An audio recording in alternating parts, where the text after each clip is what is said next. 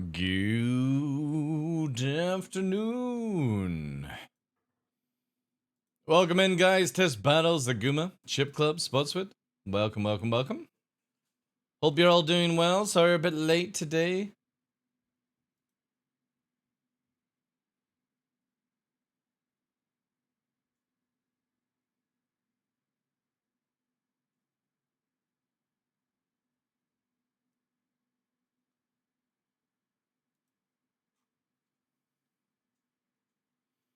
Verdant Wave, welcome in.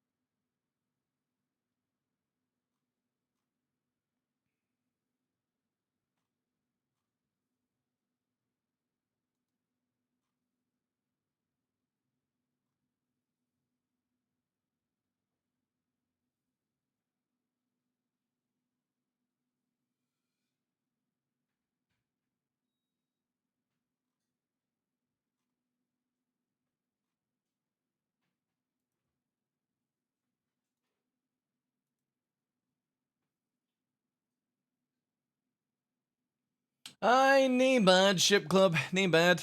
Was doing some work outside. Got distracted by the time, so that's why we're late today. How's things with you?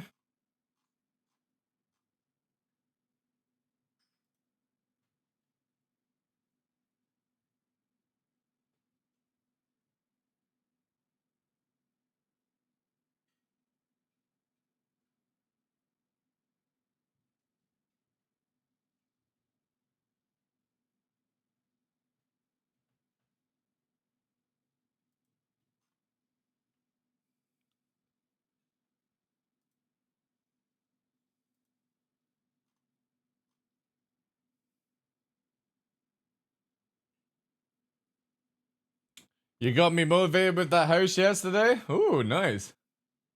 It's difficult being this good looking, I understand that fully.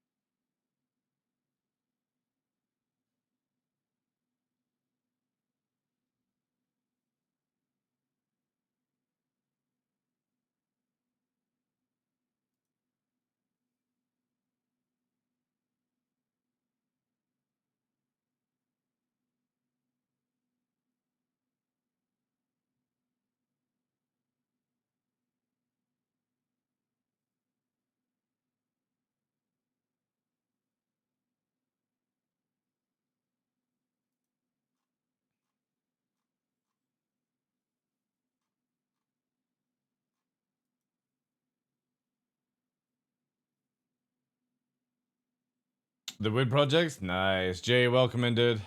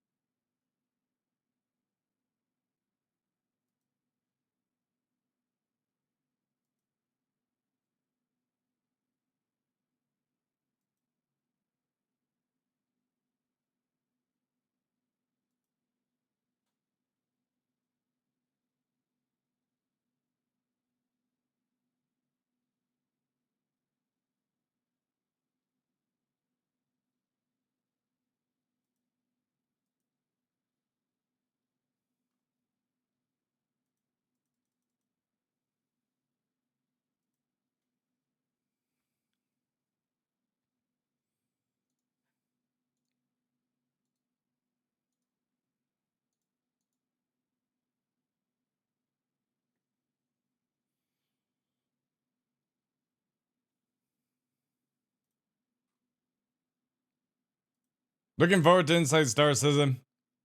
I think it's gonna be a good one. I have a feeling, chat. I can smell it. Deep down in my plumes. Inside Star Citizen, the rerun? I don't think it's a rerun today.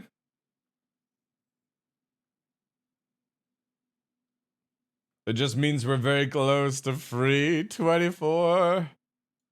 Not that it's going to change much in the game, but I get excited because I like the idea of having to move everything manually. It's my kind of gameplay that. I like playing farming simulator and all that other stuff, so.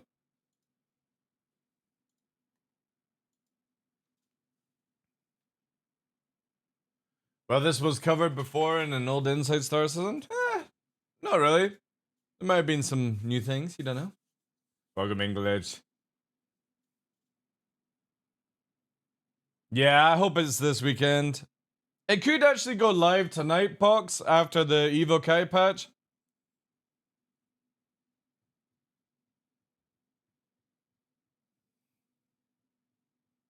If it goes wave 1, I probably won't do PoE this weekend.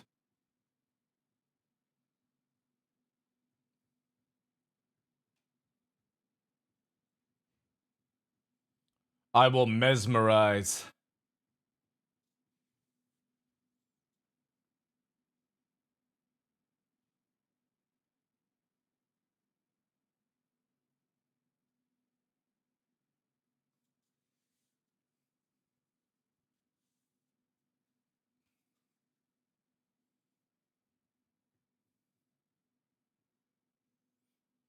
Salty Mike is described as Insect Stars as an Excuses Edition volume.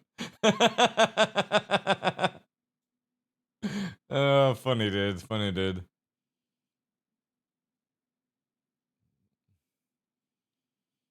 It is kind of true, like. CIG have, like, the best excuses.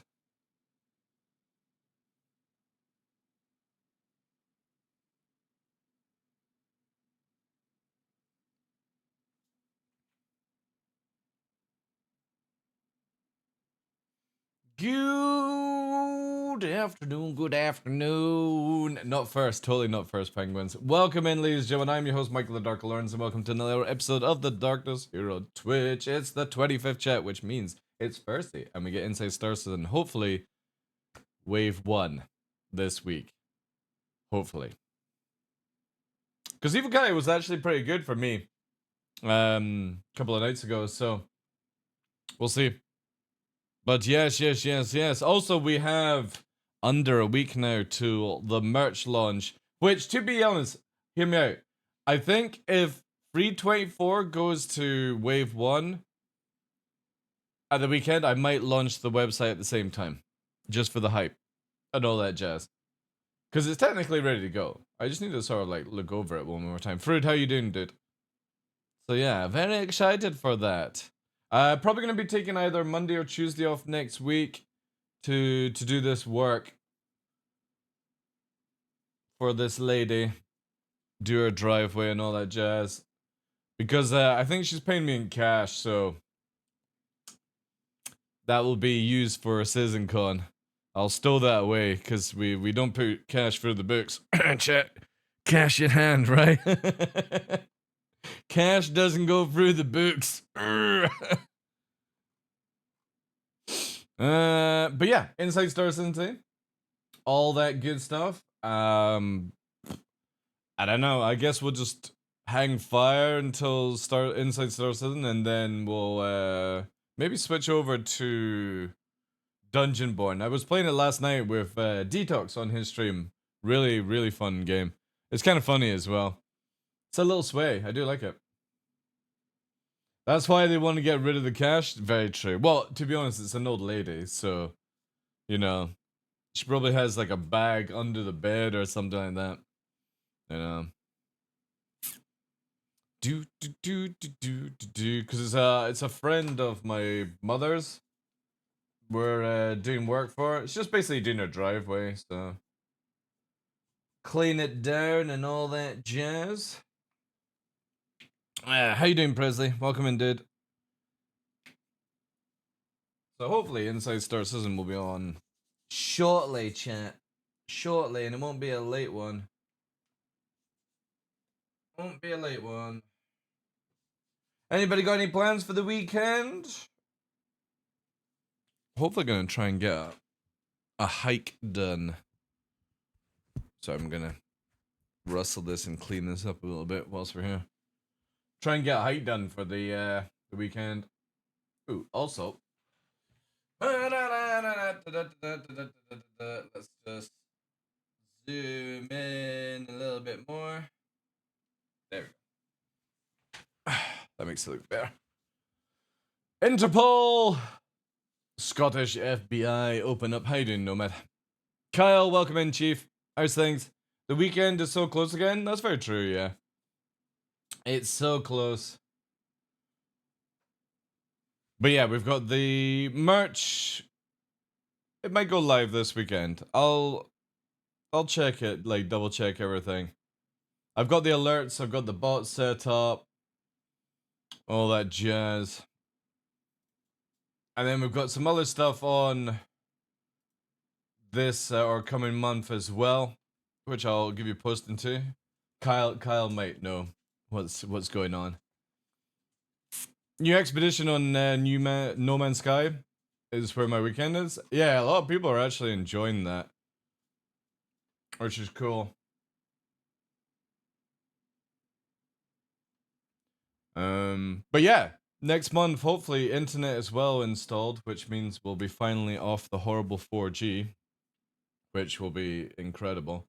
It's a shame the copper line isn't more, because to be honest, if the copper line had been more, it wouldn't have been any issues. The copper line here is so stable, the 4G is just dreadful. Yeah, a lot of people are playing No Man's Sky. Burks has been playing it, and other folk.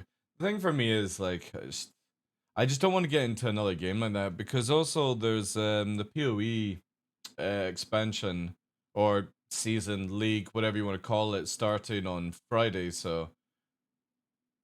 Will No Man's Sky kill SE? Nah, not a chance, dude. See, here's the thing. No game can kill another game. Only the company who runs the game can kill the game. Not even the community can kill the game, you know what I mean? Eventually, it's the same with, like, what did we have, with the, Helldivers. A game goes up in, like, how many people play it, levels off, and then it crashes. Until, like, content comes out and then people return to the game. The moment that people stop returning to the game, that's when companies go, we'll just shut down the servers and that's the end of it, right? You know? No game can kill Star Citizen unless they turn the servers off. That's it. And since there's no other game like Star Citizen, like No Man's Sky, you can't even compare to, like, Star Citizen. Same as Elite Dangerous, you can't compare to Star Citizen. There's just too many variables in it. Helldivers 2 had a good run, but the gameplay loop got a little repetitive. Yeah, they're bringing out stuff in August, like a content drop and an extra level and stuff. But it's the thing is, like, once you put in like 300-400 hours of those type of games, it's like, why do I want to go and play it again? You know. Same with like Warframe and all these other things. Like if you're brand new to the game, then awesome, right? You're gonna have a great time. But I played quite a little bit of Helldivers 1, and Helldivers 2 is just third person screen. That's all it is. It's the same game.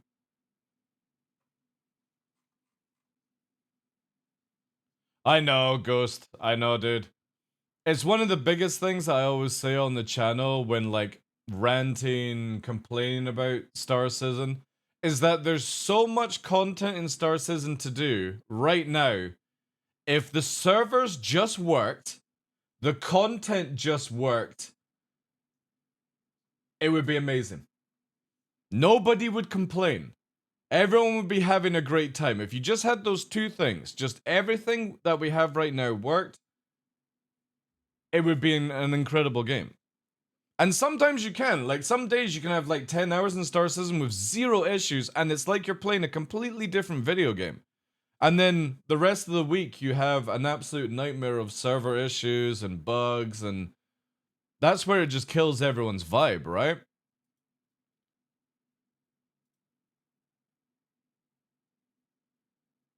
But to be fair, with what they put out, did you guys see what they put out in the, let me get the information here for you guys. They put out this on the roadmap, which is pretty sick. Obviously, again, it's in theory, right? But here it is. Space Station's Contested Zones. Contested zones are location featured coming to Pyro space stations, introducing FPS gameplay with various layouts tailored to the purpose. The zones will feature a progression system requiring tokens to unlock different zones. This is a bit like labs from or labs like Tarkov, you know, where you've got to get it. Giving access to loot inside. Collecting all the tokens will allow a player to open the final door and claim the grand prize. Now, we do know in Pyro they're introducing the legendary armors that you can farm with your factions, but also this sounds like, again, I don't want to put too many words out, but for me it sounds like breaking into a vault, right? You go to a location, you've got a key or a token. You use the key token to open a door or various doors to get in, and the final key that you find gets you into the vault with all the loot. Now, even if the loot is shit, right? That sounds good to me. Kind of sounds similar to Theaters of War. How the hell does that sound similar to Theaters of War, dude? Theaters of War is like a Battlefield fucking map. That's all it is. This sounds like Tarkov. And other games that have like loot progression and stuff like that. Again, Theaters of War is literally Battlefield. That's all it is. It's just a Battlefield map. Like Rush from Bad Company. That's all Theaters of War. When I played the playtest in 2019, Theaters of War was just literally a Battlefield map. That's all it is. Sounds like a raid, kinda? It does. What I like about it is that it says that they're using the contested zones. So, hear me out. It's going to be where, for example, if you're siding with Xenofret, you're going to go to another faction station and try and break into wherever you have to go, right? How you doing, Alpha? Welcome in. This sounds really cool, obviously on paper. But I like the idea that there's maybe more than just going to find loot. You actually have to do some serious work to get it. I like that. Plus, PvP as well, because Pyro is full PvP. Yo, Alpha, dude, thank you very much for the 34 months. Appreciate that. Can we get some more subs in chat? Thank you, thank you, thank you.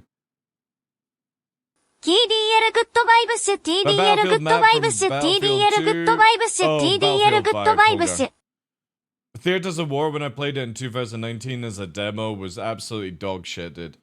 Like, I could design a better map than what was actually placed. It was dog shit. Absolutely dog shit. It felt like the newest intern on map design who had never played an FPS game ever in their life designed it. It was just bad, you know?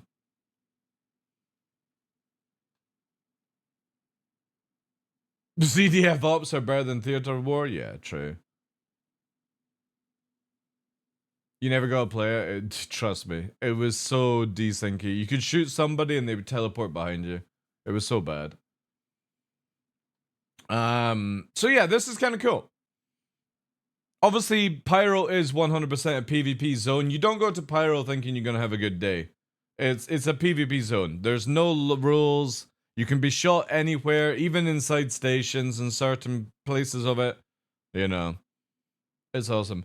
The asteroid bases sounds kind of cool. Implementing new asteroid bases scattered around space in asteroid clusters, gas clusters, and other areas of Pyro. From exploration-type gameplay to mission-based locations, these bases both include constrained interiors of potential FPS conflicts, as well as space combat whilst reaching or fleeing, or fleeing from the locations. That sounds cool. Rock caves, acidic caves. I like the idea. We knew this was coming with CitizenCon, where there's going to be places where there's like gas, acid, and you go wear certain suits to get in, or you die from gas poisoning and all that jazz. That's cool. A typical undersuit is not going to work on it. I like this idea. Rock caves. To be honest, like I just generally don't see the appeal of caves ever, even in real life. Like, I've watched so many videos of people are like, oh yeah, I go caving, and then like 30 minutes in the video, it's like, Gary, I'm stuck! Gary, I'm stuck! I'm stuck in the fucking cave! And it's like, why the fuck did you go down there to begin with? You know? Like, no. If we were fucking meant to be going into caves, we would be born with giant fucking hands to dig the dirt. Sorry. There's just no reason to ever go in these tight, narrow fucking caves, like, and filling up with water as well. And I'm like, you fat motherfucker, like, you should have lost like 3 or 4 fucking stone before attempting this. I've been to the Matlock cave and I want to, dude, I want to go to a cave. And you know why? You know why I won't go to a cave? Because I went to a midnight showing of The Descent. And not that I'm scared of horror movies or anything like that, but when you're sitting in a cinema in Edinburgh all by yourself and there's nobody around and you're watching Descent, it's not the scariness that made me not want to go into a cave or the monsters. It's the fact that these fucking women couldn't fucking manage to achieve it and they were like 5 foot nothing, skinny, and they're getting stuck. And I'm like, nah. No, it's not a chicken shit reason, no. Oh, the monsters were fine. You could give them a wee cuddle and shit like that, you know? It was the fact that these women, 5 foot nothing, were getting stuck in the cave. I ain't going down there, like, no fucking way. I'll deal with the monsters at the fucking top of the cave, you know? Like normal people. Fucking crawling around in the cave. I don't know what the hell is up with people.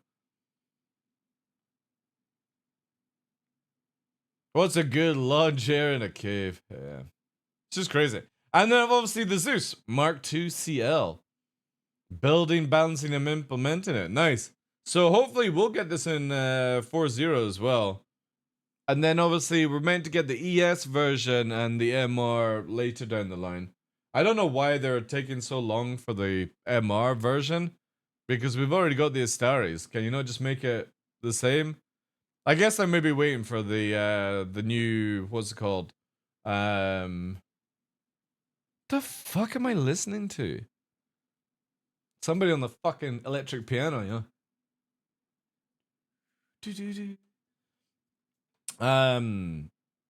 Yeah, like, I don't know. Maybe they're waiting for the new what's it called?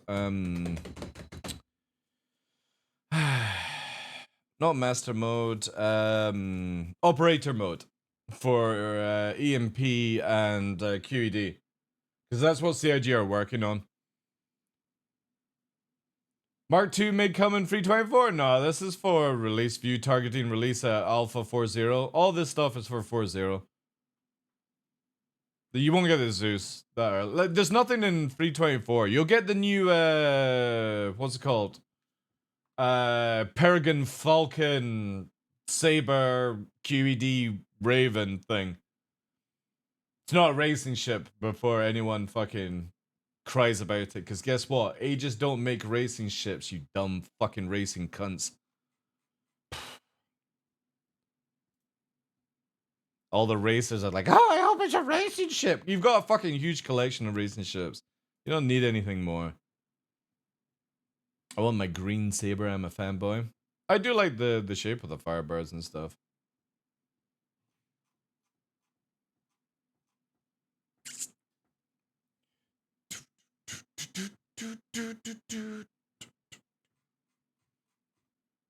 But yeah, we'll find out a bit more about 3.24 today, because obviously in Evocati, I can tell you what's in Evocati, but there might be more stuff. Need a 2-seater fighter for Aegis? To be honest, I think we need more 2-seater fighters for everyone.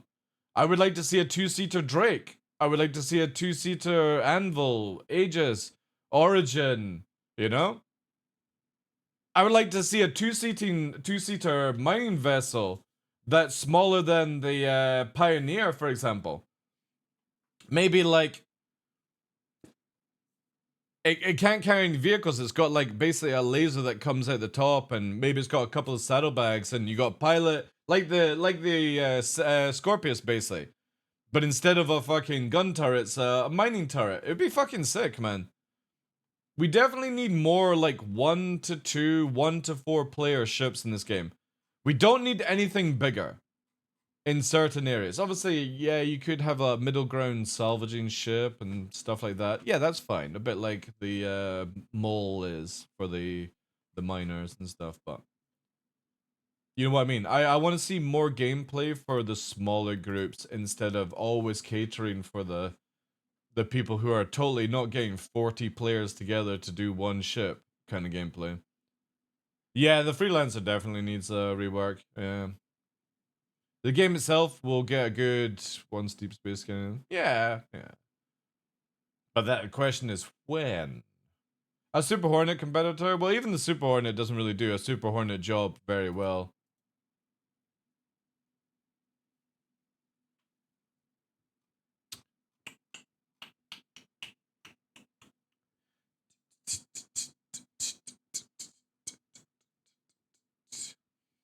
Let's quickly check this out. We have some new leaks from Hater115 on his Discord. I don't know why they say leaks. Like, again, we're literally allowed to talk about this information long as it's not a fucking Cargo loading times in 3.24. Like PTU Evo County leaks. It's not leaks. Like cargo loading time. So let's see here, right? So if you were to do 32 SU was 15 seconds. Wait, that seems a bit short, isn't it? 60 seconds per 32. What? A minute. Like, I would have easily said it should have been like 2 minutes to do a 32 SU. Again, CIG need to do it this way. They need to have it where there's a hangar and somebody's time to do it, and then whatever that person does in that time, you double it for automatic. That's the way I look at it. So you're always going to be faster. Like, you look at how long it takes somebody to load up like a Hercules by themselves, and then double the time, right? And that's what the automatic should be. I think this should be 2 minutes, or at least a minute and a half for 32 SU. Times got a bit many now a lot more time.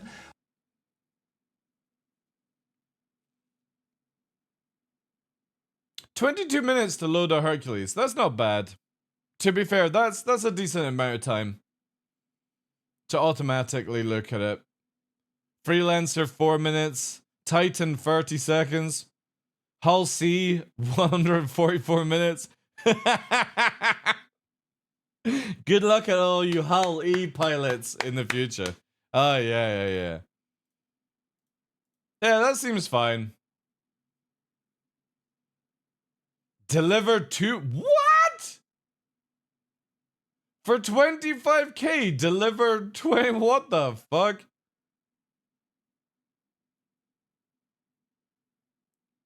Yeah, that definitely better give more rewards, like... Obviously, this is them talking about in 2 versions. There'll be services, but we'll also have some specialized ships and equipment for unloading. Oh dear. Chris Roberts. Yeah, 20 minutes for a Hercules isn't bad, actually. I think that's pretty fair. No one gonna load that until they fix the problems? Well, to be honest, if you're loading up a Hull C, you know, by yourself, I kind of feel that that's on you, right? Like, don't buy a Hull C for solo gameplay. Simple as that. Don't be greedy. Anytime I see like somebody solo doing a Hercules very shortly, I'm gonna be like, it's just greed. Simple as that. Laziness and greed. And the best part about it is when you start losing and like reputation starts taking hits and stuff like that. Yeah, you'll start changing the way you play. Hull C is only automated just now. Yeah.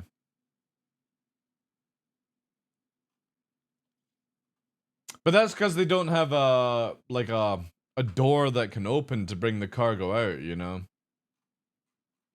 How you doing, Destroyer Souls? Welcome in, dude. Is that a video from the BS Discord? No, it's just what's his name? Cameron on YouTube. Again, he's not leaking any information. That's why I don't understand with the title.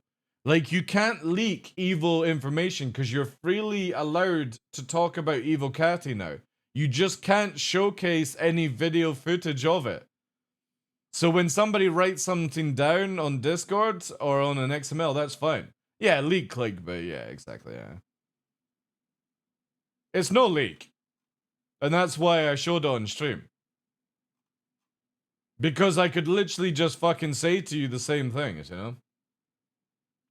How do you prevent cargo stealing when loading the Hull C? Don't have your shields off. Simple as that. You've got to remember, a Hull C is not meant to be done by itself. It's meant to be done by, like, an organization. Or a group. So whilst you're having somebody load this thing, you should have, like, 5 or 6 escorts protecting the ship at all times. You know? Because it's not enclosed. Yeah, because, again, you're meant to do it as a group. It's not a solo thing.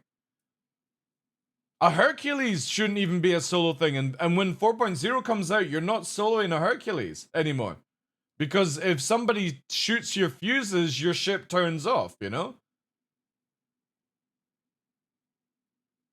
Who will escort for 25,000 UEC? Well, you've also got to remember down the line, Alpha, 25,000 UEC might be a lot of money when they do all the rework on things. Right now, it doesn't seem a lot of money to you, but you might look at it this way. It might only cost you 500 UEC to refuel your ship, and you get 1,500 from a mission. Right? So 25,000 in the future might actually be a shit ton of money for one job. We don't know where they're going with money, you know? That's the thing, is CIG, if you look at how much it is to refuel, rearm, and repair, right? That seems very small because we have the ability to make like 1 million in an hour. Imagine if making 1 million takes you a week. You know? They could change all the other missions to be where you're going on a bounty hunt and you're only getting 10k. And then somebody will be like, oh, well, it's going to take me 6 months to get an 890. Well, that's what CIG want you to spend. They don't want you to be buying an 890 in a week. They've already advertised that on their videos saying they do not want you to be fucking finishing this game in a week and then uninstalling it. And I agree with it. To get an Idris in game should take you months and months and months to get, not like a week or a 2. Maybe you can still buy 20,000 UZ for $20 in stores, so maybe we'll go back to those numbers. Who knows, man?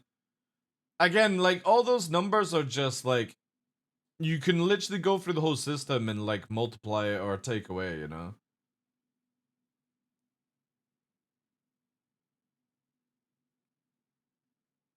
Well, the thing is, we know that we're going back to where you're going to eventually have to replace your components, because insurance is not going to give them back. And secondly, even if you don't die, eventually you can't repair a module permanently, Holgar.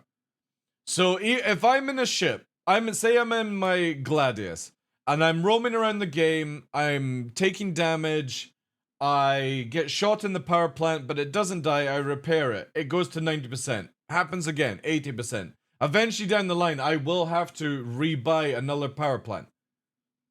Just the same as we replace engines in real life in cars. Obviously, like, we try and stretch out as much as possible, but this is a video game. So I would imagine you're replacing a power plant maybe every week, every second week, you know? And obviously worse for capitals and stuff like that. Now, obviously, with the multi-cruise ship, you might be able to prevent the loss a little bit more, but yeah, eventually it's not just repair and reclaim and you have unlimited stuff. There will be a market where you're going to lose, you know? Yeah.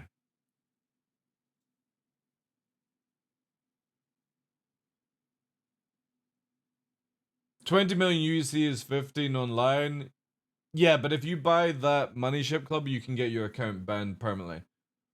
Even if you buy it. If you're the one buying it and CIG see your money just instantly spike by 20 million, you can get banned as well, by the way. It's not the person who's sending you the money that gets banned, you also get banned for breaking a TOS. So you have like a $1,500 account, say for example, you spend $15 to get a quick money boost and you lose your account. GG, right? Good job.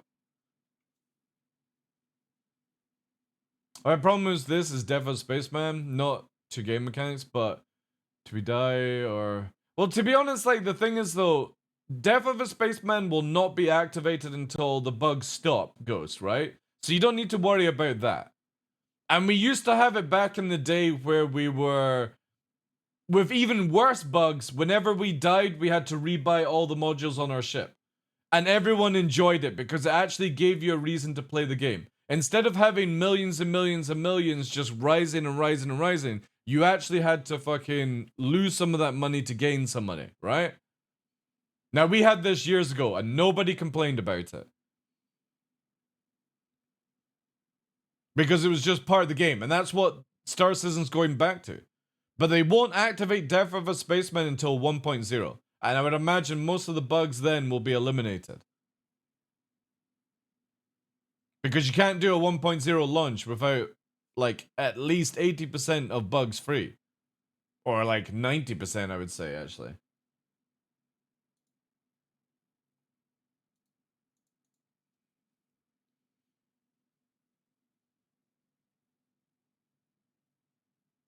It'll be a beta launch, yeah, but CIGO said it's a roll-on launch. So 1.0 is the final wipe, and then it's a roll-on launch.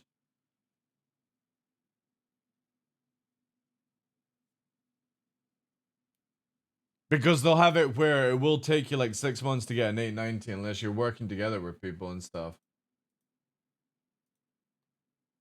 You believe it when you see it? I don't know why you would be that negative on it. Like 1.0 could literally be in the next 10 years, Pox, you know what I mean?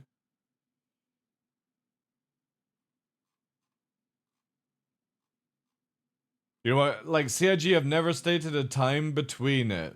We do have a rough time on where they have to sort of get things out. So right now it looks like Squadron 42 is released next year, and 1.0 Star Citizen is 2026.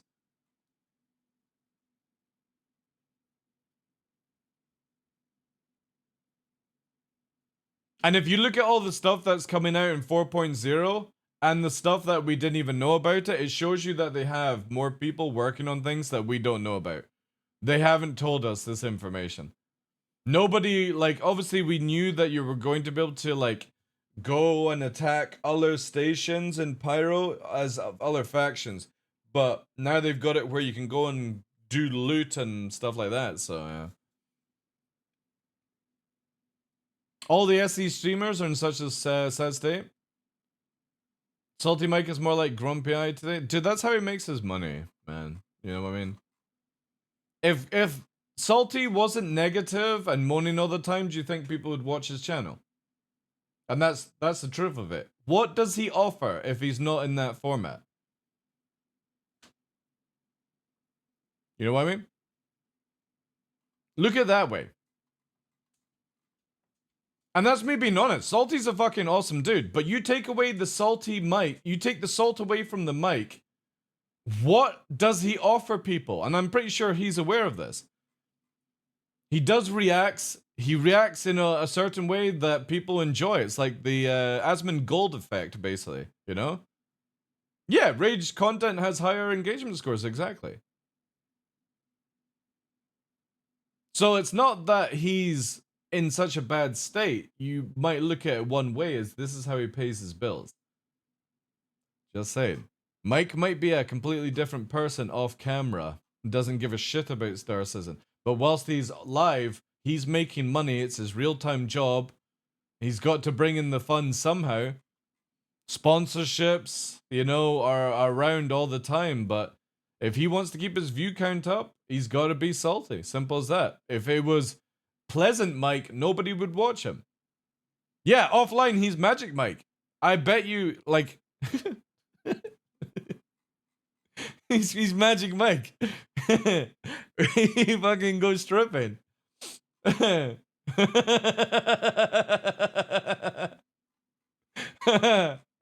Doesn't no, he doesn't need to do that anymore, Scouts. Like for the past like 2 years, he's been full-time content creator, which is fucking awesome.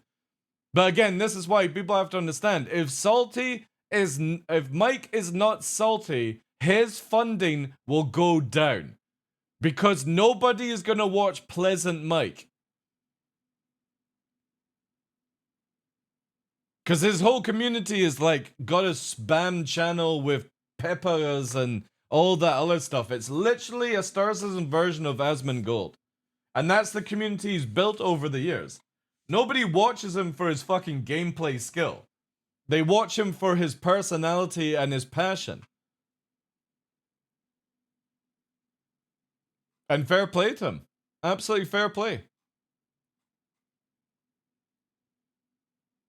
It's far hard for him to get out of that mode with Croncy. It's hard for him to get out of that mode with Croncy. Was he ragey with Croncy? I think that's why he brought in Croncy though. Didn't he? He brought in Croncy as sort of like the balancing. Could you imagine if he had me as the co-host?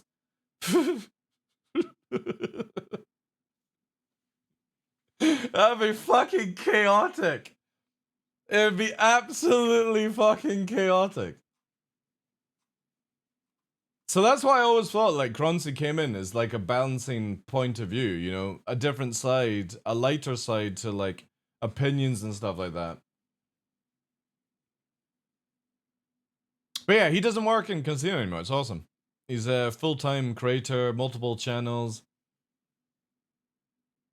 He is currently 30% of the SC Twitch category viewership. Yeah, but you've also got to remember, Zaguma, most of the people that watch his stream are not Star Citizen people. Just an FYI.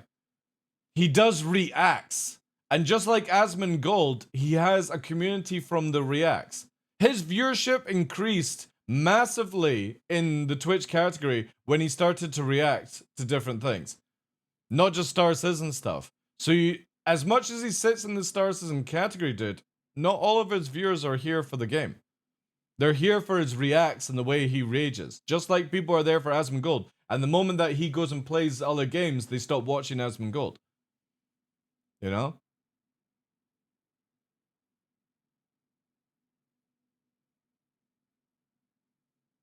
Maybe they will watch the Magic variant. Maybe he's got an OnlyFans. You don't know. You don't know, guys.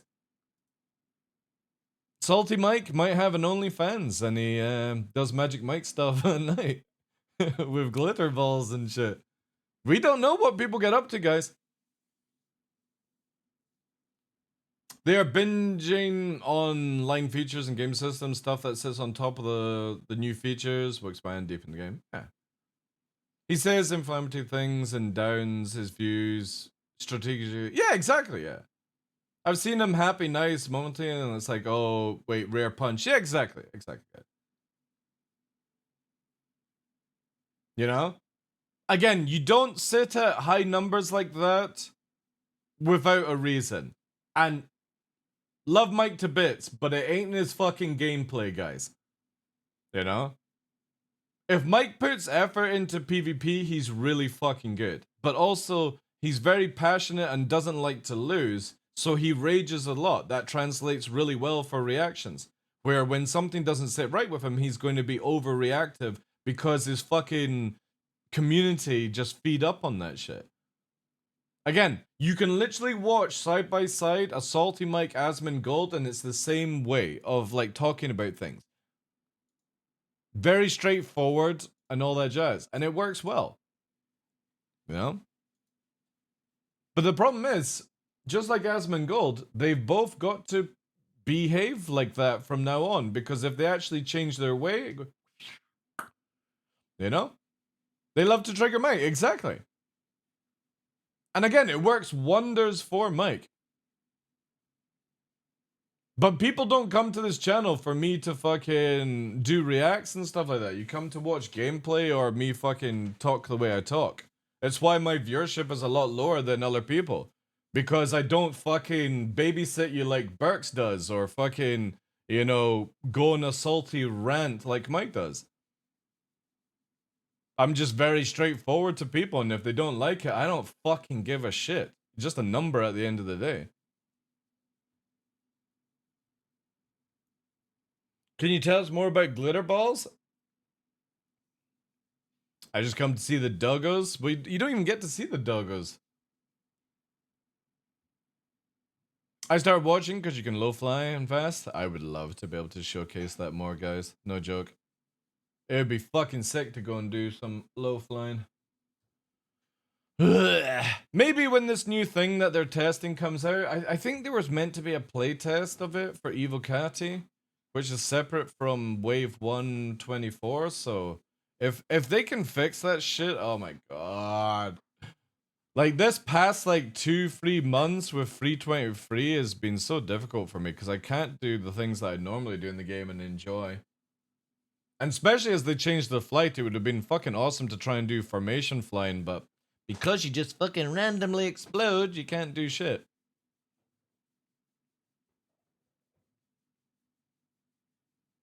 You abuse me and I like it. Hey tough, how's things, dude? But yeah, we're also not a gimmicky fucking giveaway channel or all of these things, you know? You just get straight shooter with me.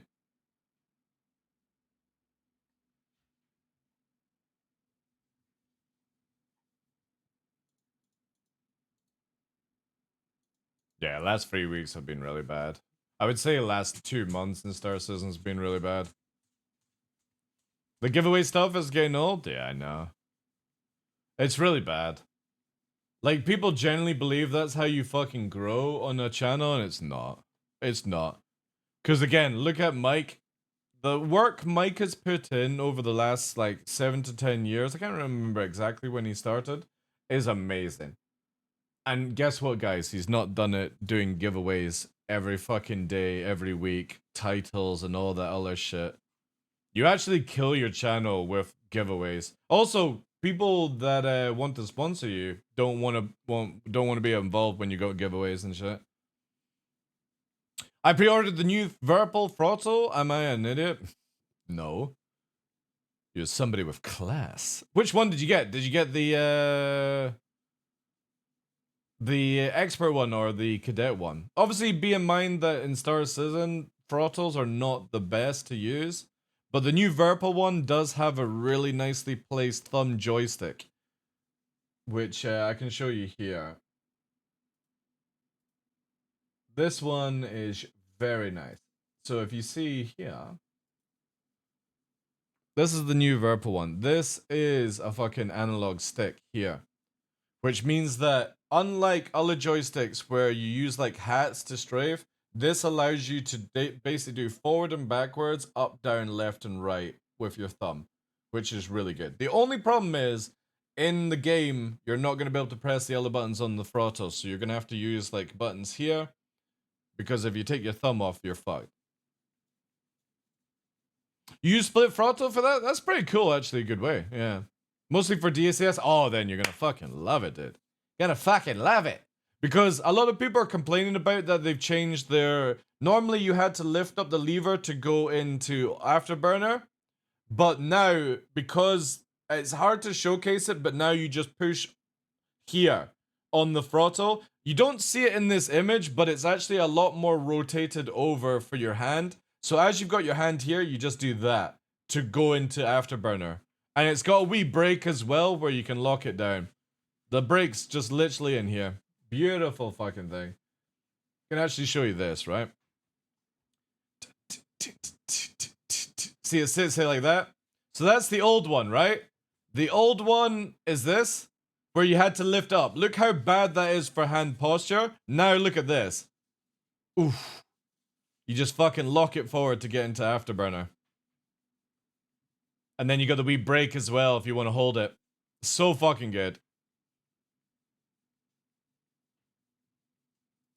Really fucking cool, Frodo.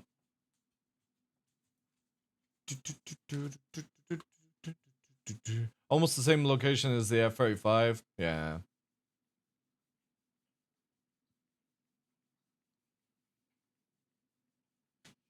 Hey, Sideways, how you doing, dude? I'm waiting for my VKBS. I don't have the cash for a Verpal. That's fine.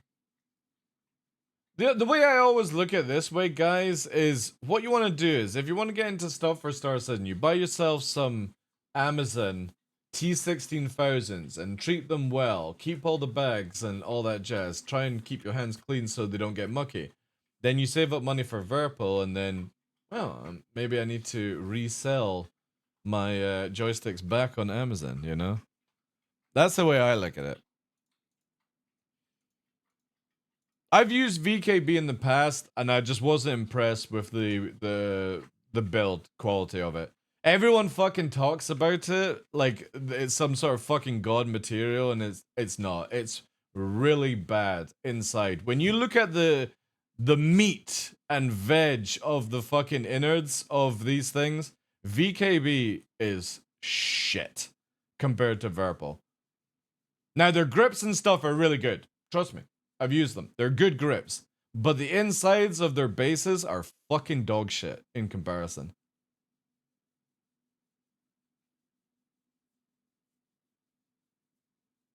You run VKB and you like them? Yeah. When you open them up and you look at the innards, you'll think differently. But if you don't care, then you don't care, right? But when I've looked through both products' insides, the build quality of things are just shit in VKB.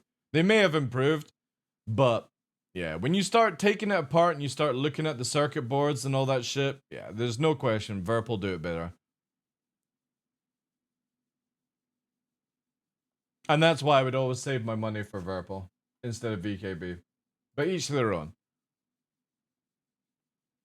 If they drop the Turtle Beach HOTAS as much as they did their single stick after, it might be. I watched the Nubifier video on it and it's got all this gimmicky shit, man. Like fucking LED screens and all that. Bleh, touch panel and like who fucking cares, man?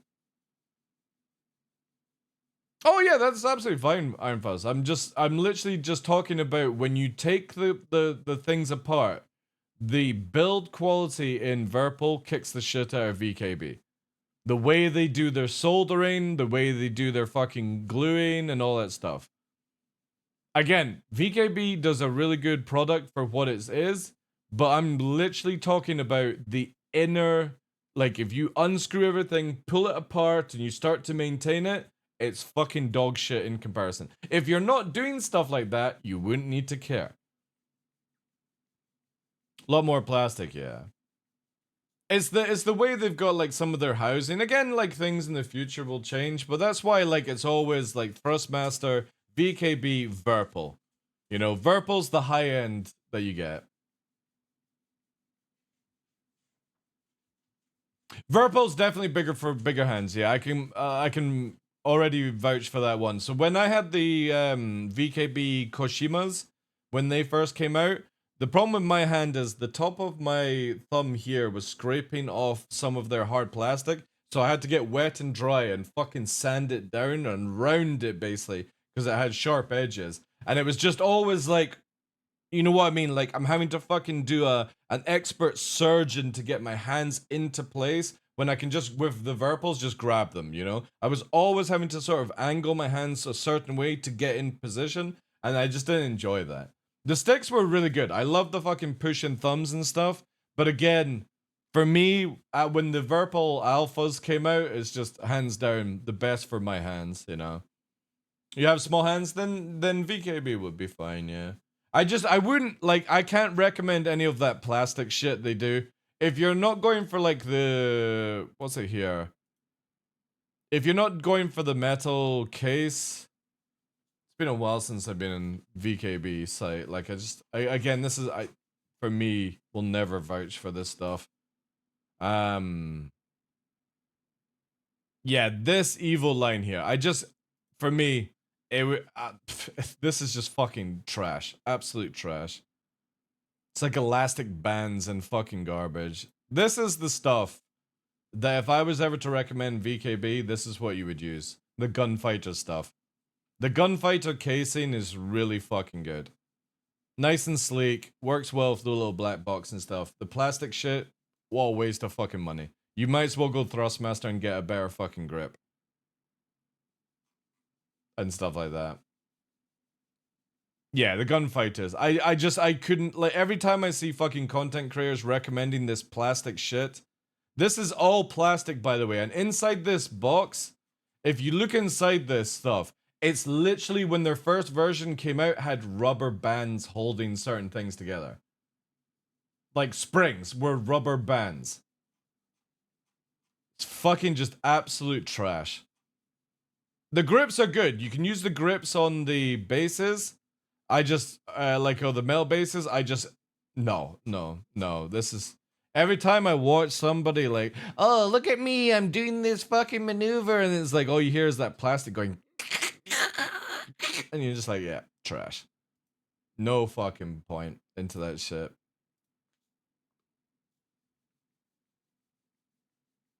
One day my son will be older and I pass down my VKBs to him and graduate to some verballs.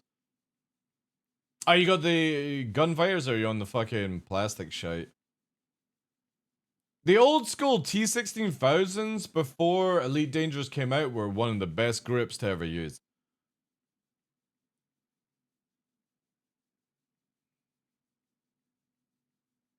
I'm going the VKB route for my right hand stick, 100%.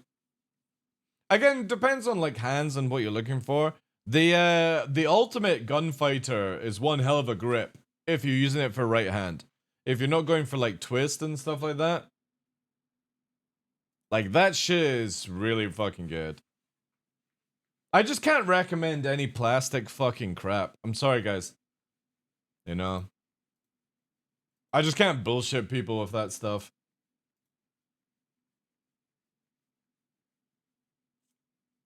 My 16s went bad in 9 months.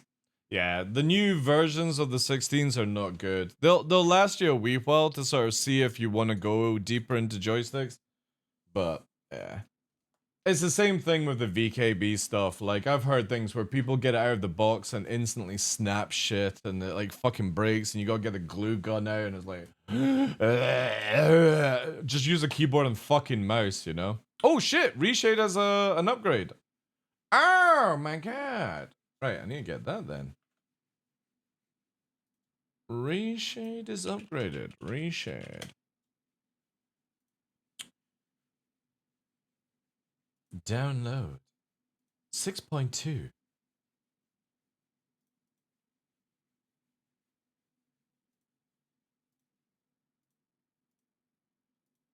Let me close down Star Citizen then. Do you use Reshade for DCS? No. I'll tell you this. Why Iron Fuzz? Is because DCS just works.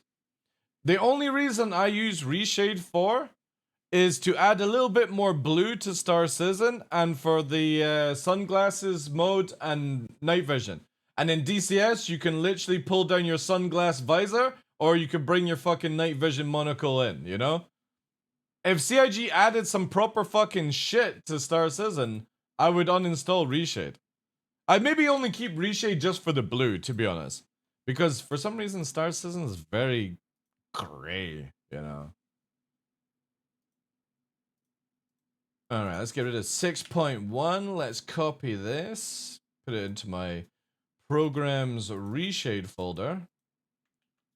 Let's get rid of that one. Alright, let's run this. Reshade. Alright. Reshade. Actually, before it fucking does this. Yeah, because we need to do this. So it's under games. Robert Space Industries live from Saturday night. Been here, do that. I'm gonna have to do it on both clients, the Evo Catty as well. We do next. We're gonna do the Drex 12 because that still works on the Vulcan. Update reshade only. Oh wait, update reshade and effect. Yeah. We'll do that actually. Yeah. Tick. Finish. And now I need to fire it off again. Give me a sec, guys. Reshade. I'm gonna install it in the Evocati folder.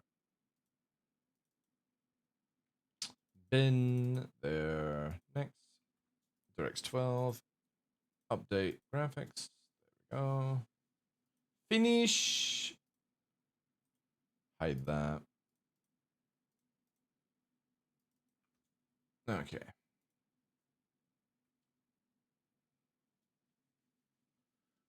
run that as well. Alright, so hopefully now it won't tell me I need to update. Same here. I saw Salty talking shit this morning and it was like, where the fuck is TDL when you need him? What's that for? I had to come get my dose of unfiltered real Stars of the Nose from the day. I appreciate that, dude.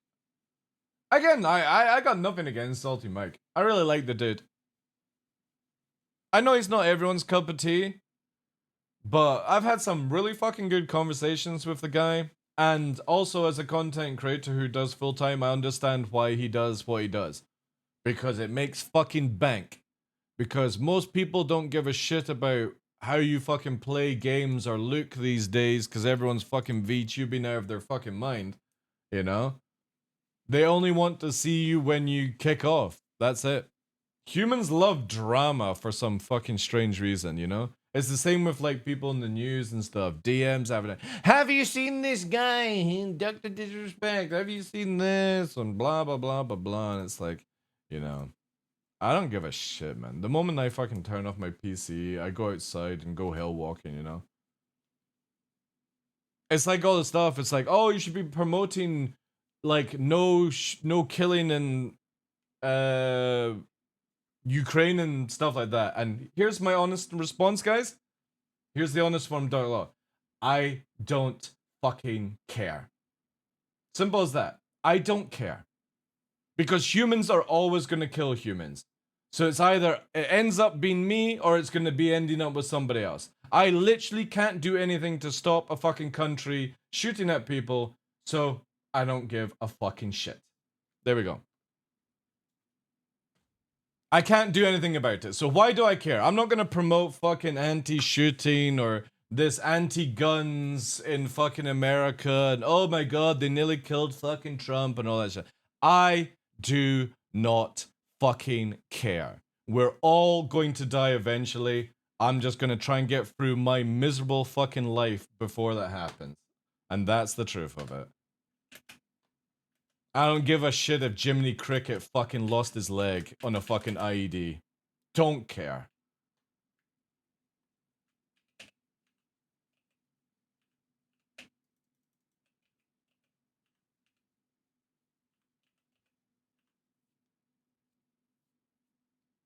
No parachutes or no innovation. Oh, we need. I actually don't want parachutes in Star Citizen. I actually just want wingsuits, if that makes more sense. Like, with the amazing animations of EVA, we could do, like, swimming, right? And just have it where the EVA suit can bubble you around, like a little fucking scuba, whatever the fuck you want to call it. And it's the same thing for wingsuit. You could just EVA in, and your EVA just sort of propels you a little bit, and at the final descent, it literally empties all the EVA, and you slow the fuck down and land. And if you don't time it right, you smash into the ground. It'd be really fucking cool. How do I really feel? That's literally how I really feel. I don't give a shit. Simple as that. Give a damn is broken? Not really, no. I'm just explaining why I don't give a shit. Well, some people send me a DM and they're like, oh my fucking god, what the fucking didgeridoo is going on? You know? They'll send me a DM and it's like, oh, why are you not putting this title in your fucking stream? Like, humans' life matter. You know? It's the same thing when Black Lives Matter came out. It's like, I don't fucking care. You know? I just don't care. Humans are always gonna treat humans like fucking trash. And that's inevitable. Because greed, wealth, popularity, all these things governs everything, you know? And until any of that changes, what am I meant to do, you know? Land like a helldiver without a pod? That'd be kind of cool, yeah. Or drop ball, ultraviolet film. Yeah, I mean, they could do something like that, you know?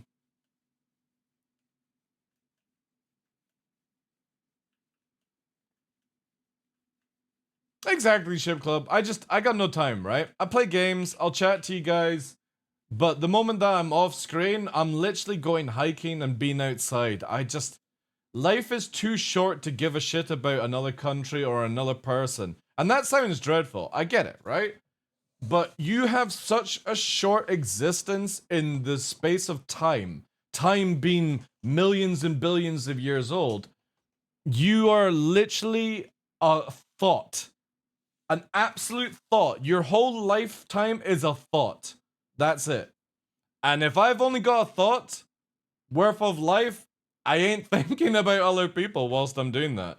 I'm going to be thinking about what helps me, and that's it. Because my lifetime is too small to do any major impactful thing on humanity. So, that's it. That's why I avoid politics, that's why I avoid the news. That's why I avoid when people are fucking crying about their relational breakups. It's like, you put yourself in that situation. I wasn't born to listen to your dog shit fucking excuses. Simple as that. Oh, boo-hoo, he cheated on me. Well then, tough. Find something else, you know?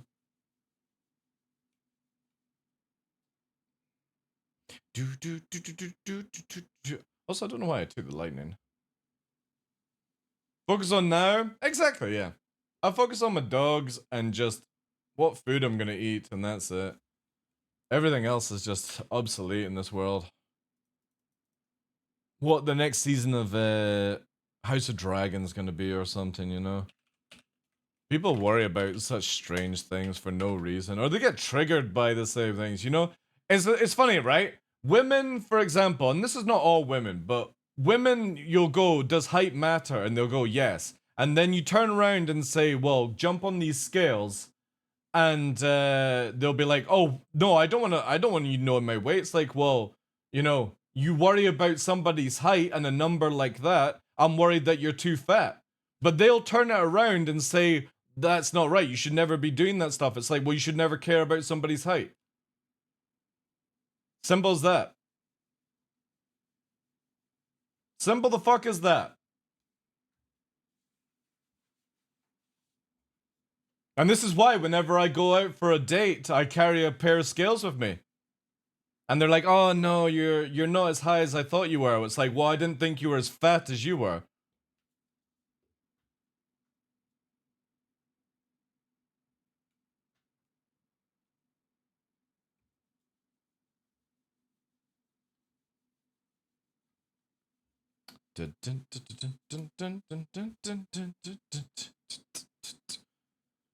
I mean, sure, like, you could question when I turn up to a date looking like this, and you're like, in your profile, you had a hairstyle, and it's like, oh yeah, that's a toupee. I'm like Deadpool. I stapled the fucking toupee to my head just for the photo shoot.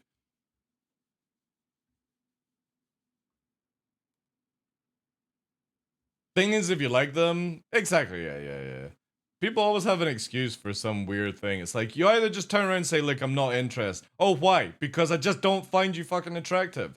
Or you just look fucking weird. They'd be like, oh, that's hurtful. Tough. Wear a fucking helmet. Life is hard.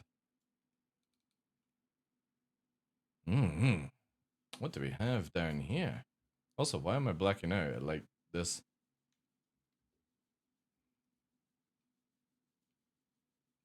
Solar-powered sex machine. Exactly. That should be my porn star name.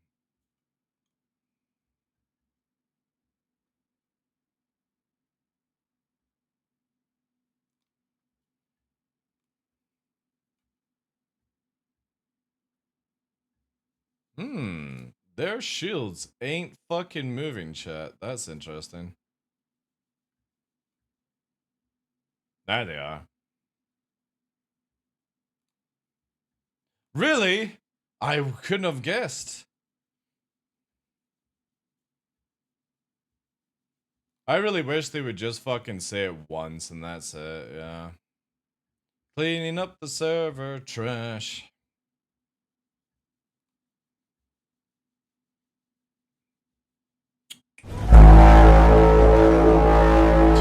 Thank you very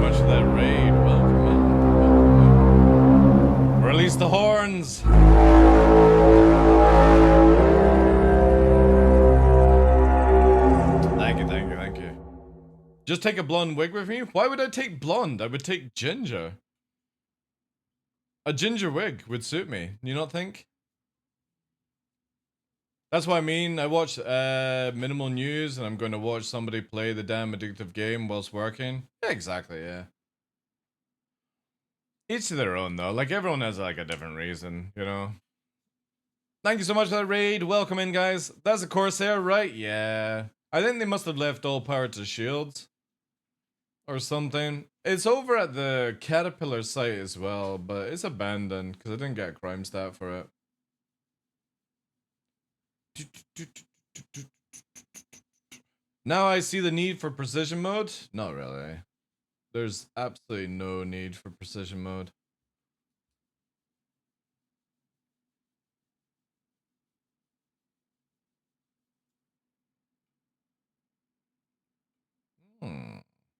A little hoplite we can clean up. Do you think you're gonna go through life without ever being offended? Is absolutely ridiculous. To be honest, I don't. The only time I get offended is when somebody says, like, you know, like they'll just say something daft, you know. Like if anybody ever says anything to like towards me, I just generally don't fucking care, you know. I'm not born to look in the mirror and go, I hope all this person thinks I'm attractive. I look in the mirror and go, damn, you look good, and that is fine for me. If other people don't think so, I don't give a flying fuck. I'm the one that masturbates to my own image, so long as I'm happy with that, I'm happy with anything. Alright, nice one cleaned up.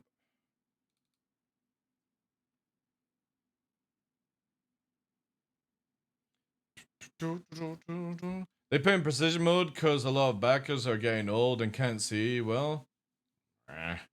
I think it was more for like scoring 42, to be honest. That sort of gimmick. Alright, we need to rotate. Because it should be there. Actually, no. Where are you?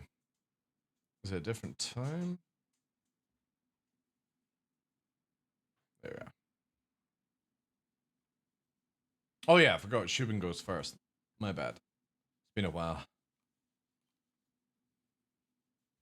It explains the thumbnail. If you can't masturbate to your own image, what are you doing with yourself?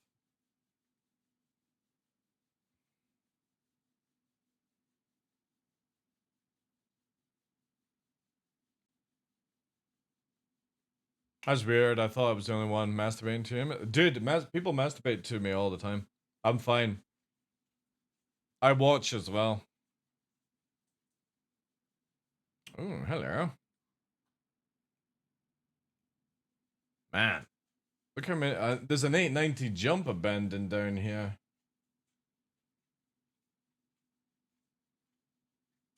Corsair and an 890. I wonder how many shots it would kill for the name.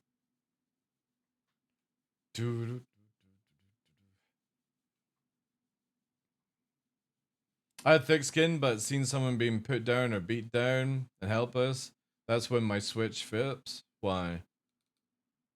It's called fucking survival of the fittest.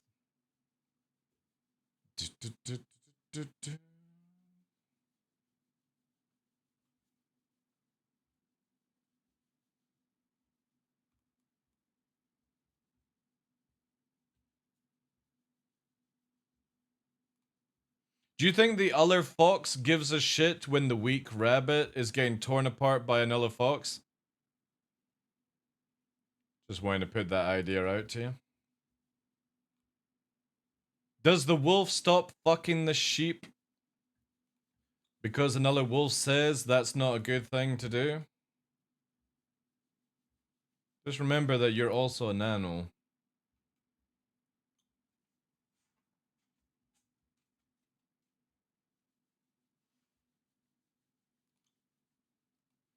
I know, I didn't know wolves did that as well. Man, this thing is fucking even tanky, but I don't think it's actually taking damage.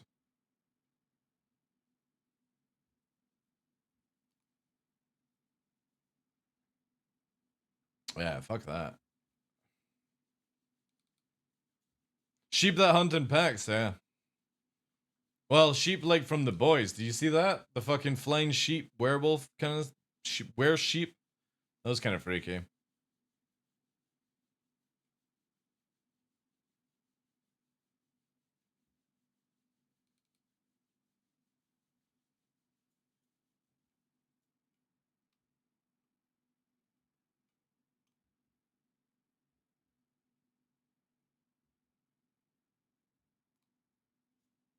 God damn, that A19 must have a ridiculous amount of HP then in its soft death state.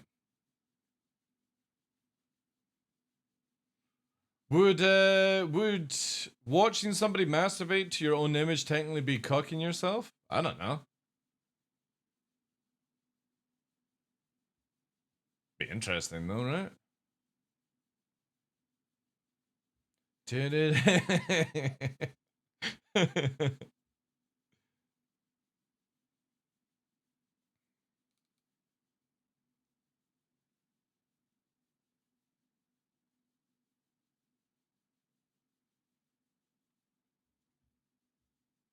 We can discuss this at a later date. That's true.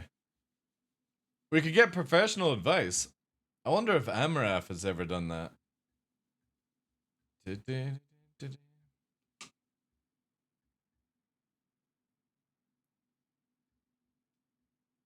Right, please don't randomly explode. Please don't randomly explode. Please don't randomly explode.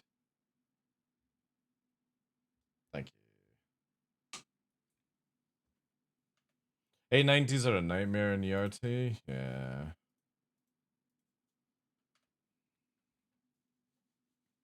I think it's just this server is a nightmare, to be fair.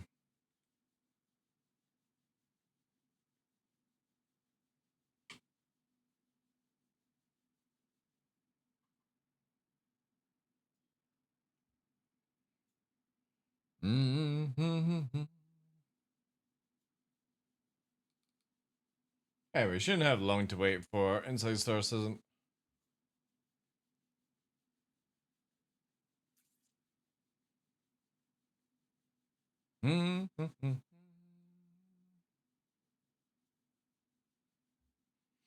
I was that way, but things I saw working at clubs, seeing a female getting hit, slapped around. Oh, that's a different story. Yeah. That's just chivalry, dude. But you know what I mean? Like sometimes if I see like a couple having, because I used to work on the door as well. Literally, whenever I'd see a couple having a fight, verbally, I ain't getting involved. If their actions are doing stuff that then injures somebody else, that's a different story. Then you get involved. If somebody random is getting picked on by somebody, that's a different story. But if it's just people having a fucking Barney at each other, let them fucking kill each other. Less trash in the world, less fucking problems.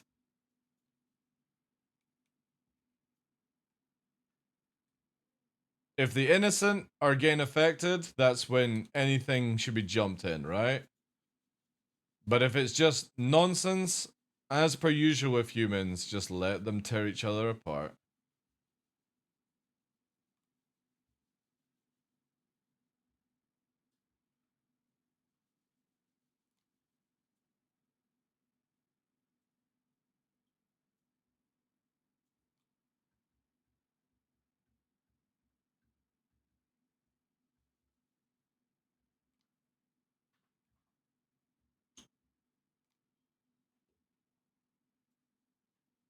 I hate the cotton ball lighting effect.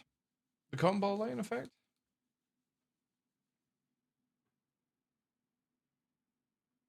Yeah, then that's fine, Ship Club, yeah. My tolerance with humans is...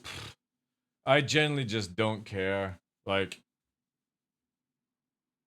If they want to tear each other apart and they want to fucking be like, oh, look, my... you know what I mean? Like, the typical male who gets into fights for no reason, it's just that. If it's an innocent person or like a bystander that starts getting affected because of it, that's a different story. It's not difficult to jump in and fucking put the night cloak on and start doing stuff to help people out like that, but It has to get really extreme for me to even want to fucking risk my own life for trashy humans. Because I've got to look at it this way. If I jump in to fucking help somebody, I could get injured and then my dogs get affected about it. Why would I bother? You know? I've got 2 important lives to look after. The human lives are not important to me. The dogs are the ones that matter. So it'd have to be something extreme for me to even remotely want to help other humans.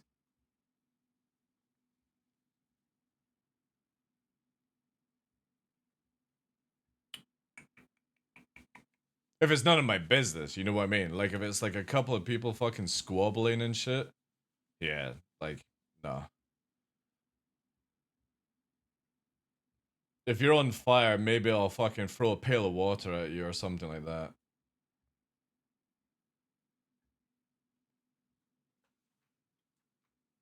Oh, just basically like, humans doing shit for no reason, you know what I mean? Thanks, Rex. Like you're in a bar and for some reason you feel like you have to have a fight with somebody for like no reason. Like they're the people that I'm gonna just fucking watch, you know what I mean? But if like say a man or sorry, a male, let's do it this way, a male or a female is walking past and some dude and this could also be male or female, starts hitting on them in an aggressive way, then I might stand involved to help out. But it would have to be an extreme way for me to get involved because, again, the way my brain thinks is I'm the one that could end up in A&E for something that I just don't give a shit about, just to fucking be a knight in shining armor to help somebody. And then my dogs are affected because of that, and their lives, and I say this, their lives are more important than a random human's life, to me. Because it's them that gets affected if, say, for example, I'm paralyzed, or, you know, extreme scale. I get paralyzed because of somebody else's nonsense. You know what I mean? Piss on you, yeah, maybe put a fucking bottle of water down on you. You can do it yourself kind of thing. It's a very, like, for me, it has to be a very extreme thing. Now, if it's somebody that I know, like, say, for example, I was going to a club with, like, Psy, for example, right? And there was loads of dudes fucking being tits and stuff like that. First, there would be some verbal shit, you know, and if it carried on, most likely, it's just a quick knockout and then get the authorities involved, right? And that's about it. But the whole pushing and shoving and shit like that, I just don't do that shit. It's gonna be a fucking 12-inch punch and that's it. I got no time to have a fucking debate on who is fucking stronger than who. It's just, that's it. I fucking hate humans that do that shit. But if it's like a random woman and they're sort of just being, they're talking, they're not really pushing and stuff like that, then I ain't getting fucking stabbed in a club for a bit of verbal abuse, you know what I mean? Like, if you can't handle being called a fucking slut or something like that, or you're bald, or you got a fucking tiny dick, if you can't handle those words, that's on you. I ain't getting involved in that kind of shit.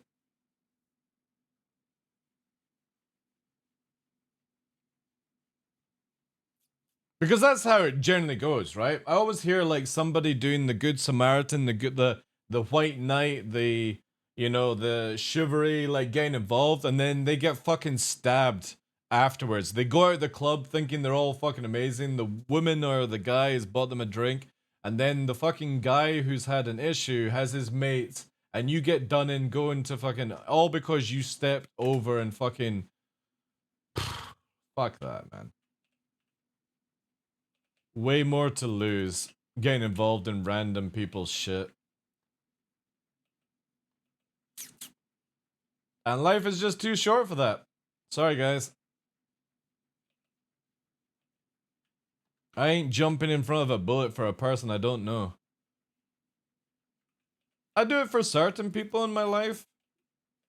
You know, like close family, close friends, maybe something like that. Maybe. And I say maybe because obviously never be in the environment to actually think upon it. But if there was a random, nah. Nah, fuck you.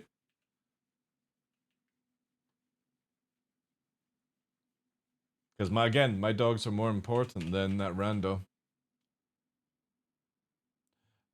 How did you know I was bald, a slut with a tiny dick? I don't know, it's a lucky guess, right?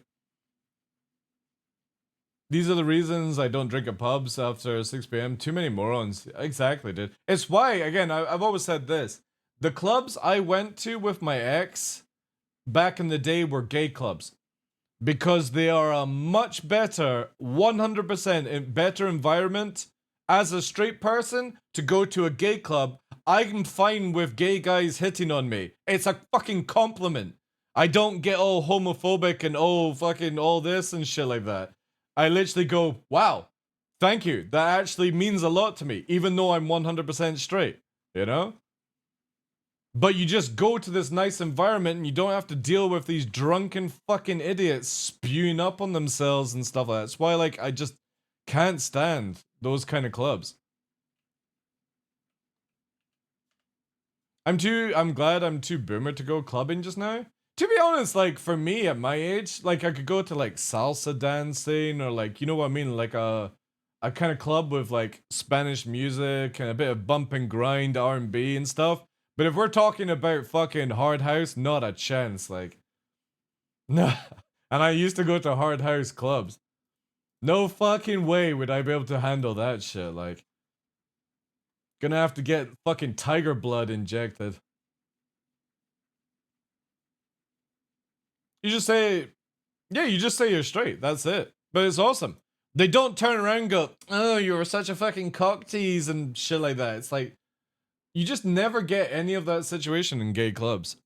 It's always very fucking polite. All the years that I've ever gone to gay clubs, and it's been a lot, whenever I've been like on a date, I'll always say, do you want to go to this club? And she's like, oh, it's a gay club. It's like, yeah, it's going to be a lot better. We're going to get better music, better fucking non-watered down drinks, and we're not going to get hassled by fucking tossers. Yes, we're going to get chatted up by women and dudes, but who fucking cares? They're going to buy us free drinks. It's worth it, you know? Or we go to this other club and possibly have a fucking bottle smashed in our face. Yay, that sounds amazing fun. Sign me up for that. Plus, you probably have to pay more to get into those clubs than a fucking gay club, you know? Exactly, because it's just a much better environment to be in a gay club. Gay pubs and clubs are so much better. You can actually have a conversation with a human instead of you know,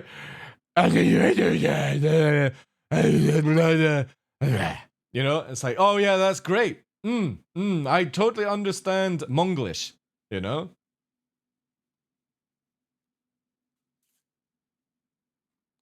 What do I want to actually put on this?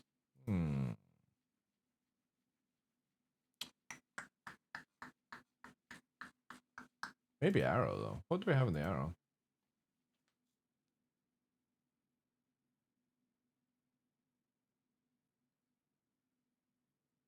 Oh, 2 peacock guys? Yeah, it's just fucking ridiculous, man.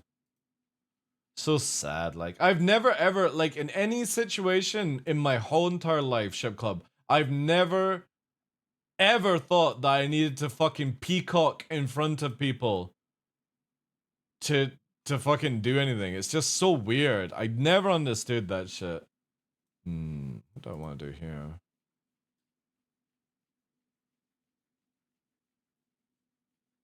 Actually, I got an idea. Let's look the Alton.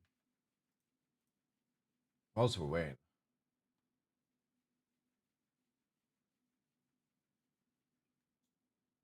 When I used to go out with my co-workers, which was all female, we'd always end up at a gay club because they did not get harassed at it. Yep, exactly did. It's amazing. Like, a lot of people knock it. They're all like, oh, I'm straight. Why would I go to a gay club? Why would you indeed, eh? Like, Never once do I go to a gay club. Oh, I'm going to a gay club. I'm obviously going to have gay sex with somebody. No, it's fucking just, I'm gonna go and talk to fucking normal people. Simple as that. Where is...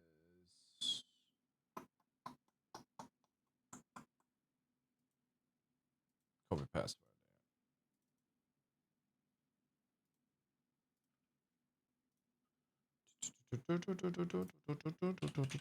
And what is the login? I think it's that, right? Yeah, there we go. Access denied to release chat. Oh yeah, can't go to P2. That's fine. Okay.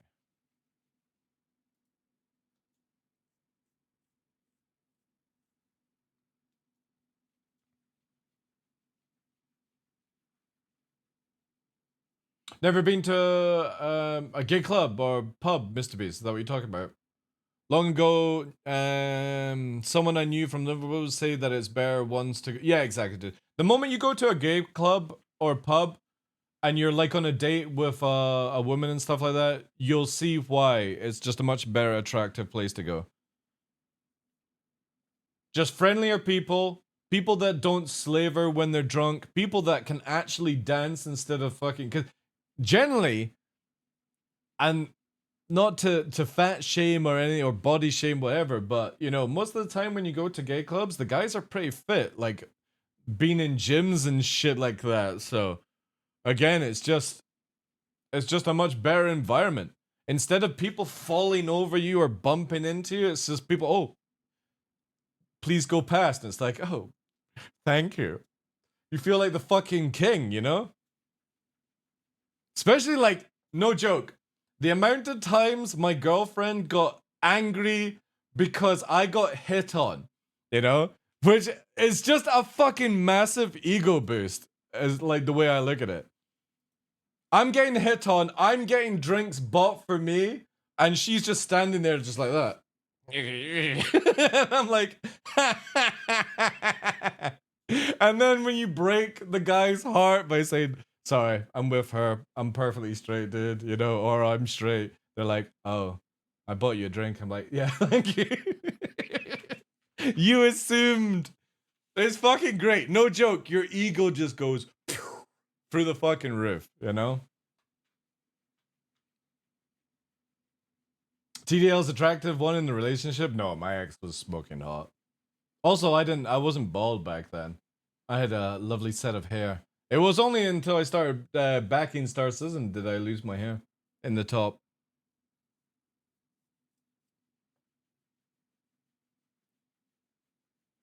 That's why I can't wait for like the no, actually not long ginger. It's totally different. I got ginger beard here and it's blonde on top, or was blonde at the time. Cause I'm technically a strawberry blonde, but for some reason it was always like a light, like sort of yellow blonde on the top, and obviously with the beard is ginger. And then down below doesn't even match those two colors as well, which is fucking weird. It's like I'm parts of a different person together, you know?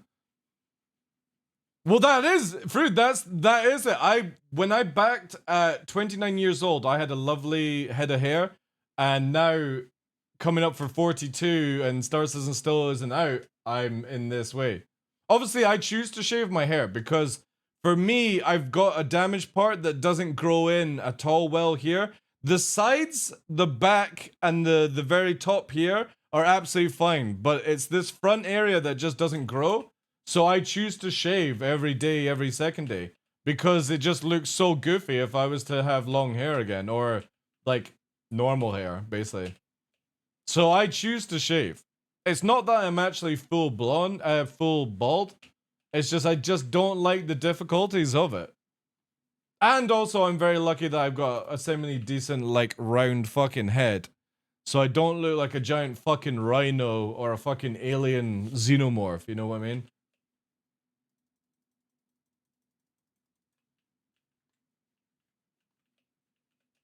But to be honest, if I could actually afford transplant, I probably would attempt to go and get it. But it's like 4 or 5 grand to get a hair transplant, and you know what I mean? Like it's I would rather spend that money on the dogs or the house than my head, right? Oh, what the fuck?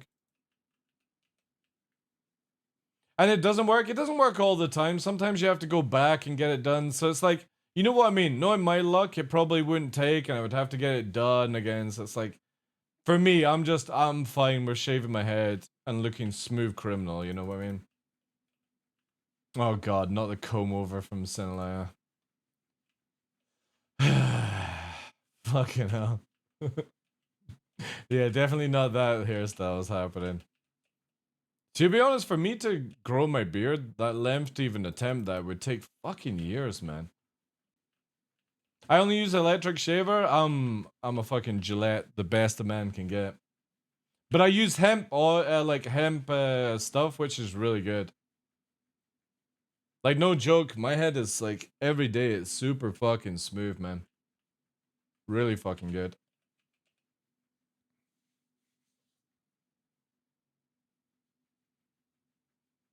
I wouldn't mind being able to get like a thick beard like this, but it would take me too long.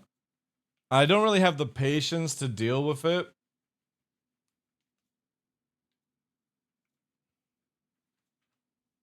Beard is very red though? Yeah.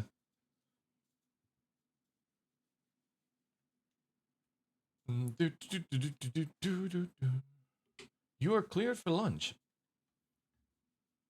How long do we think... Oh, hello. That's Yella Bella. Don't think we're... Oh, no, we actually can. Let's check it out, chat. We're gonna randomly explode, but fuck it. There's nothing else on until Inside Star Season. I shave every 2 days since at work beard are not allowed. That's interesting. I don't think I would shave my beard for a job. Even no matter like how much they're gonna spend and like or you're gonna earn. Don't think I would be able to do that. I really like my beard. And it doesn't take that long to get back. Like if somebody was like to joke and shave it off, right? First of all, they're gonna get an absolute kicking. Like if Henkin even remotely tries to do something goofy, which I doubt he would, but I'm just saying, if he did, he's gonna get an absolute beating if he does. But it would only take me like 3 months to grow back, give or take. I'm gonna fucking take it, a permanent marker and put a dick on his head. I've grown my hair for the past 6 years. It's down to my ass. Jeez, that's crazy. That's good discipline as well, though.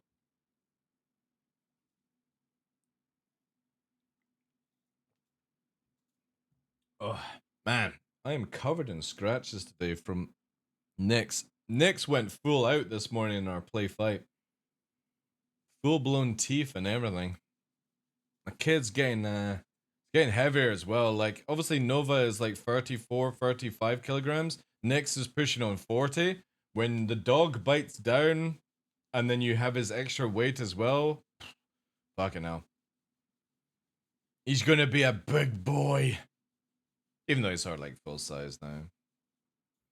He is full.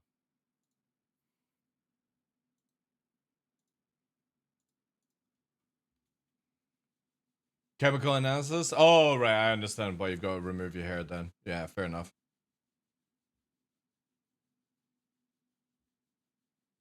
They have threats of H2 gas, so we have to have a shaven. Yeah, I understand if that's the job then. Yeah.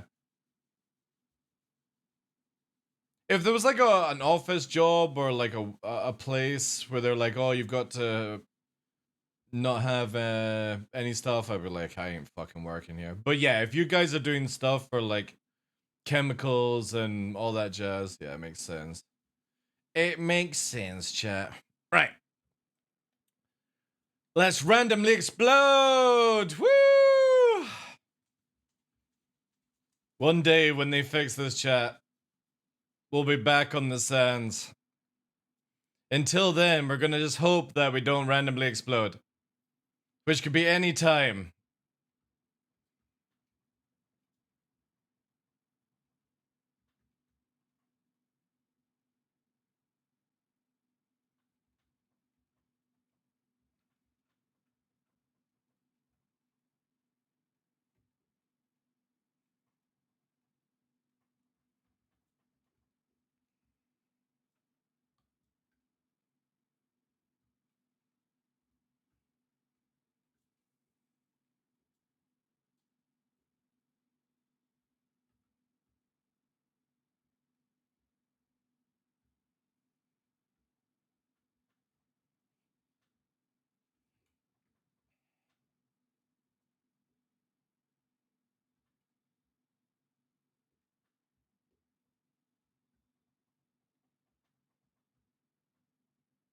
It's gonna happen anytime, chat. I can feel it.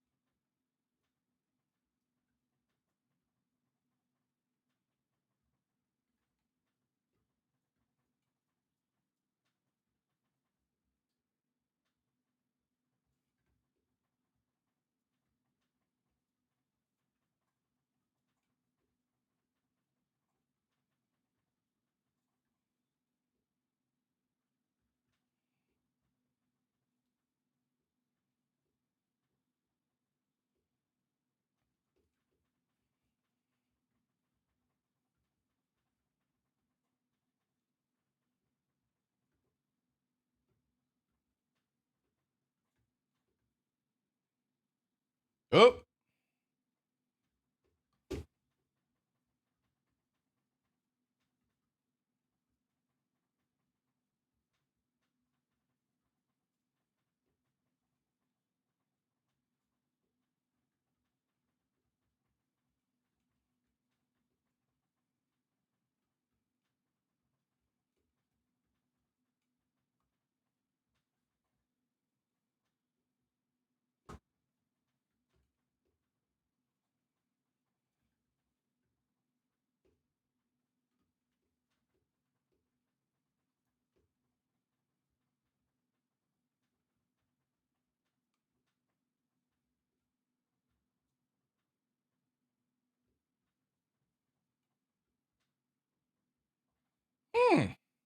Not bad. We actually got through a song. Not bad. Now we'll watch. We'll fucking pop. Do do do. Do do do do do do do do do do do do do. See, I'll actually go and now select a song, right? Because that's what will happen. We'll do this, right? Let's see one.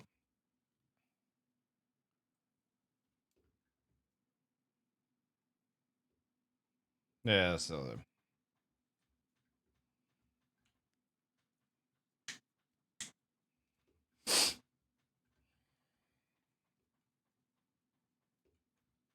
now we'll fucking die, right?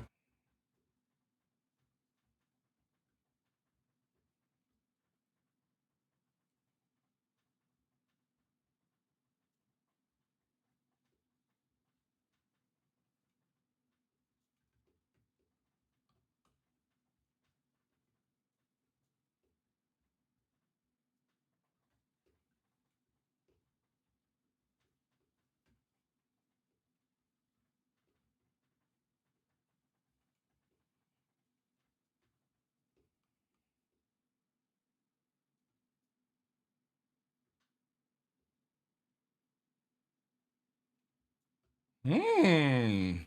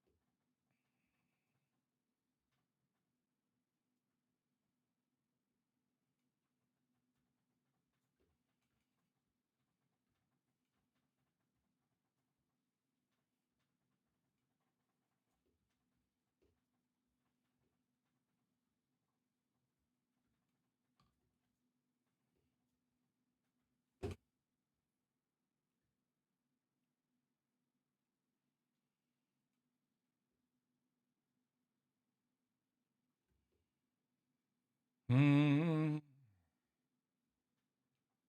Don't know why we got Major Torque though.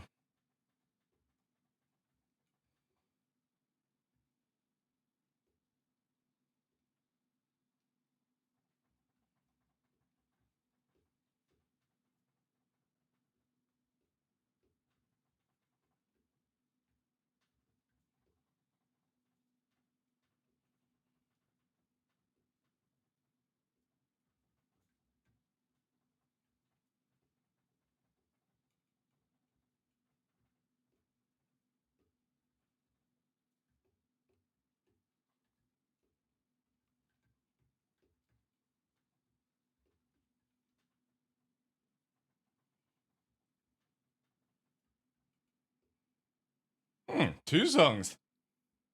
That's a bit surprising. That is surprising, chap.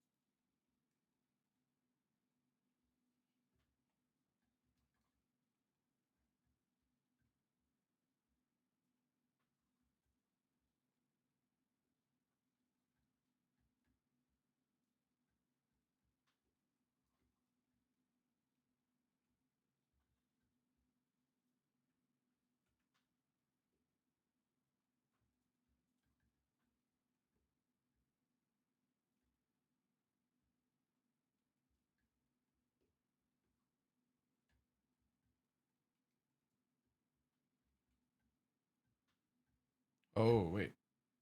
I even had that turned off. Oops.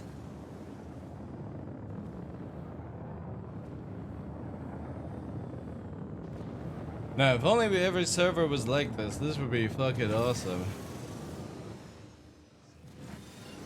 Oh, never mind. There we go.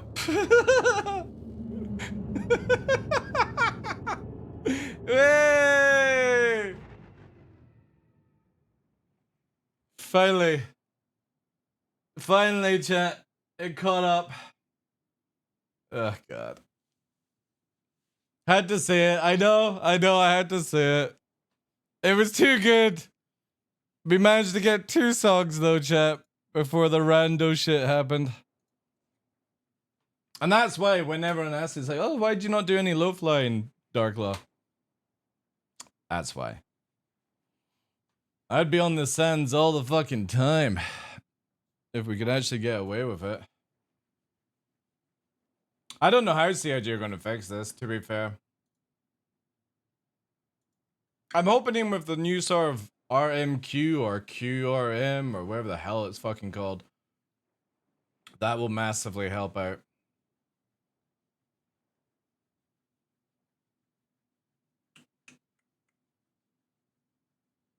Yeah, exactly. Well, again, I've died 10 kilometers up in PTU, so it has to be something to do with the replication layer, because when you do it in Arena Commander, there's 0 issues.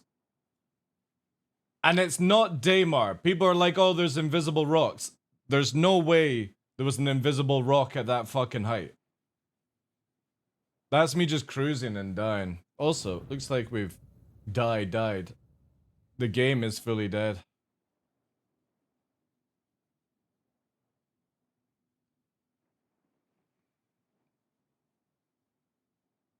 It'd be awesome though. It's so good. The flying in 323 for low flying is amazing. One like little high pressure move and you go fucking high up. It's so good. Inside Star Citizen's out. Lovely javely. Perfect timing. Then we'll play some Dragonborn, Dungeonborn, and all that good stuff. Hey Bjart, how you doing, dude? You enjoying the vibe? I know, guys. I would love to do more. I would also like to do low flying like courses or something, like not course, like just get people into low flying, because again, it's so much easier to train people now because of how the flight systems work. I'm just gonna quickly reclaim the ship and then we'll jump out. But it's so sick, man. And when we get the oh man, like when we get the physical IFCS and the control surfaces, man, it's just gonna be so fucking dope. Proper formation flying, all that jazz. All that jazz. Right, let's watch Inside Star Citizen, guys. I'm very curious on this, because obviously, like, I've been playing a lot of 324. And I'm very excited for the patch.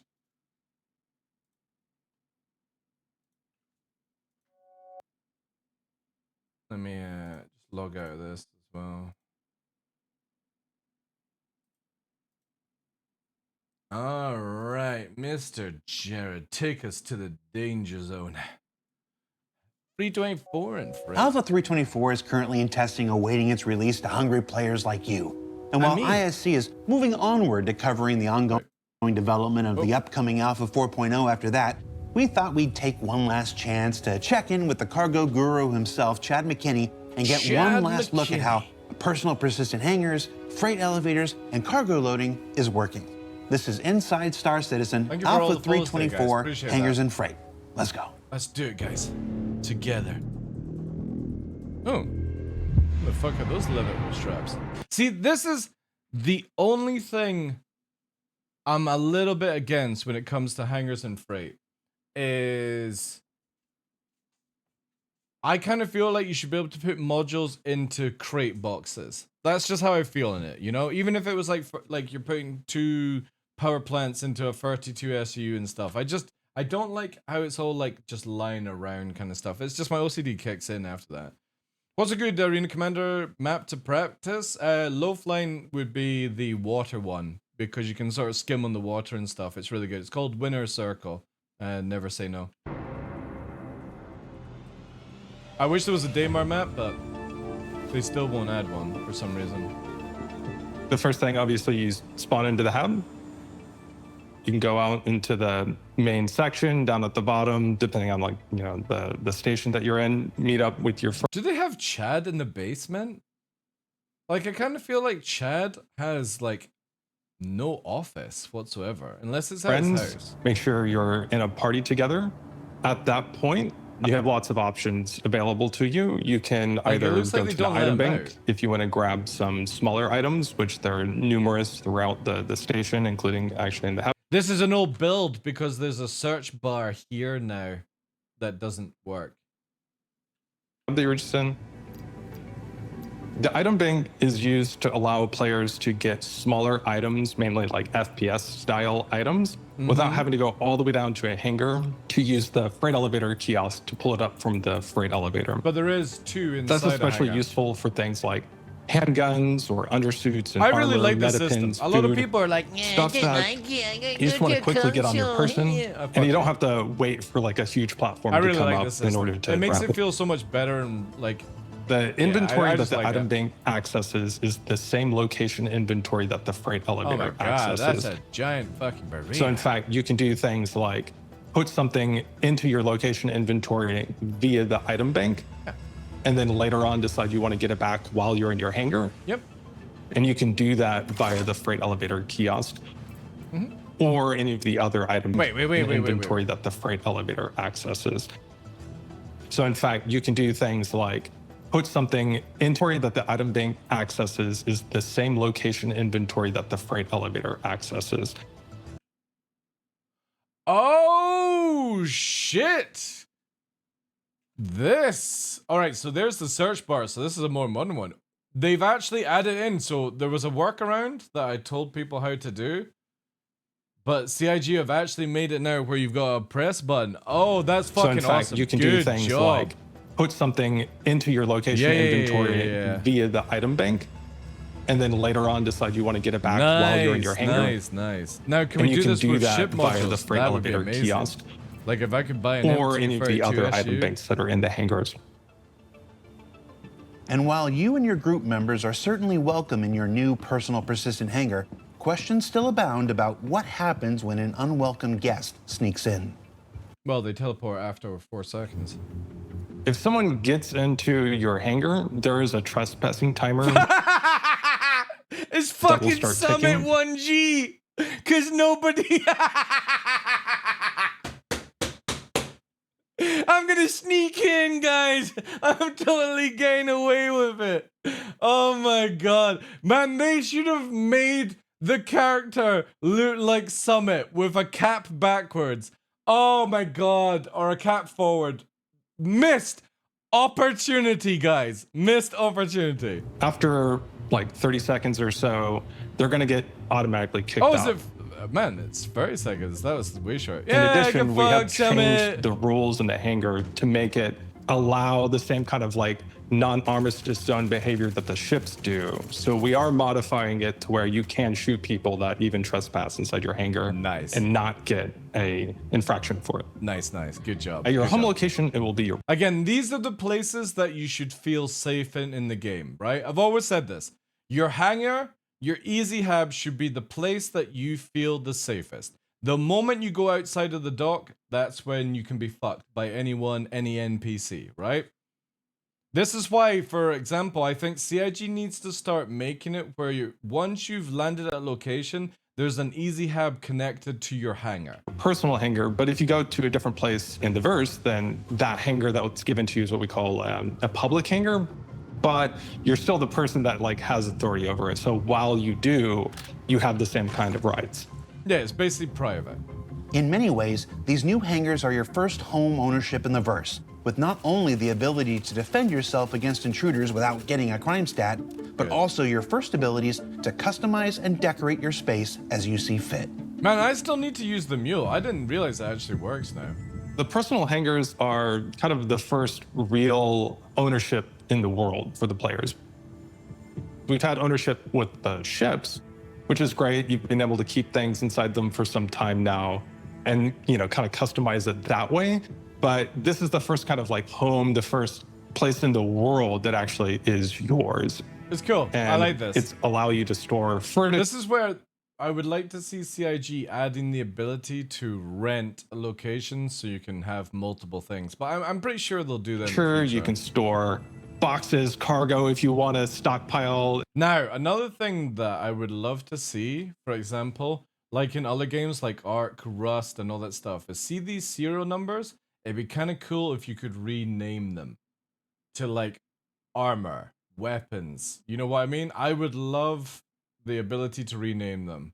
I'm hoping CIG has You'd be kind of clever with trading. Anything that, you know, any flair, anything that you want that will help make it feel like home. See, I will never do any of this stuff until they make it where people can't move it. So, like, you make roles where they can't touch your own physical things, you know? But it's not the end. We have lots of plans for the future. You know, you've seen things with all the base building updates, and also we've talked in the past about things like persistent habs, etc. So there's more that's going to be coming along this vein, but the personal habs are the first big step of ownership in the world for players. With armistice zones now pretty cool. I like this. I like the whole idea that you could be like, right, if you've ever seen like Commando or Aliens, that whole like montage of prepping to go to battle, it's something I've always wanted in a video game where it's like You're putting the guns down. It's like, right, guys, we're going for an orc battle. Here's all the guns, guys. You don't need to get stuff out. Just strap it in. You know what I mean? You've got the ammo lying around. You can just grab it. I think it's just a really cool element to add to Star Citizen. Not for realism, but just the idea that everything is living and breathing in the environment, you know? I just don't like shit just appearing on you and stuff. Move from hangars. It Persistence pisses me allows off. players to now set their most used items out for easy access before Because you don't get it in launch. any other You can just sandbox. If like before people go, oh, you don't get it in Ark, you don't get it in Rust, you don't get it in Eve. If you're not at the location or at the box, you can't. It doesn't magically appear out of your asshole. display your firearms, ship items, and more however you'd like. And in future releases beyond Alpha 324, Thermal this will knife on the include table? display cases That's for armor I think it's the Demon Blade. It's called. It's the one that we got from CitizenCon a while back. as well. Basically, almost anything in your inventory, you'll be able to pull up via either the item bank or the freight elevator, and then you can directly leave them around in your hangar. I just hope it's actually easy to play. Oh, it's really good actually. The stuff that they've got in Evocati, it's actually very easy to place things around with tractor beams, surprisingly. It's a lot of snapping into place as well. Now, you do have to be careful about, like, if you want to call up a ship, leaving things on the platform may block it, so that could cause issues. However, we did expand the size of the hangars in order to give They're you really more good. space CIG have in been there very to generous do with the exactly small this. hangar. So we It want to make allows it you to both do so many easier cool things. experience to get in and out of some of these hangars, as well as give you more space in order to decorate it and make it feel like your own place. I just wish I hope that they can get the new system up and running for 4.0 where you can get the vehicles in your freight elevator. In addition as to well. all that, another change that we've made is we've reclassified many ships in the game that were previously attributed to small hangars now to the medium-sized hangars, so This that was a they good are a choice. more comfortable fit as far as landing. And then in addition to that, also It to made make sense, it like more to put reasonable for cutlasses and maybe stuff the in amount of the medium cargo hangar. or the items that you're moving in.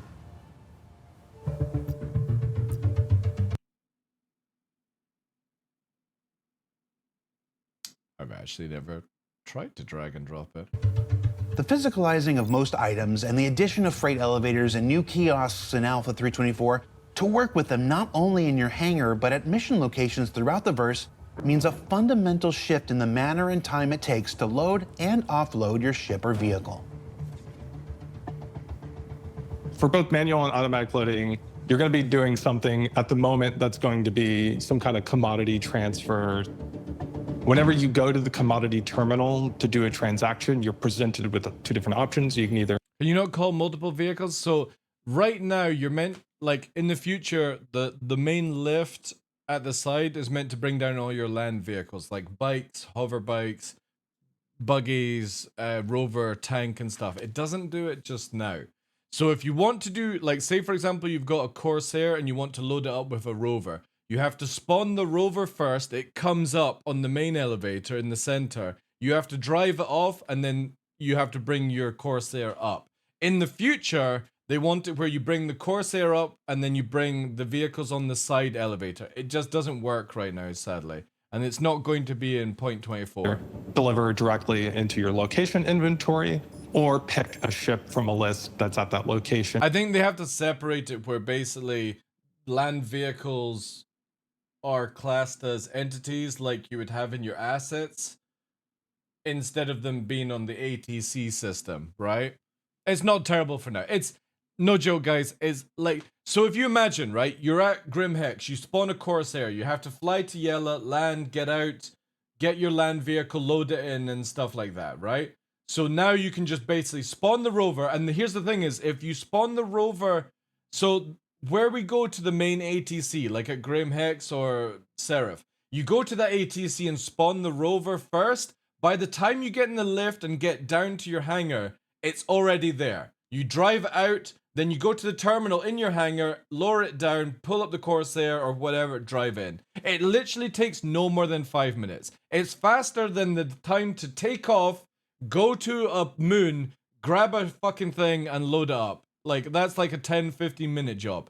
So it saves so much more time. It's just not how CIG want it just yet, you know. And have it automatically packed into that ship. Again, if you think about it, you could have your Corsair or whatever ship there, and yeah, it's once CIG actually finish off, it'll be a really, really fucking cool thing for you. If you decide to deliver it into the location inventory, you'll buy it. There's no restriction on what you buy. It'll just go directly into it. As long as you have capacity in the inventory and the money to pay for it, you can do it. At that point, it's up to you if you've bought it to get it onto your ship or to move it to wherever, or just sit on it. So you can just like hang out, wait until the prices look good, and then later on decide to move it to a different location. This means that you can steal people's stuff. Hey, Starline, how you doing? You can steal people's cargo, and you can take it to a location to sell it, but you don't need to sell it. You can store it at the location, come back in another ship a couple of days later when the market is good, and then sell it. It's so fucking sick. From there, if you decided to manually load it, you can load it onto the ship, call ATC, go to a different location in the game, land at a different location.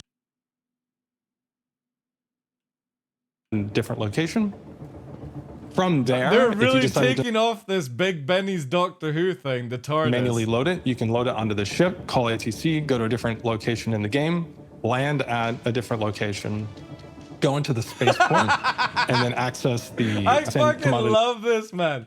I love how CIG load it are onto going the ship, with this. call ATC, go to a different location in the game. And they put the tune in as well. Watch it come in here. If you don't catch it.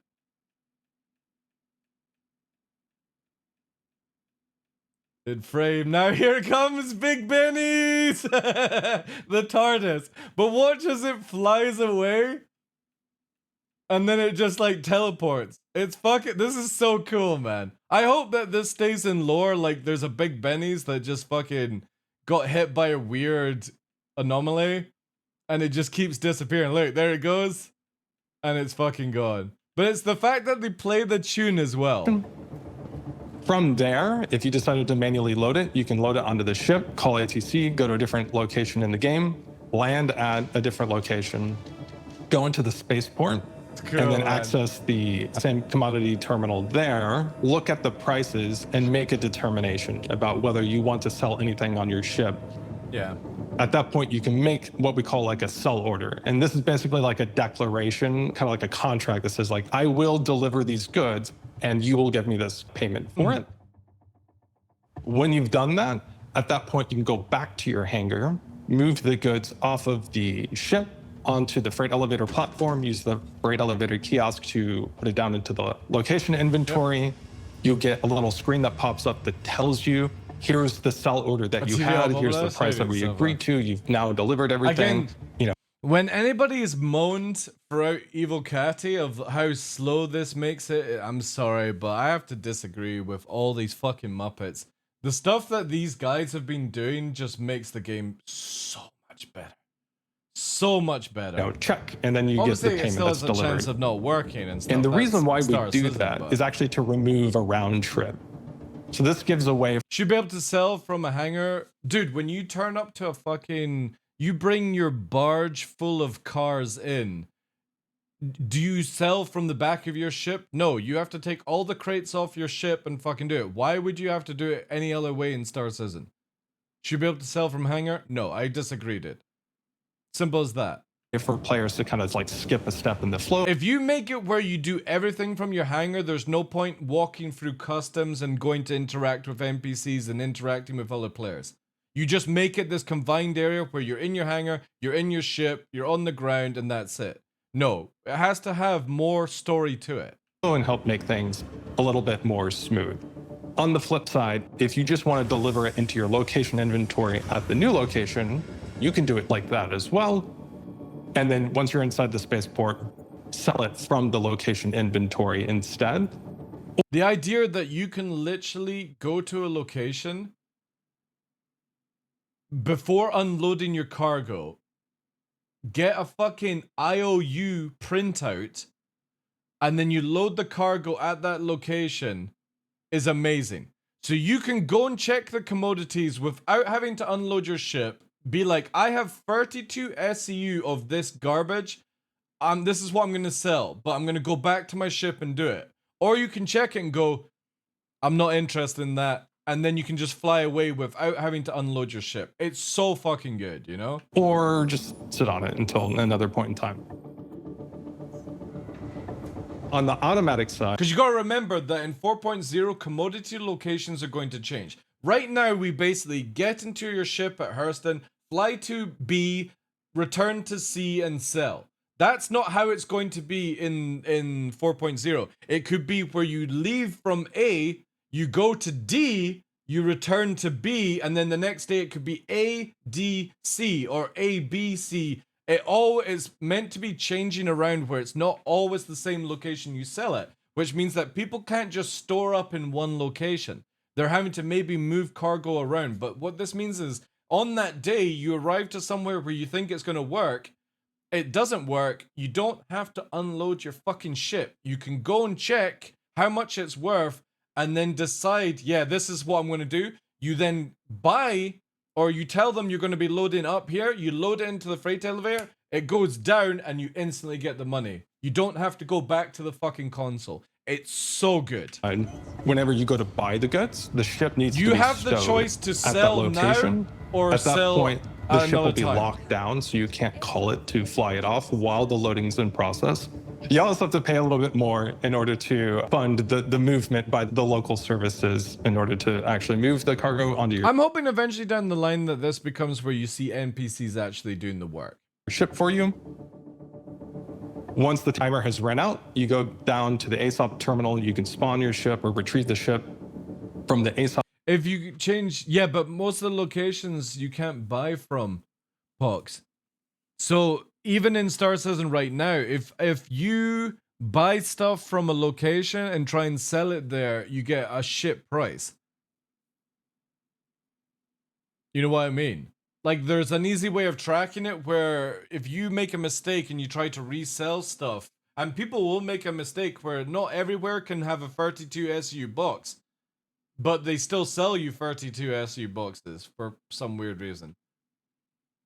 No point in... No, dude, you still have to interact with TDD. So here's the difference. This is option 1, right?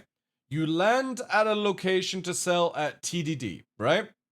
You choose to put the cargo into the hold of the station and send it down. You then go to TDD and you sell. Or you leave it on board your ship, go to TDD, you see the price is bad, you don't sell. The next day you go there, you see it's good, or you go to a different location, you can sell your goods without actually moving them off your ship. And you get an IOU basically says, I'm going to drop this off in this station, this amount of quantity, and once I've completed that, I get paid. You then go back to your hangar and can do different things. So you can actually go to TDD in the morning and be like, I'm going to move 132 SU of this stuff, right? You then spend the rest of the day moving 132 SU in your small ship, and eventually when you finish off the final one, you get paid all the money. But at that time, you get the price that they gave. So even if the market crashes, you still get the money and stuff like that. It's incredible, dude. It literally allows you to play the game without always having to have the exact amount ready to fucking go when you arrive at TDD. Top terminal, get in the ship. All the boxes should be there. Well, that's what the new system is. I don't know if we're getting do the inverse at a different location. The idea is if you travel further with the box, and this goes back to what Pox was saying, if you buy something at a location and you take it further away, you get more money because of it. The longer it takes you to go to a location and sell and all that jazz. So call options, yeah. The other thing is that you can mix and match these. So you can decide ship, all the boxes should be there. And you can fly off to another place and then do the inverse at a different location. Yeah. The other thing is that you have the choice now. Instead of just being like, all right, let me keep doing the A, B, C route, you could be like, oh, I can pick this shit up cheaper at E, return to B to collect more stuff, and then take it to C, and I get even more bank, right? Or you buy at A, you drop it off at B, you buy at B, drop it off at C, buy at C, drop it back off at A, and you make a bank with doing a routine like that. But then if it's not up to your standard, you just take it all to a different location to store it, for example. You could have a location that could be your squirrel nest, basically. That you can mix and match. So you don't always have to have your cargo on your ship. You can safely store it in locations that other people might not think about. So, for example, you could go to one of these salvage sites, for example, that not many people go to, like, unless there's a real reason. And you could squirrel all your goods in there, and then you could just arrive and do it that way, basically. These, so you can decide to manually load the boxes from your location inventory onto your ship, but then automatically unload them, or vice versa. It's really up to you about how you want to do it. Like maybe you decide that you don't mind unpacking it because maybe it's a little bit easier once. The downside is that you make the deal and it's going up before you arrive. Yeah, well, again, if you make the deal and it then spikes in price, that's tough shit. You would then have to cancel the contract, which kind of sucks. And you probably have a reputation hit in the future, right? But that's market play 101. It's like when you're doing stock shares. You'd be like, oh, I'm going to buy now or I'm going to sell now. But then like a few fucking hours later, it's spiked like 50%. You're like, everything's all already in there. Or you can decide that for certain size reputation hit, but I'm not expecting it to do it at the beginning. I've not done this enough to know. For I fucking love how you can use the fucking Argo cargo. Few small boxes, you don't mind moving it, but maybe for like a really big load in a C2 where there's like a lot of things going on, you'd rather just kind of, use the automatic loading service. Again, it's a really good fucking system. It needs a little bit of tweaking here and there, but this makes the game so much better for people wanting to do things. Once they've got the vehicle freight elevator working, it's going to be mint. Like setting up for Jump Town, instead of spending 30 minutes, you can do it in 5 minutes. Once everything's sorted out. And if they bring in organization hangars where you can have people store their ships and you can mod them out to different scenarios, mint as well. It's such a good step. What we went out with... This flat containers are new, right? Yeah. They've been in the game for a while, but now we can actually like do stuff with them. Before wasn't really our intended behavior. Because what was missing was some granularity in the loading time determination based on the box size. It was always the plan, we just weren't able to get to it yet. So I know that there was some feedback that some of the loading times seemed... So it's 60 seconds for a 32 SCU box, and it goes down to 1 second for a 1 SCU box, right? To not make sense. So to load a Hercules takes you 20 minutes automatically, which I think is a fair time, personally. And obviously a Hull E is 144 seconds. No. Is it? No. 144 minutes. This is the reason. The reason is that we didn't have the granularity in the system to scale the loading times based on the box size. And what that really means is that for smaller boxes per SCU, you're going to... Yeah, 20... Again, if you had like 3 or 4 people... Because remember, in the future of this game, the faster you can do a long distance run, the more money you're going to make. Longer the distance, faster the time, the more money you will make in the future. So if you have 5 people loading and you can do it in 10 minutes and be on your way, and then fucking, you know what I mean, selling like pyro, whatever. Say you've got people watching the guard or scouting these things out. You got a full fucking trade convoy fucking organization going off, and you've got it down to a T. You could be making bank by just being what's the word? Not qualified. Fuck the head. Like expertise. Shit. What am I thinking of? What's that fucking word again? No, not certified. When you're doing something really well. Like you're doing it efficient. Thank you. That's it. Fuck me. What a difficult word to try and think of that. If you're doing it efficient, you can make so much more money than somebody who's doing auto movement and then taking too long to get to a location. So it's really fucking cool for the future of trade running and stuff like that. Because once we get Pyro, for example, I would imagine you could buy something in Pyro and ship it to Stanton and you're going to make huge amount of money. But you've got to go through the gates, all that process and stuff like that, which is just going to be so sick. If you can do it efficiently, as a group, you're going to make more bank than somebody that's not doing it, right? I'll be doing manual and auto load at the same time to max cargo. I don't think you can actually do it that way, Pox. I think you have to choose, like, when you're at the terminal for the TDD, you would have, right, so the only way I know you would be able to do it is you would have to buy half the shipment first, which is not automatic, and then you would have to buy the other half automatically, and then you would have to run to your hangar and do it that way. I think that's the only way you could actually do it, because if you buy afterwards, I don't know if it would, even have the option for that, but I've not looked into it enough. Spend more time on smaller boxes. You can't access the ship whilst it's loading. Yeah, see, I've not tried the automatic stuff. I've only done manual. Using 2 ships, 1 manual, 1 auto-load. But then how you... I can see, I mean, if you're going to be then shipping out with 2 people. See, the thing is, though, then... why not just do it with... you know what I mean? Just 1 ship and do it faster and be on your way. Then when you get back, it's ready. I don't think you can spawn another ship whilst it's auto-loading, dude. I think it locks down your hangar completely when this happens. Again, somebody in chat who's tested... I've not tested the auto-loading because I'm more like, I want to do it manually. But that's something to look into when we get wave 1. I'm pretty sure it locks the whole system up when you're doing auto-loading, you know? No, because again, like, if you're auto-loading something, why are you doing other things, you know? You can auto-load several ships, and then you can call ships? Alright, there we go. Tom Barino's done the testing.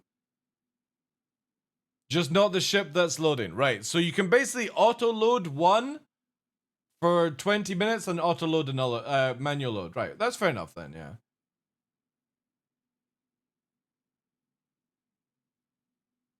Well, to be honest, if you think about it, if ours is a hull C, the hull C you're gonna have to protect anyway, Jink, because you can't make a hull C safe when you're auto-loading it anyway, dude.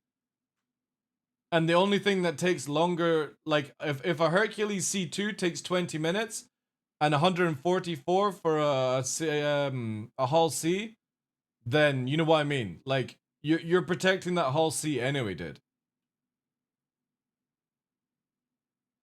If you have 3 C2s, you can auto-load all 3 of them and cycle between them. That's pretty cool then.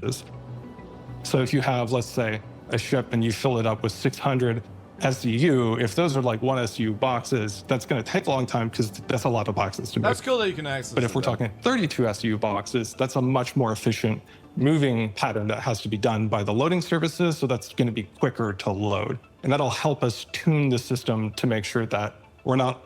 Ah, they've actually removed the 32 SU boxes, guys. Look at that. Because a lot of locations can't spawn 32 SU. Only, like, station to station can do 32. Outposts can't do 32 anymore. So if you ever get 32 SU of Widow or, like, Weevil Eggs, you're fucked. Absolutely fucked. Because you can't sell it. So hopefully they've maybe removed them, you know? The cat can't accept 32s, yeah. So they made the 24s, yeah. See, I think what they should personally do is leave 32 for only the hull C and stuff like that. You know? Because again, when you're at like the salvage points, rappel and stuff like that, you can't spawn a 32 SU there, but the box is still there. So maybe you would have to auto-load I mean, it would only be 60 seconds if they still allowed it. You would have to auto-load the 32 and then manually load the 24s. Ugh. If you can do it all at the same time, then that would be fine. But yeah, you'd have to be careful. Overly punishing people with these incredible loading times. But we still want it to, you know, be a reasonable amount of time for the higher loads. Yeah, I personally don't think locations, apart from station to station, should be able to do 32 SUs. So, like, Orison, the stations, Grim Hex, 32. Outposts, not 32. They don't accept 32 at all. For us to be able to tune the economy in a reasonable way. But I would also like it if you could actually put a 32 inside your hangar and convert it to two boxes instead. That would be a cool system. And also to make... So then you could safely store it at Grim Hex, but then you have to convert it maybe for a fee to then sell it at Brio's junkyard or something. That would be a cool thing. Sure, that manual loading is something that there is an incentive to do.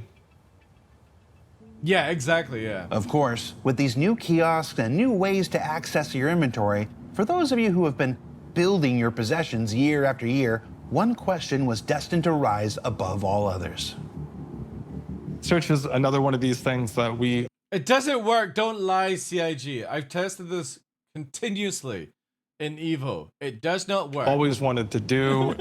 Now that we've been longer in development, trying to close out and you know, finish off some of the bigger bugs, which has mainly been hangar instancing Yeah, make related. it work now. We've also because it just hangs up the console whenever you search. taken the opportunity to work on the quality of life improvement that we wanted to get in particular, which is search functionality in the freight elevator kiosk and the item bank. Now, this is going to be the first step. Where we're starting is it's going to be a name-based search on the items, but it won't, for example, search on description names or like color, things like that. And it will be a fuzzy search, which means that you will be able to search for substrings of names. So you can, for example, have I love how they're showing it working, which obviously it's in the new build, right? Maybe it'll work tonight when it comes out, but fuck me, the search just hang it up massively. And that'll actually pick up a lot of different items which actually have the word helmet in the name. Or you can look up helm and still get most of those same results, or all the same results, but maybe a few other things which also include that. So I'm really excited about it. This is something that I remember talking about. Now, can we please get a search for a fucking ASOP? Not ASOP, ATC? Implementing search No, ASOP, forever ago when we first originally introduced the inventory and then also the player asset manager knickknacks. It's something that we needed backend support for to do properly in order for it to not overburden the backend. See, I don't understand why you can't stack these fucking 5 slams together. But we actually got support from the backend team, which did a great job. You know what I mean? Like, why can't you just make it 5 units on top? Getting this in for us. So I think this will be a really good feature for the players, and hopefully that makes them feel a little bit better about waiting a little bit longer on the patch. The only thing I could think about Osgood is that obviously CIG are always wanting these features, but maybe the game has just never allowed it, and they've had to spend like multiple fucking years building a system that allows you to search for it. The database, to be honest, has been fucking shit for so many years, and they are putting in a serious effort to make the database work better, because we all know it fucks up continuously. So at the end of the day, maybe it's just something they couldn't do in the past, and they had to wait for the technology to be built. Or they... All in all, the upcoming changes to cargo and the combination of physicalized inventory... Why can't they just copy the... Because maybe it doesn't work that way, Fogus, you know? See, this is the horrible thing with development and different teams. When one person builds the kiosks that you're talking about, and somebody builds the hangar stuff, they don't talk to each other. And I think this is something that should be forced with, oh, you're building a fucking terminal to find items. I've built the search engine on this terminal, on building blocks. Would you like the code? It kind of feels like there's not that communication within CIG that has that shit. Or again, maybe it just doesn't, like, you know what I mean? One thing does something different in the database, then... Because if you think about it, when you go to a terminal and it's got items, they're not actually an asset that's in the game until you actually purchase it and it goes into your database. So maybe the searching for that is easier than actually searching through thousands and millions of people's fucking items that they've got, you know, like 20 bottles of fucking drinks and stuff like that. Favorites as well would be a cool thing. Tory with personal So that's the only thing I can think of is why they've never copied it, is it just doesn't work to copy it. persistent hangers means the upcoming Alpha 324 is the next major step forward towards players owning a place in the verse and configuring it however they'd like. Asteroid hangers. And what else did we learn this week? The Armistice zones are being removed from player hangars, which will finally let you load up those Now remove them from outposts. gun racks on your ships. That the law system will let you stand your ground when someone invariably tries to sneak in and steal all of your stuff. And that storage access kiosks are for long-term hoping storage. soon. And that decorating your hangar with all of your items is the next step in eventually letting you grab your kit and go. I will definitely decorate my hangar when CIG make it where you can add roles where somebody can't move your shit without a role. Because I know that the game is meant to be like with multiple assets and stuff, but if I go back to like EverQuest, EverQuest 2, any location that you've had the ability to have your own home kind of stuff like that, you've always had it where like you can display everything, but it's on fucking lockdown. No, I do see it happening, Pox, because again, if you've got all these items that you've collected over the years and somebody comes into your hangar and starts moving it around, that can massively trigger people's emotions, right? You have to have it where it's the same thing as if you came into my house and you moved something for no fucking reason, I'd smack the shit out of you because it's not your place to touch my belongings. So it's the same thing as in a fucking game. You should be able to lock it down where people can come and see it. But oh wow, you've got this relic. I wasn't around playing the game at that time. You know, I'm gonna do that storyline and get myself one of them. You know what I mean? You should be able to look at it, but you shouldn't be able to just fucking throw it or fucking put it in your back pocket. If it's outside the hangar, then totally, you should be able to lose it. If you're stupid enough to put it into your ship and somebody takes it from your ship, totally. But if you're in your private hangar, which is like a housing system in another video game, nobody should be able to touch your shit, dude. Without the need for those inventory screens at all. For Inside Star Citizen, Yeah, it should be I'm like a Jared visitor-only Huckabee. mode, Thanks yeah. for letting us share the people and process of game development with you, and we'll see you all here next week. Awesome, awesome, awesome. I did like the Big Bennies. Doctor Who scene. Where is it here? Where is it here? Is it here? Given to you is what we call a public hangar, but you're still the person that like has authority over it. So while you do, you have the same kind of rights. In many ways, here we these new hangars Different location in the game, land at a different location. I like this. I think this needs to be a thing in every week patch. Just a quick fucking like Benny teleporting through, Onto the space. right? From The thing is, there, though, is if you look at decided to this. manually load it, you can load it onto the ship, call ATC, go to a different good, and then Sorry, later on that's decide to move it to a different location. From there, if you decided to manually load it, you can load it onto the ship, call ATC, go to a The warping in the past two videos that CIG have been showing is so much more different than what we have right now. Anybody else notice this? This is 2 videos now, which is showcasing a different movement in how we're warping. go to a different location. See how it slows out, right? Now, it might just be for their video, Go to a different location and but I kind of hope that this is how it's going to go. Where when we jumped in from last week, when we jumped in through the jump portals, maybe it's the blind warp. Ooh, yeah, that's true. It could be that system. But I just love it. Like, if you look at it, right? The ship flies out at speed, but instead of it disappearing, you can still see it above me here, right? It's still heading out towards the planet. Now it's coming back. It just looks so much better than the fucking disappearing shit we've got just now. go to a different location in the game. Really fucking cool. And this is the second video that they've showcased this slow warping. And I'm all for it if CIG wants to actually fucking get down to no, wait. this style, right? Go to different location on the ship. Call it TC. Go to different. It looks so much better. And again, you can see it in the, we'll do last week's one, right? I'll quickly get the last week's one. If you didn't see last week's episode, they showcased it off with the jump points.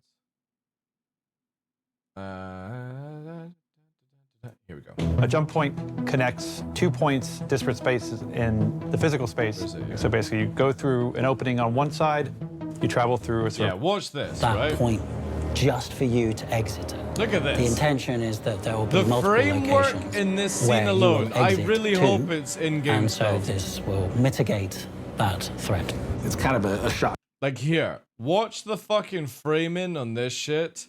It's so fucking cinematic. And I'm hoping it's either the blind warp system or this is the new stuff in general. Because when you see the big silhouettes coming through, and you can notice them, obviously, like, it's a split second, right? Look, there's a split second coming through. Valkyrie's in. Connie's now coming through the light. So you can see it here. There's another fighter, but Connie's going to be coming up in the center scene. There's the Hawk. It appears. There's the Connie. You just see it now. So it's down here. There's the Connie there. And the next frame, it's there, and then it jumps in. And then the hammerhead you see coming through here. It's like down this part here. Round about here, if I remember correctly. So the frames are in.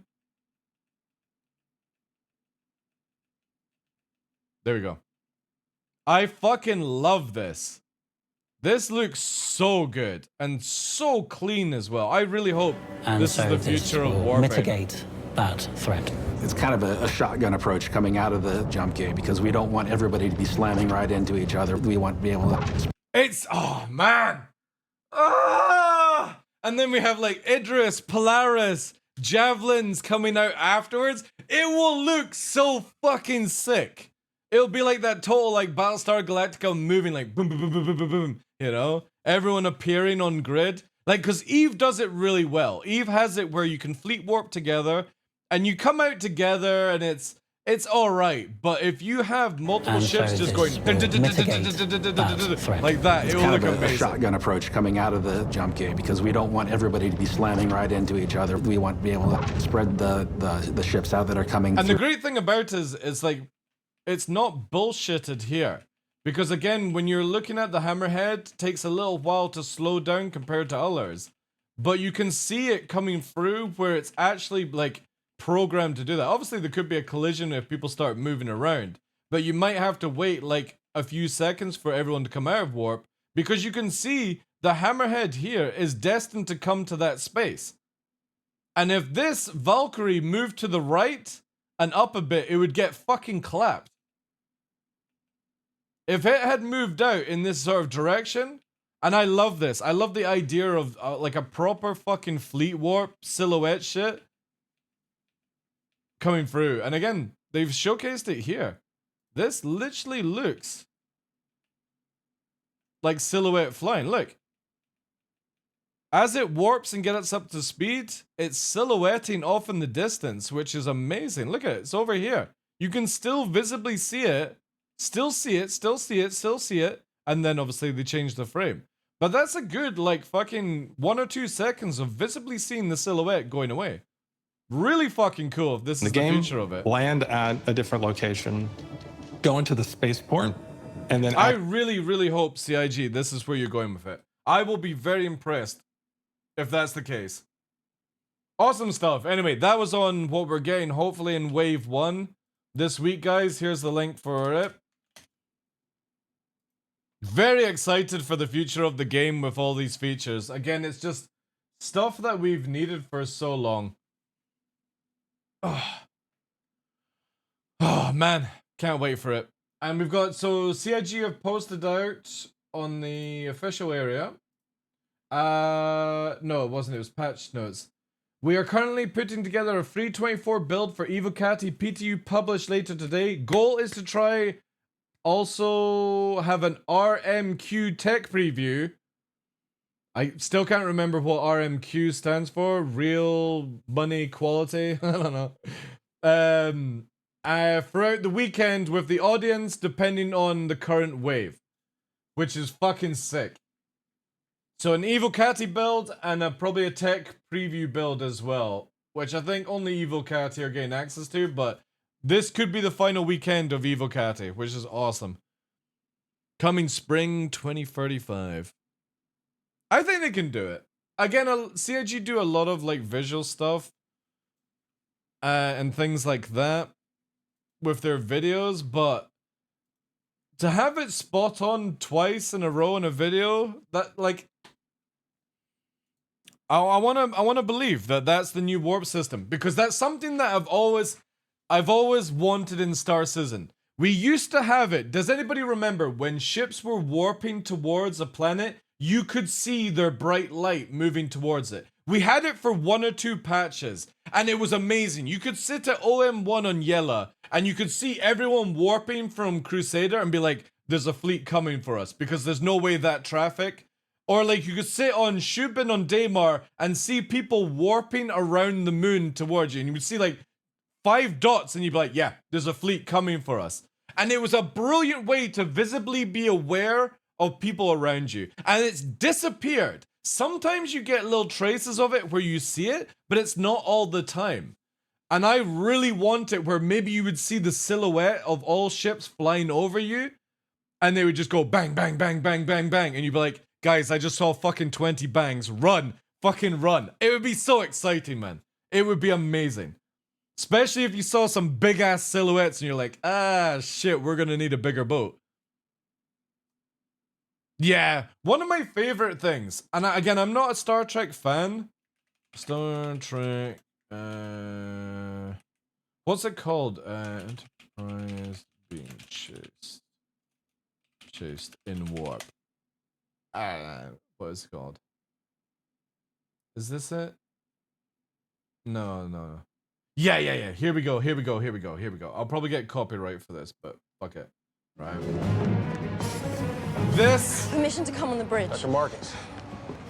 He's gonna catch up with us, and when he does, the only thing that's gonna stop him destroying this I ship is fucking love this scene. Carol, we're at warp. He can't catch up with us. Yes, he can. He's been developing a ship that has advanced warp capabilities, and Captain, I'm getting a reading I don't understand.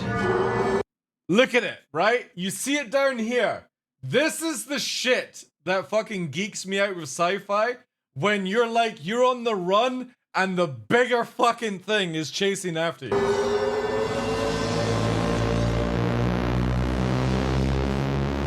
And it's that noise. The fucking brrr. It's so dope. This whole scene is so fucking cool. I'm getting a reading I don't understand.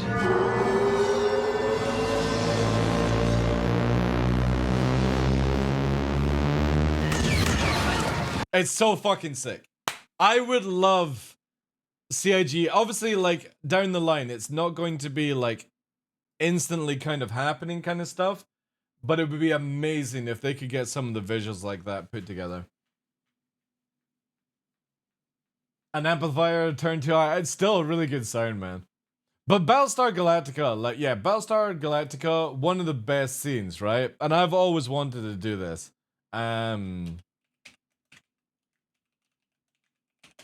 This one here. Jump preparation complete. My board is This clean, is one of ready my to favorite fucking scenes. Stand by to launch Blue Squadron. This is the Admiral. All hands, brace for turbulence.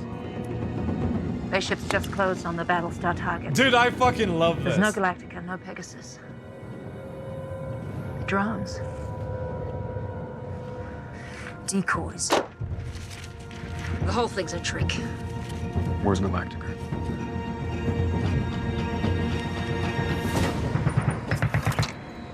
It's so fucking cool, man.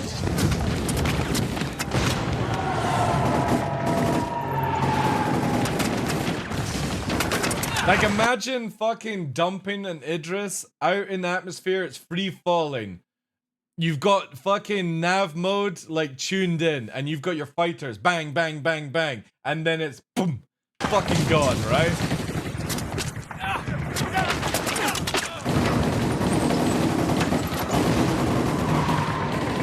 Here it is now, look at this.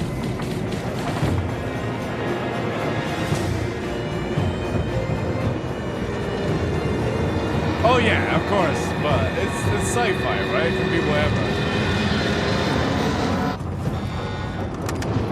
Altitude 99,000, falling like a rock. Launch them all. And by FTL. Clear for launch. Well, it sounded different.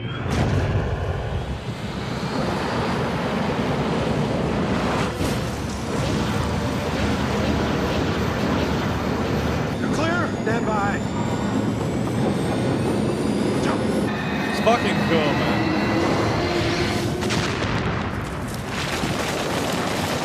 Again, if you did something of that size, not only would the pressure between the ship and the ground, like, they would be on fire right now. You know what I mean? Like, the direct part underneath that amount, because you can see the height, right? When it jumps. They are no more than, like, I want to say, maybe 1,000 feet-ish. Again, it could be the camera angle, but yeah, that would be so fucking hot in that area at that time. And then this jump alone would fucking pop your head with the sonic wave. Like, your eardrums would be fucking gone with this shit, but it's so fucking sick.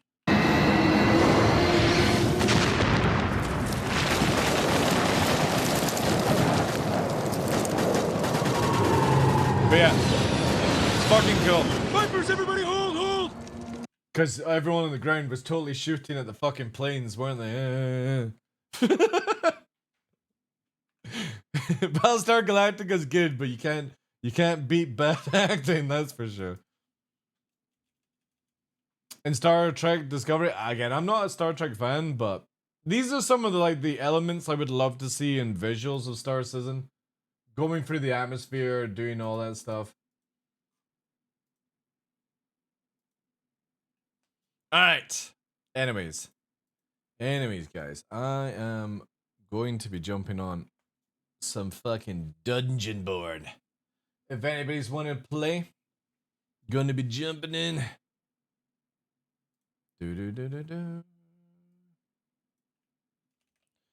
Dungeons and memes.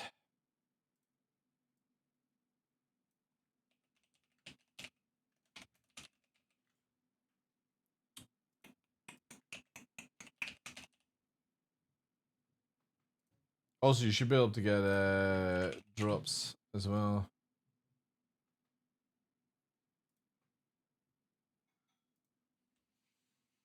But yeah, if you're only here for Star Citizen, appreciate it, guys. We'll be back on tomorrow for some more Star Citizen, and Saturday we're gonna do the guide system and all that good stuff. But yeah, we're jumping on to Dungeonborn,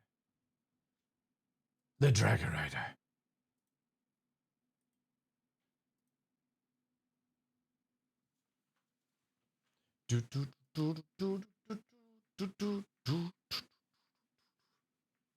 All captures should drop like a rock in atmosphere. I think so as well. I completely agree with that. You should have to really stabilize and come in slowly and do all that stuff. Completely agree.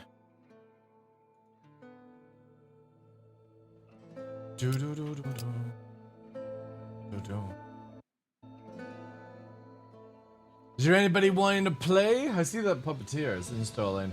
I'm trying to think of who I want to go. McStabby, McSpooky, McScroty, McBooney, or the Darkness.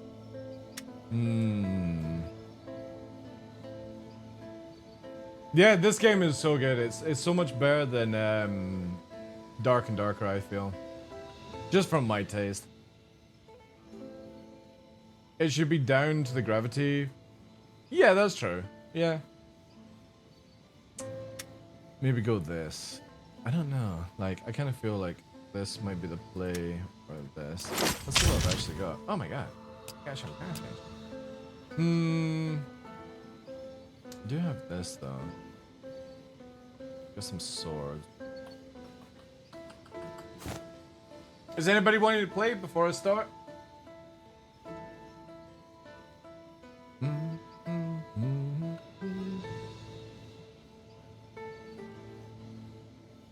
Ammo acts like a buffer of sorts. It all depends on what they do. Like, obviously, like, the biggest issue is that even though you're on, like, a moon-like Selin, Moon still has atmosphere, you know? It's free to play, Choo-Choo. It's free to play. Like, if anybody's into, Dark and Darker, check out this game. I feel like, for me, it just feels like a much better version, just because it actually works and stuff like that. I think Sofa's wanting to play. Hello? Teach me.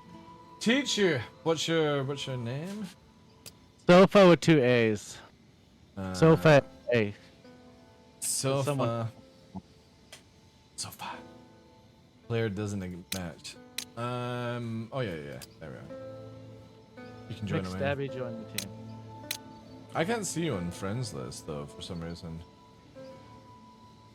I just typed your name in manually. Ah, right, okay. You're going druid. Okay. I might go tank then. If that's the case. I have no idea what I'm doing. I just saw a post about how fighting against druids is obnoxious and OP. So it's fucking stupid. So you want to get as much stats into will as you can, because then you can double trees. But here's the strat, right? If we're up against 2 players, I'll pull one of them and you put a tree in the doorway and they can't get through whilst we murk their friend. And if their friend tries to get through the door, your tree will whack them to death. It's a foolproof plan. Alright, hold on. Can I make you the host somehow? I thought it was already the host. Are you the host? Because right now it's asking. Well, yeah. See how US West is locked for you, and it's not locked for me? Can you right click and do it? Yeah, that's what I'm trying to see. Not character list. Where is? Yeah, just bum right. Here we go. Click. Transfer captain. I see it. I got it. Nice. What's your ping for EU? 164. What about USEs? 82. 82. I'm at 100. That'll be fine then. Okay. That'll be good. Yeah, I'll probably go Death Knight then. I have no idea what I'm doing, and I don't play these type of games, so I'm gonna be a complete idiot. Okay. That's fine. All we have to do is just PvP and PvP well. Let's see if I can get some well stuff. Last one of these games I ever played was Diablo 2, so it's been a while. Alright, I'm gonna buy that. I'll buy that.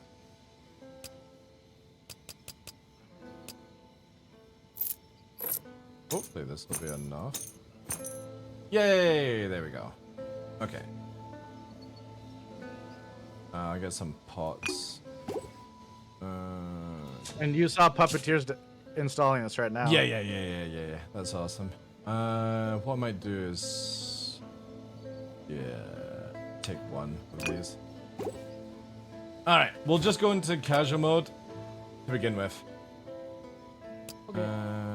There we go. Right, sorry.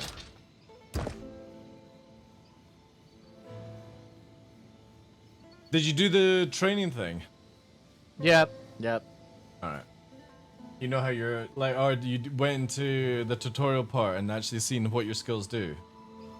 Yeah. Well, no, I haven't with this character. Right, I did the first tutorial, but the tutorial gives you the default character. If you've got your staff, it will put down a circle damage thing. Yeah.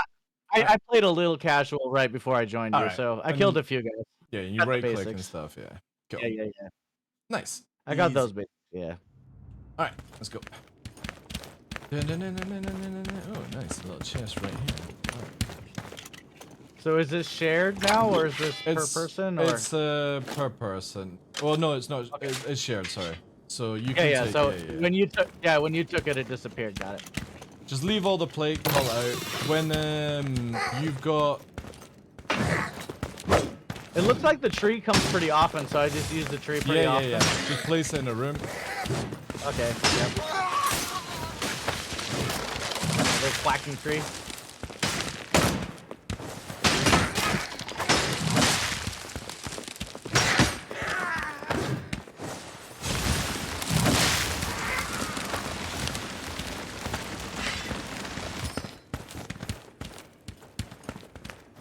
I'm gonna use souls.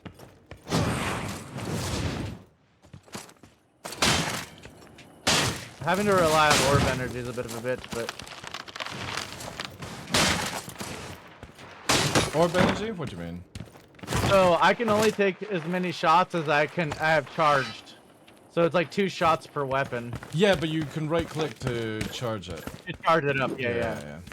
Well, with the staff, with the other one to put the shield up. There's Does putting the shield up for leather helmet there that you can use. I can only take plates. There's a smoke screen there. Okay. Let's go center. Stuff. Remember to pick up like shiny objects and stuff. Okay. Alright, we got 2 here. Is the color coming off the character the value of the loot that's coming off of it? No. Okay.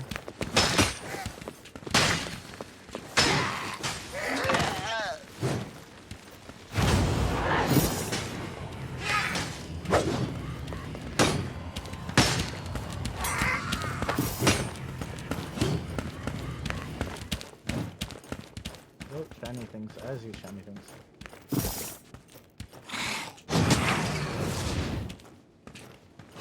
We might have a guy to our left. Okay. Oh, big boy. Oh. Yeah, in here. Possibly, yeah. Oh shit! I didn't mean to. I meant to cancel that. God damn it. Okay. It's alright. We'll move down here.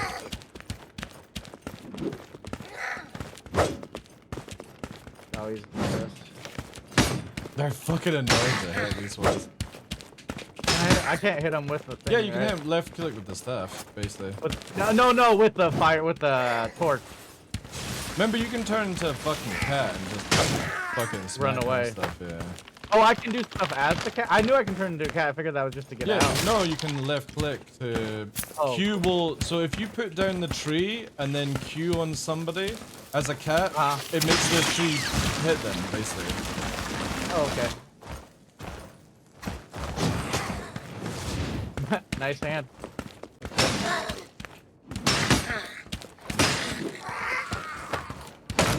There's a lot of like stuff around. Try and don't shine the torch all the time, because obviously it's like you can see. Oh, because there's other people here. Yeah, that's right. Remember, there's other players. Yeah.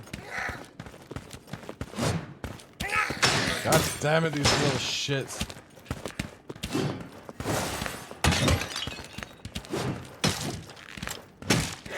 If there's like one mob and stuff like that, just basically just look around for stuff. Okay.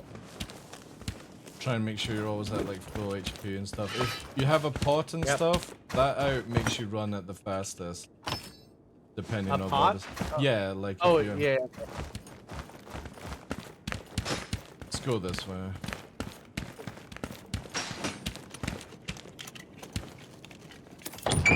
It's all PvP, yeah.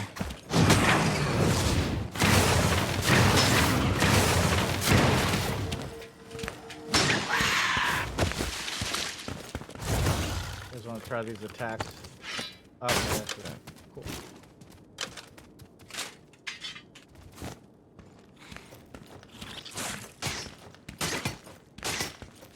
The tree's really good for like blocking doors and stuff. Yeah.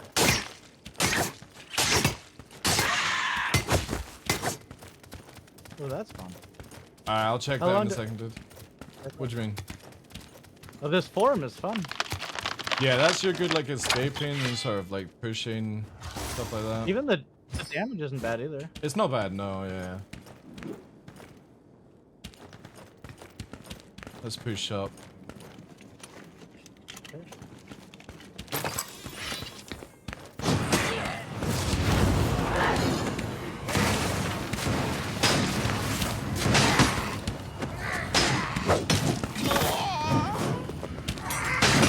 Oops, sorry. Shit. Oh. You, like, there's friendly fire too. Okay. Yeah, there's friendly fire. Make sure you heal up. Let's see, what do I got? Like if I'm fucking swinging around the... Yeah, I didn't know there's friendly fire. Yeah, you gotta get out the fucking way. Because when it combos, it just, You just start swinging. Incendiary blast, that's not healed. Only the red ones are healed, right? The red. Yeah.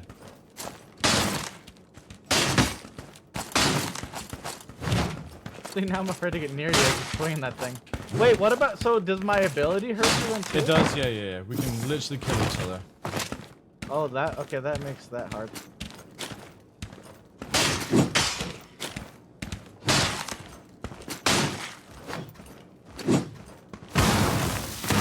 And that can really fuck me up, by the way.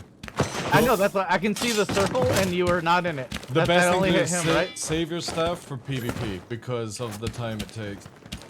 Okay.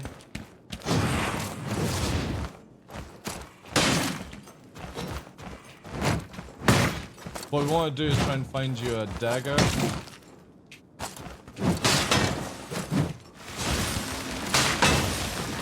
Again, oh, damn it, that does hit you. Yeah, that does hit you, okay. We like just do melee basically at that point. Yeah. Okay. And stuff.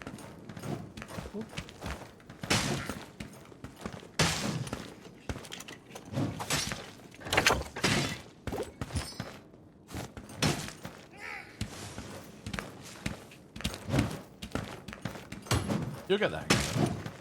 Hey, Pagan, how you doing, dude?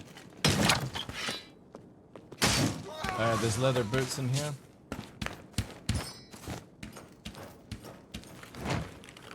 Player open stuff to our left. Okay. Yeah, possible I'm players like in here. very low on it. I got very low life now, unfortunately. I have no way of healing. Wait, he's coming here. Let me drop bandages then. You quickly grab these. Yeah. I've dropped them on the floor. Okay, why don't I see them? Oh, here they are. See them. Okay, and up. Yeah, got it.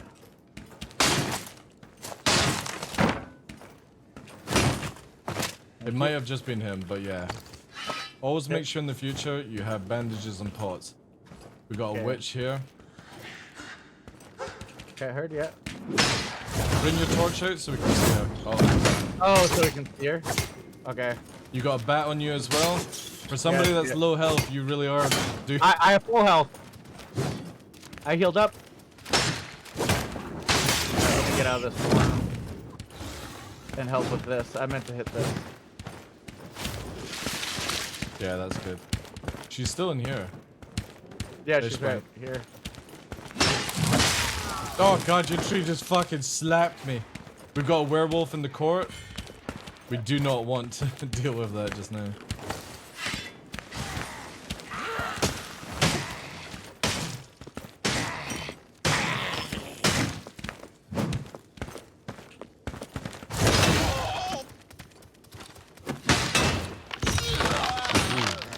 I blew. Oh, this is Faith. This might be good for you. You take this. It's gonna give you HP as well. This? The Okay, blue what do I thing. do with this? Just I put it on the my necklace. neck. Yeah, your necklace, yeah. Got it. You're basically gearing up like other games whilst also trying to prevent not dying. It's literally like Tarkov, but RPG Cloudy as well. life, Cloudy life essence, what does that do? Cloudy life essence, you want to keep them because basically you can use the person to turn them into pots. The oh, okay. Yep. Alright, got it.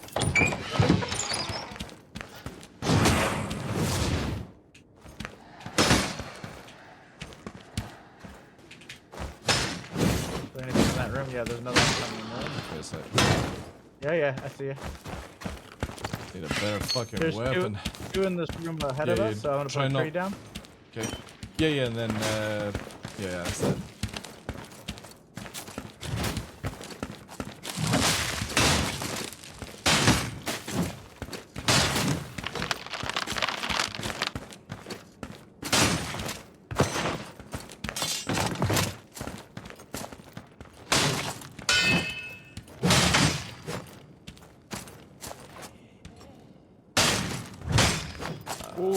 son of a bitch. Is that better than mine? Yeah, Need to pot up quickly. There might be players on the opposite side. Right here.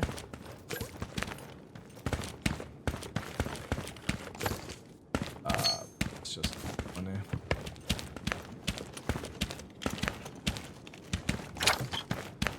Nice bandages. Let's go this way. I want to make sure you get out in case. Yeah. Well, let me check this. Yeah. Chest No too, rush, no rush, no rush. See, also tactic as well, since you're playing Druid, which is very squishy. At the end, like when we move into a bit of zone, close the doors behind. Okay. Can do. Like, give us a bit of area, but like every second door, sort of. Sure. Does. Right, we're going through here. I'm gonna turn my brightness up a little bit more. Yeah. I just went to 100. Fuck it.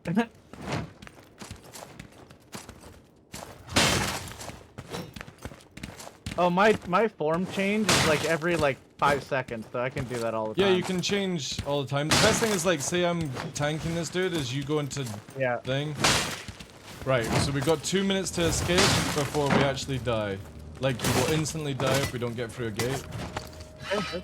So we found one blue gate, it's in front of us. Let's try and find another in this time. Yeah, we got one more guy here. Okay. Yeah, you got that? Yeah. I think so. I keep attacking, he's not dying, but we'll get there. Yeah, nice.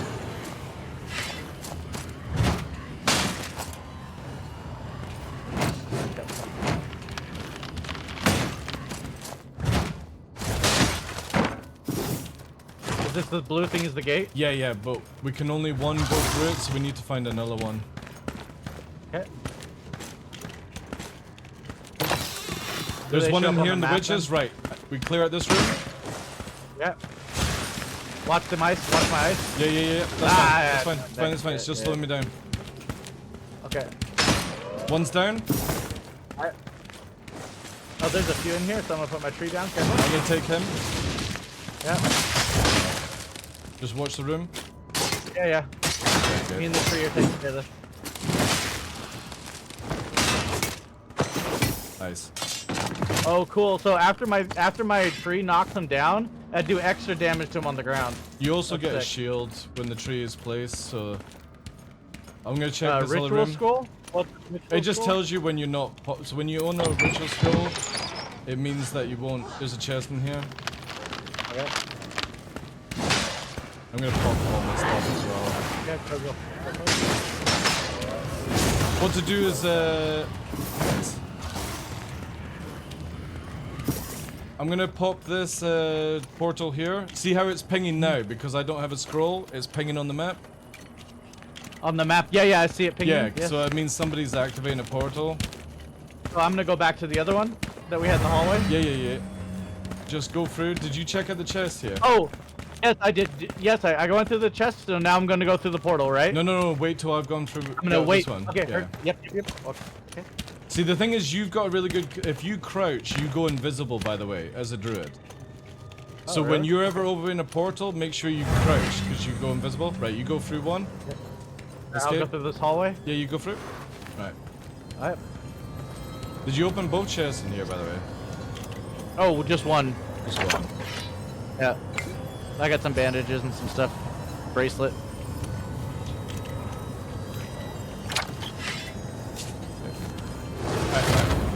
Nice, good run. I don't think there's any players. I haven't used any mana yet. That might be the druid thing. You don't use mana as a druid. You've got just basic cooldowns and I think maybe actually do, but you'll never need to run out in that, to be fair. Yeah. I won't pick up anything. I won't pick up any blue orbs or anything unless you need me to grab them for you, but Yeah, make sure you hand in your quests as well. Also, the merchant sometimes has cloudy life essence, which will be like sold out. Grab all of them and yeah, you can do that. Make sure you sell the common crafts at her. And then what to do is break down any gear that you got at the heirloom, because you're wanting to actually upgrade that as soon as possible. Okay, so I'm not selling anything at the merchant, right? Or I am. No, okay. Anything that's like if you look on my screen here.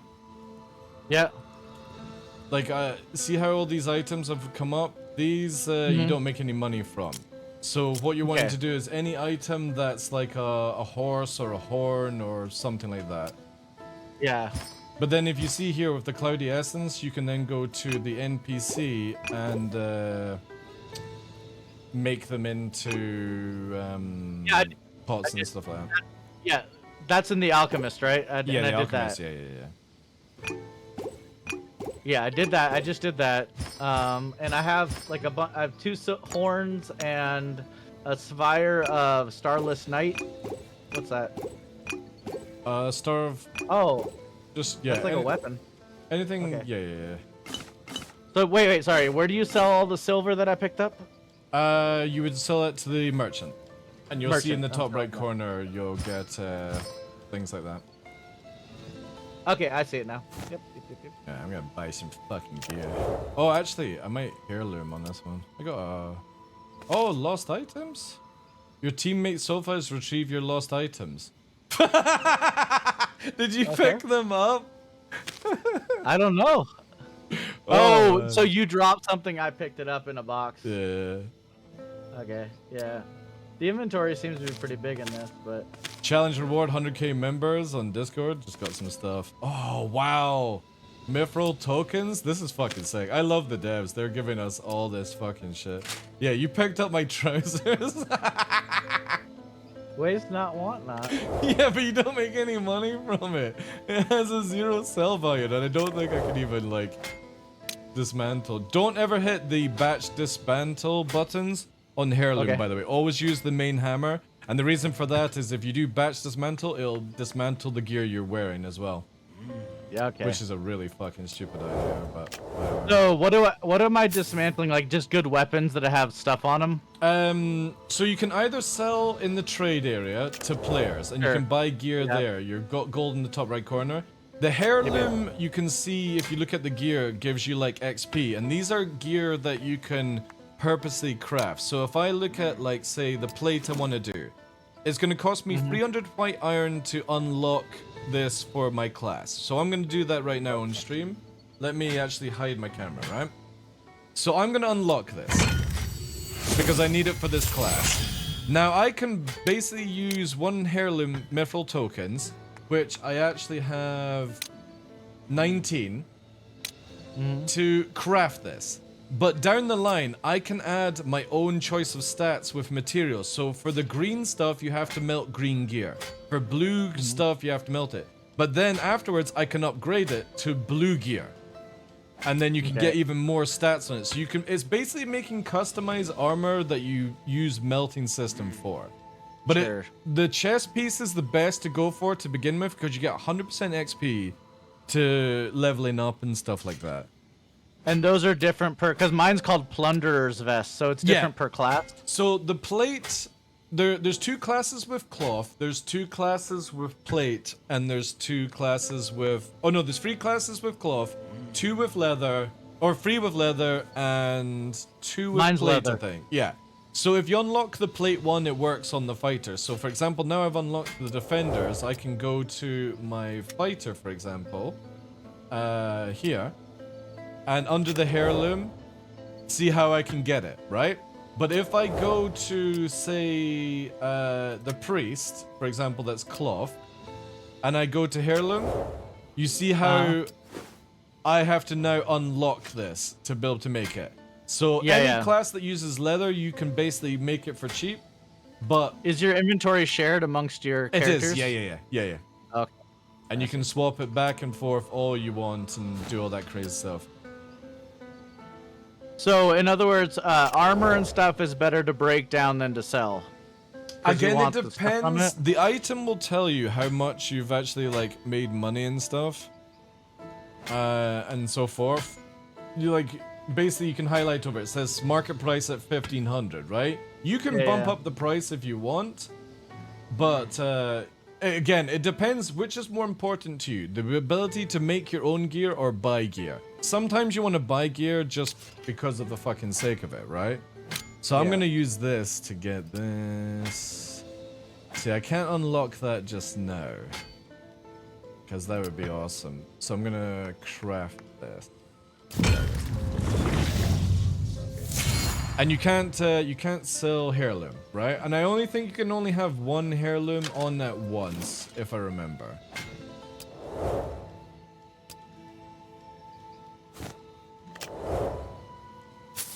Can get rid of all the shit. So that will give me, see, that's giving me 13% max life, physical damage, and health. Yeah, yeah. Or XP. This is very Diablo, this part. Yeah, it's like Diablo Tarkov, basically. Yeah.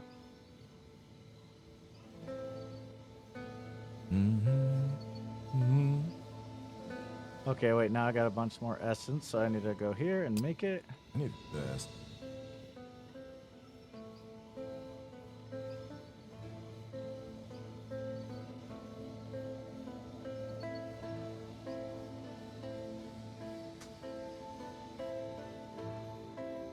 The potion is better than the bandage, right? Yeah, potion is faster. Bandage will do more chunk of HP. It just takes longer to go through. So you kind of want to have like bandages and pots, and then maybe utilities. So for example, I'm carrying 3 healing pots. Well, actually 5. I got 1 bandage just in case I want to get up to full HP, because roughly playing at full HP is super important. And then just in case we get into PvP, I've got Flask of Shielding, where I can get a fucking small shield. Obviously, you can use the merchant to buy any of these things by scrolling down, and stuff like that. Flask of Shielding is really good, but it is 500. You can also craft them as well, the Alchemist, which is using the little green things, the yarrow and shit. I actually should make bandages for myself. Make 10. And yeah, maybe actually 1 more.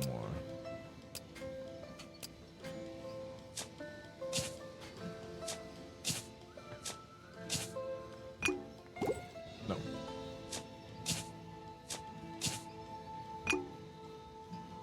No. Alright, ready to go. Alright. Let's see. Camp. Ready. Should I be taking any quests or anything? No, the quests are automatic. It's like kill monsters as a pyroman. So daily is like win a competitive game, open 10 chests using an undead character. I just need to open 1 more. Then the weekly is like you'll get all the other things, and then seasonal is like get 30. Yeah, exactly. Yeah. When we're starting with this is just again the this is sort of just to get the basic gear, and then we'll go into the part where the circle pushes you together. Oh, we have 3 groups of 2, maybe 4 groups of 2. This will definitely have more PvP in it, I think. All right. I'll have my tree ready to go.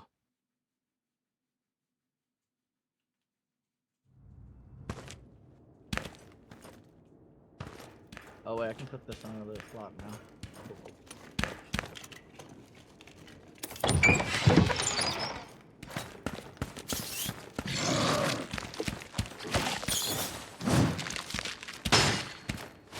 Watch the tree in the middle of the room.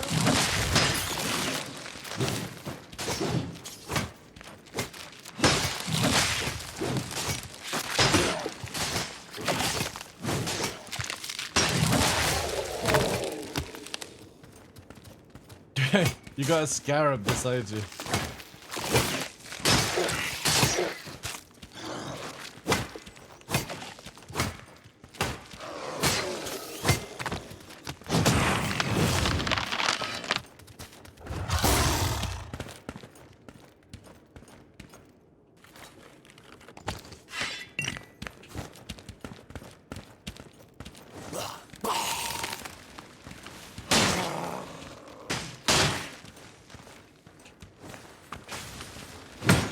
Oh, you cheeky little son of a bitch.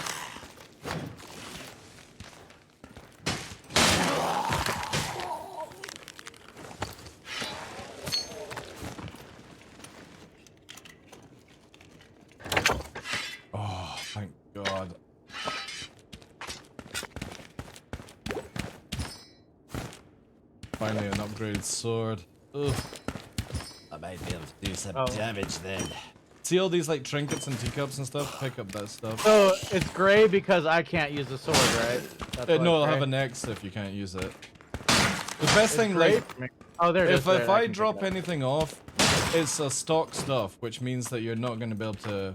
Yeah, that's no stuff. I see it. I see.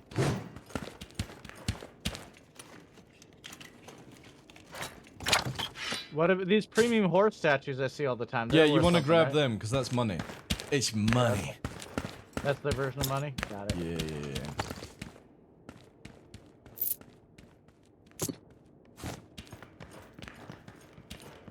Because there's always like goblets and Oh, there's teacups. a bunch of weapons up here. Common longsword. Bunch of. Oh, common longsword. I'm assuming is bullshit. You want to find a dagger because a dagger gives you a freeze, but also like it's a range freeze. It's really cool. Yeah. Well, I don't think I can use two-handed weapons. No, you right? can't. No, it's staff and an orb and stuff, but.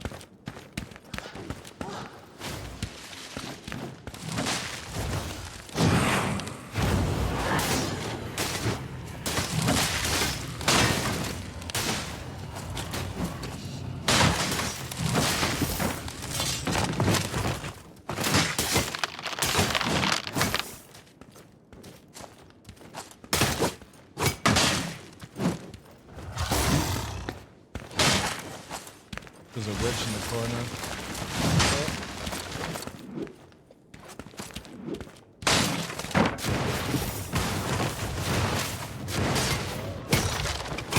Nice.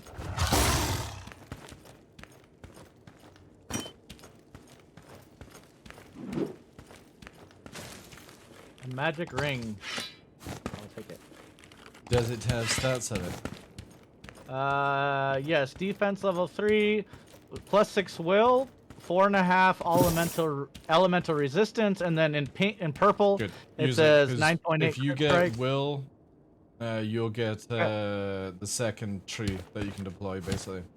Oh, nice. And then it says I get bonus on stacked kills. Yeah. And evidently these giant marbles are my weapons, so. Good pull.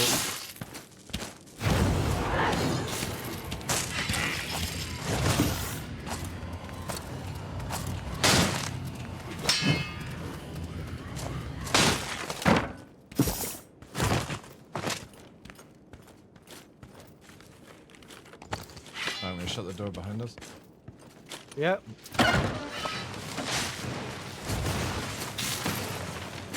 Did you fucking... I don't think fall damage. I don't think so. There is fall damage, but... Oh, is there? I don't think I took any. Jesus. I don't think I take it in tiger form. You pulled a fucking lot, man. This guy's coming up the Fucking stairs too here. fuck! Yeah, like, you have mega pulled.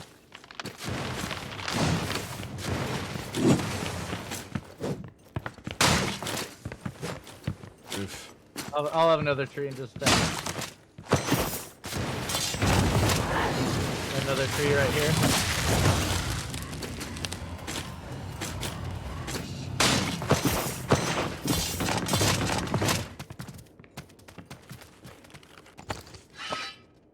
There's a dagger on this dude. Okay, coming to you.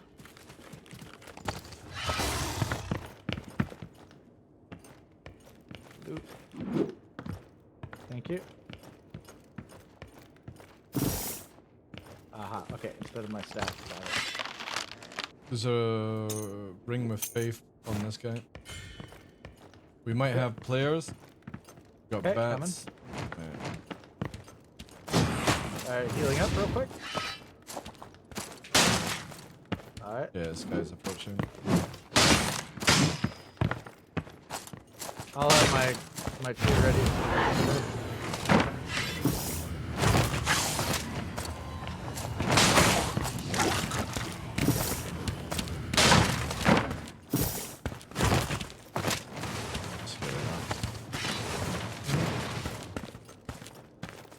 I'm gonna... Oh no, I closed the door, nice. I'm gonna grab the resurrection scroll here. Hey, take it. Do it. Actually, you might... No, I'll do exactly by you if we're done. Fucking books, man. I fucking hate these little shits.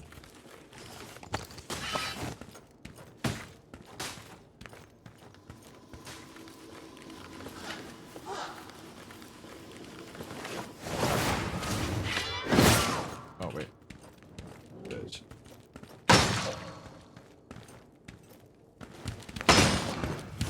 I still see you. Okay, now my mana is down, so something I'm doing is using a mana. Huh. You're probably changing too much. Back and Oh, forth. maybe changing form? That, yeah, that's okay. Maybe carry like 1 or 2 pots then. Yeah, I got Maybe, one. I got a few in my pocket.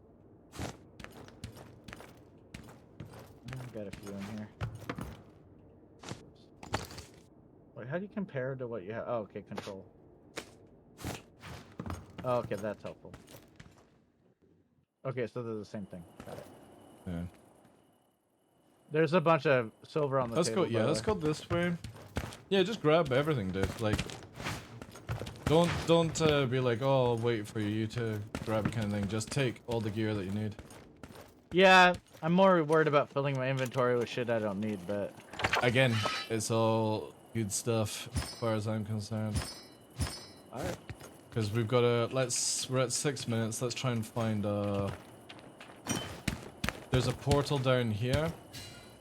Let's try and get downstairs somehow. Actually, no. I think we're gonna have to fucking go down here. Down here. This way. Okay, come. I'm gonna stay in this form because I feel like it's more low profile. Up to you. Just remember, you Yeah. can't heal and you can't spawn your trees, though. Yeah. Okay, then.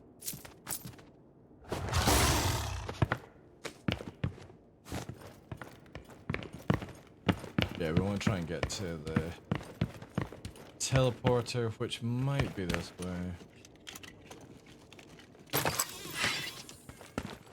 Let's see. Yeah, it's this way. Watch out, don't pull too many zombies. Yeah, I'm watching. Oh, we got a little crabby boy. Okay.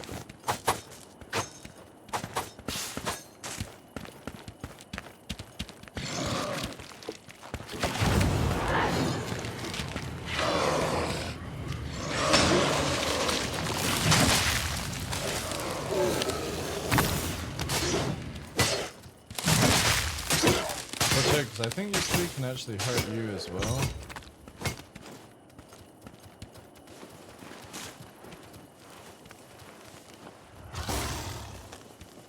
This guy's got some blue light off of him. Oh, there's still a little bug boy here. God damn it. Get on board. Ah, golden beer. You take the elixir, because that will give you full health. So that's an overall elixir, the green one? Yeah, okay, cool. Yep. Wait, do I just take it now and I get more max health? No. No, restore, I see it. It's like a super pot based thing. Yeah. Fucking bug.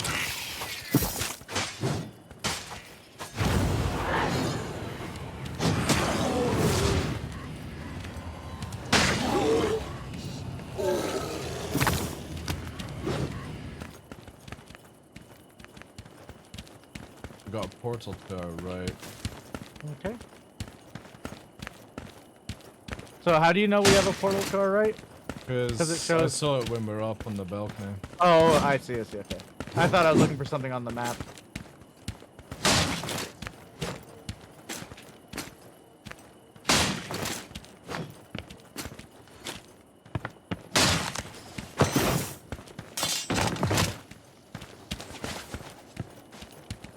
No, it's like it was in here, I think. Yeah, it's down here. There's common sword. Do I want this? Take it.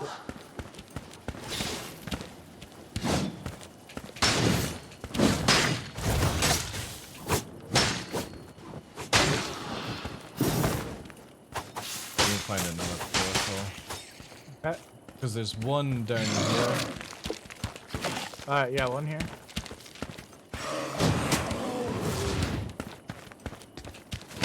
Are there generally more around when there's one? There's a few. I don't know. I've not played the game long enough to know. Okay.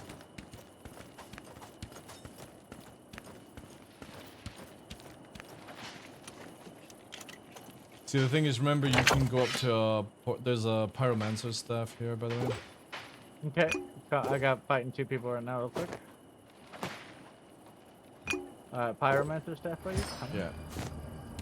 Alright, we got 2 minutes, so this is the hints in that chest there. We need to find another portal. Oh. Okay, come.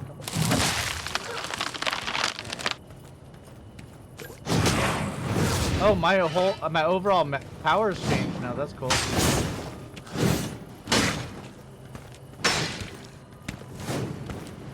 Oh, I got a flamethrower now. Yeah.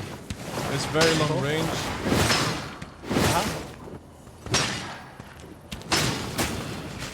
Need to find another portal. Where are you?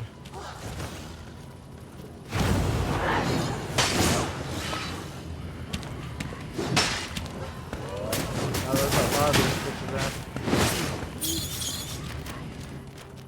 Oh, this is not good. Really not good.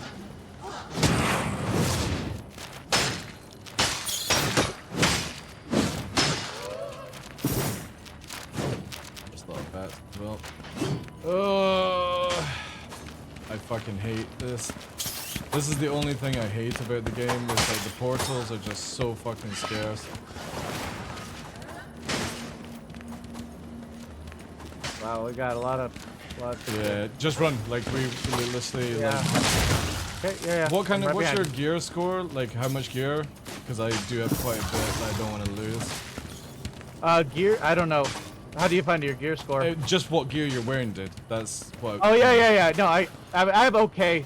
I haven't Alright. found anything too amazing. I'm gonna have to be selfish then, dude, because I got quite Yeah, good stuff. You're good. You're good. Try and find one. Other than my staff, I'm good to lose whatever I got. I mean, you can give me stuff quickly, if you want. No, it's alright. It's alright. I'll find another pyromancer staff. It's all good. I'm in dog form looking for a portal. Right. Remember, you go find a portal, crouch, and then you'll go invisible over time. Mhm. Yeah, that fucking sucks.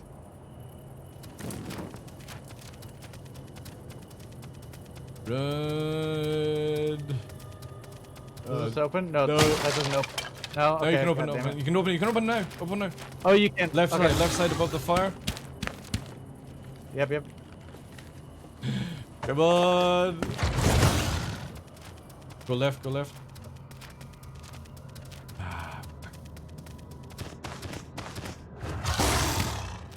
Yeah, it sucked. That's just really bad timing, sadly.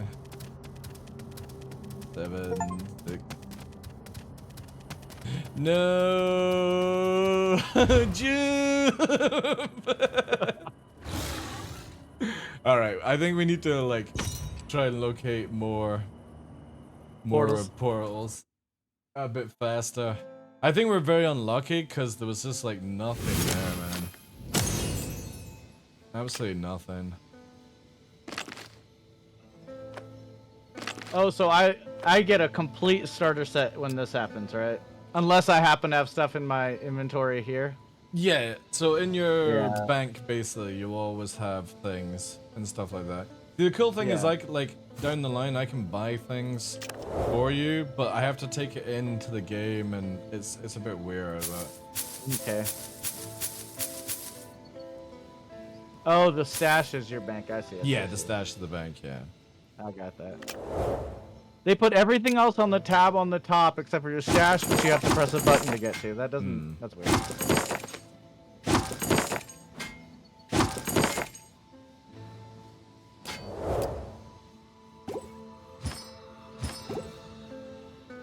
So...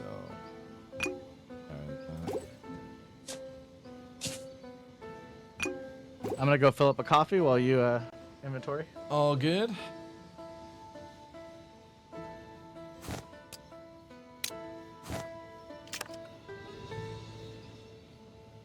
What do we get with?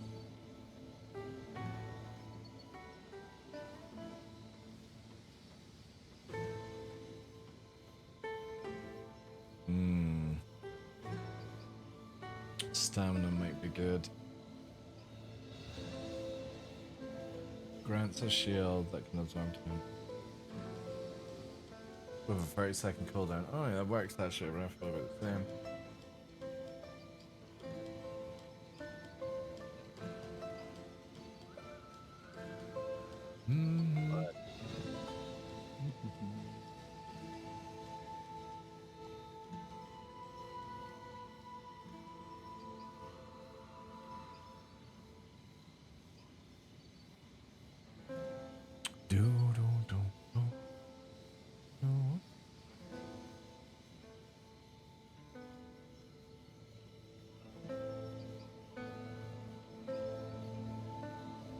Oh, so you definitely want to check your mail.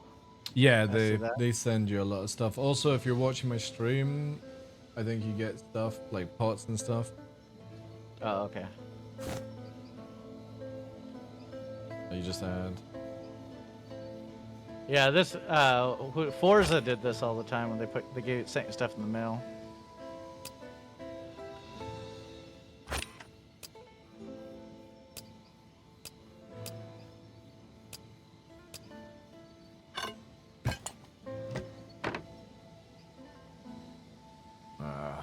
Only need 13. Wait. So for the heirloom, do I need both of these things or just one? So you can choose. Right. So the best thing to look at is once you've unlocked it. So I already have enough ore to get the plunderer's vest. Then get it, yeah. And then you can Okay. use greens to get the thing, or you'll have a heirloom that you can actually use. So. Okay, so now I use a mithril token to craft it. Do I do that? Yeah. Or do I upgrade it first? There's an upgrade button too. No, Do you I won't hit have that first? you won't have the materials to upgrade. Upgrade it will take it to blue. You don't want to do that. You want to get the stats Okay. on first before you. So I'm gonna hit craft. Yeah. So this creates one now, and if I lose this in the game, it's gone. Yeah. Until I craft another one. Yeah, it's basically giving you guaranteed gear that you will be able to get down the line. Yeah, without having to spend money. Like the spaceship insurance in Star Citizen. Pretty much, I get yeah. my ship. I get my ship back. Cool. I have to put this in Star Citizen terms, otherwise. Okay, movement speed. Okay. So now I should start working on what, the helmet? You think, or? It depends on what perk you want to unlock, right? I see. Yeah, I see what it does now. You But see- and then the divine crown, that's like the ultimate heirloom, right? Because that one's gold. You've Is got to that remember you different? can only fit one heirloom on at one time, so the best thing to do is like spend all your currency and max out the okay. chest, right? But then down the I line it might not be good. You're just using it as an XP boost or like easy gear basically. Yep. The best So thing is you heirloom's wanna- like an exotic weapon in Destiny. You only Yeah. get one. Got it. You want to also look at like when you're looking at your passives below, you can see that they activate on stats. So right now, whenever I'm absorbing one soul, I get 14 HP. Okay, yeah. I see So, that. and the next thing I'm working on is getting my stamina up. So I now need to make like stamina gear basically. But to get all that. of these stats are 100% tied to equipment and not to any sort of internal. Got it. Exactly, yeah. You get a few like passive stuff as you level, like increasing HP and stuff, but it's so minor that it's just not even like, who cares, basically. Okay.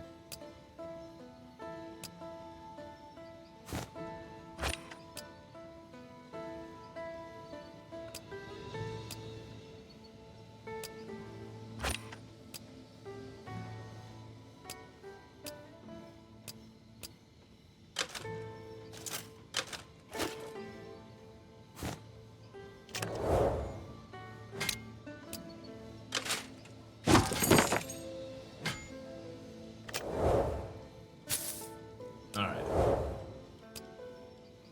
Feeling a little bit more tankier. Oh, I need a helmet.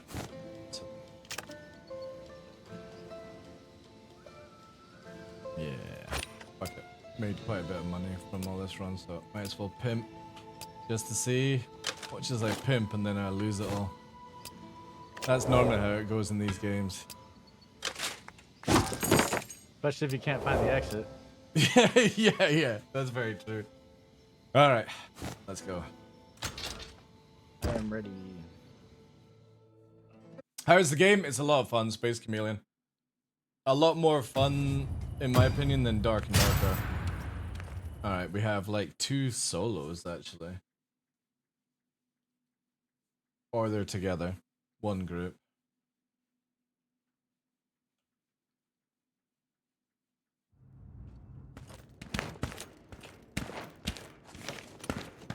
Oh, we're right in this area. Interesting.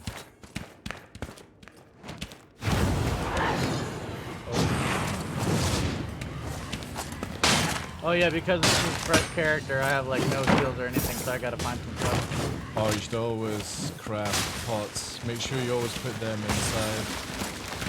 I didn't have anything to craft. I lost everything on that last. I'll drop you pots in a second. Okay, I just found a bandage in here and some essence. I dropped pops on the ground. There's 3 here. Here, thank you. I see them. Thank you. Oh, I like how it instant equips. That's nice.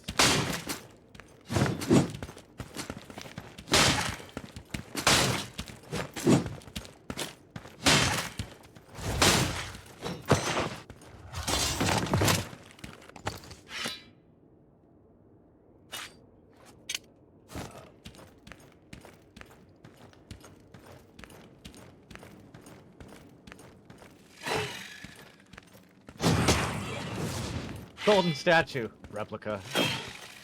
Replica, yeah. Look at you.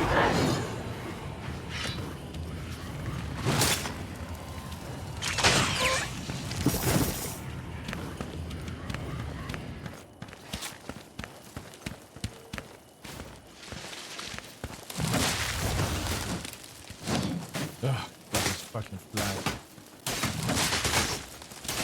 The tree does not seem to hurt me. Does it not? Alright, that's good. Yeah, it kind of whapped me pretty directly on, and I didn't take damage of it. Maybe only in dog form, though. That's not confirmed. These goddamn... So those sturdy gauntlets have X's on them, right? So does that mean don't worry getting to this character? Yeah. Just they're meltdown, basically. That's the way you look at it. But if they were good and I needed them for another character, I could grab them and carry them over. Yeah. My other account. Yeah. Cool. Yep. Like again, with these lower tier zones, is just to get the materials to sort of like craft up and all that stuff. Just we're trying to like you want to kind of get into a routine of just really like speed farming, looting, find 2 portals. Yeah, that's what I'm getting. And that's I'm getting faster at the looting. That's what I'm looking for now. Plus being able to go in dog form really helps me.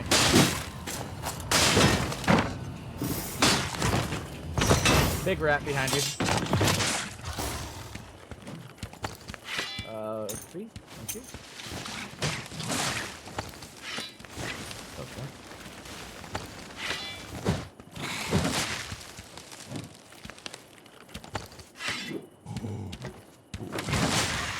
And stamina as well. Nice. I got a blue robe in here. I can't use. Can you use it? Take it. No. You melted down, take dude. it. Take it. It. Yeah, we want a speed farm, grab some stuff, get out, get some crafting materials, that kind of jazz. The only way to identify the portals then are those little blue Blues, circles. we can find one that appears on the map. Like if you press M, you can see them. There's 2 just now. There's 2 are right. Okay. We'd have to head up that way. Blue. Okay, I see. Yeah. Which actually we could go that way. Let's go that way. That way we got a guaranteed. Yeah.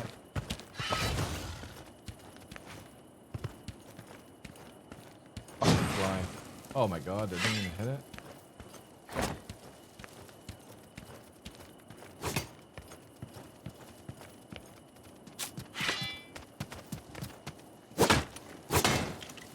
You got the fly behind you. It's sorry. It's alright. Can I get that fly? It's like full PvP, PvE. There's no come here, fly. Shit. Entering. What? I just died? What? You died? I don't know how. I staffed myself, evidently. What? Oh, did you I wasn't even low on life. I must have lightninged myself, but I wasn't even low on life. There's a goblin up here with an archer, dude. You might have just got fucking beamed by it. Yeah, it must have been. Alright, I'll quickly... It also looks like 2 people on the server just died from the headsman. Alright. And 3 escape portals have appeared. Huh. Okay. Plunder's vest. I'll try and grab that for your heirloom, basically. Yeah, that's my heirloom. Yeah. Yeah, because I can just drop it right as we go in.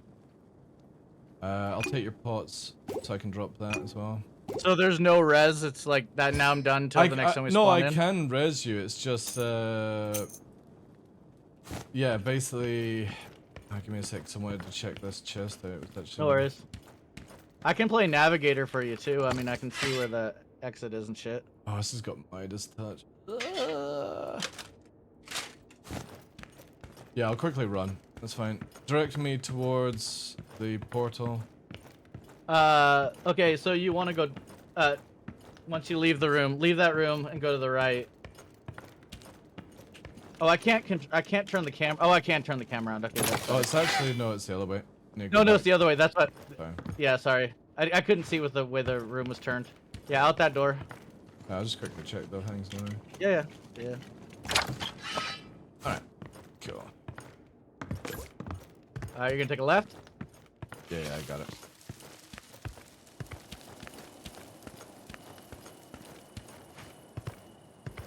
A left here, and there's a big, like, ogre-looking emblem on the door? Yeah, it's on the roof. Ogre's on the roof. Yeah, straight through and on the left. That's throughout. Yeah.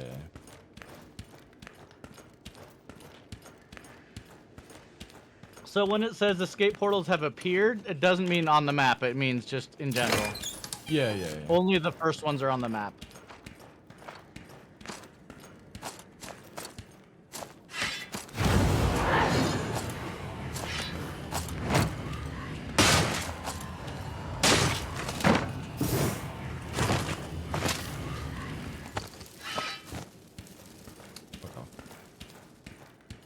How do I get up there? Oh, this is bad. Oh, there's a boss as well. Fuck. How do I get up there? I have like a jump or something, but you don't.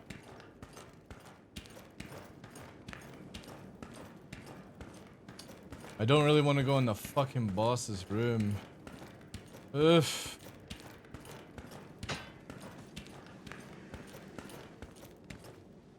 Oh, it must be past the ogre on the roof, like you were saying. Shit. You probably have time to make it to another one. Yeah, I'm just gonna move a bit. Oh, you're going. You're moving up.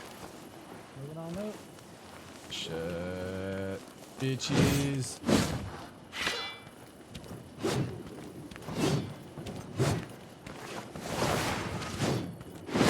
Fuck off.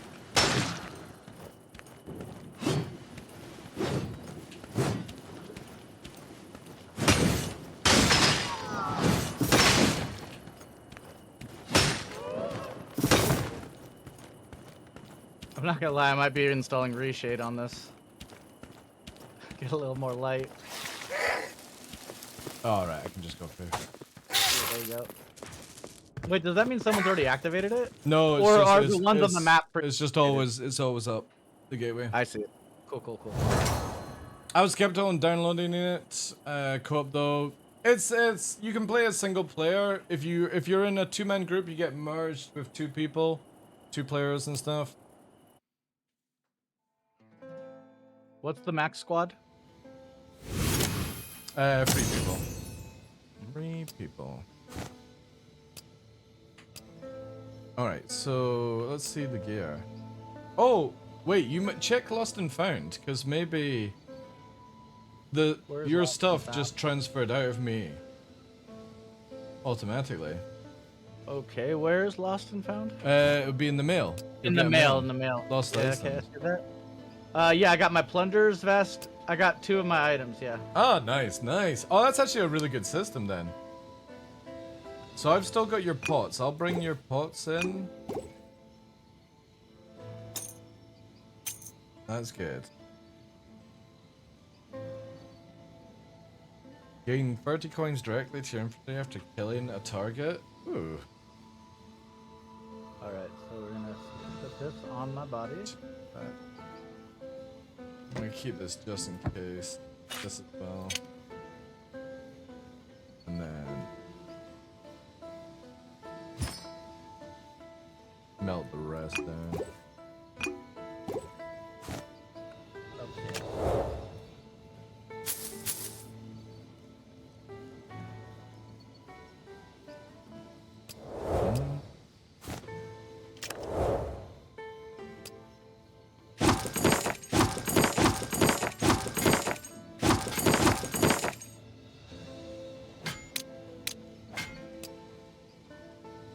Oh, I'm at 64. Right.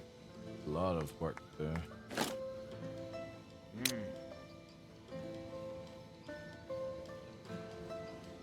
What do I do with these mithril dice that I get for free? You will keep them for end game near enough, because when you can add the dice to one item, and if you die, you don't lose it. Okay. It's just 1 for 1 round baseline.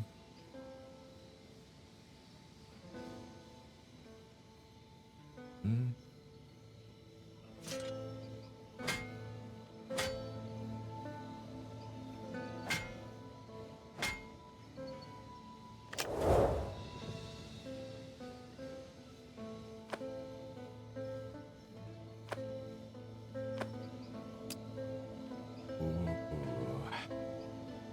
4K for that. How much is it for a purple? 7K.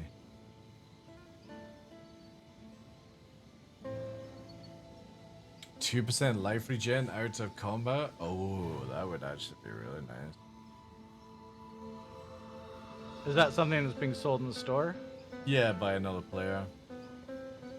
32, 36 life on kill. Oh. 6K. Do I get it, chat? Watch this, I'll buy this. Yeah, I'm gonna buy it for fucking lols. And I guarantee I'm gonna die now.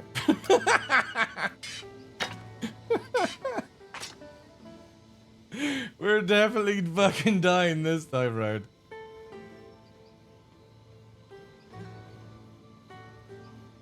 The critical strike out of combat's a bit meh, but...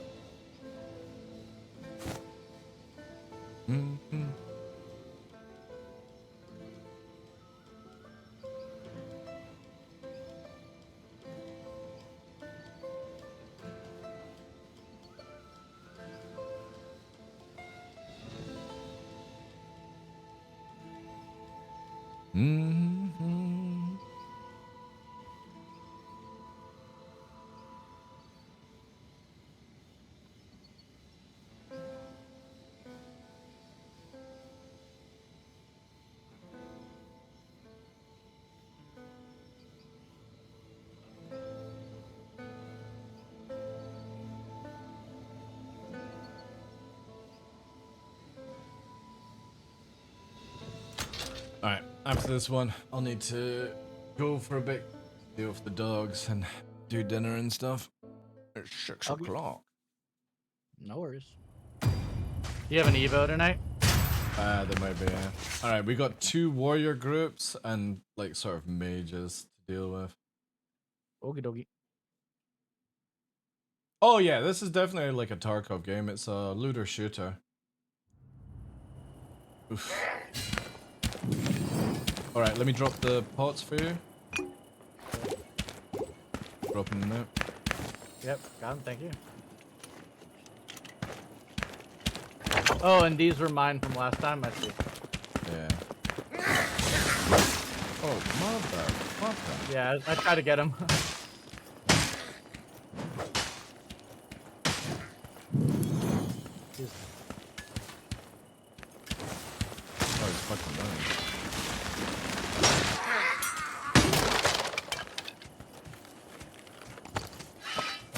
A goblet from a goblin.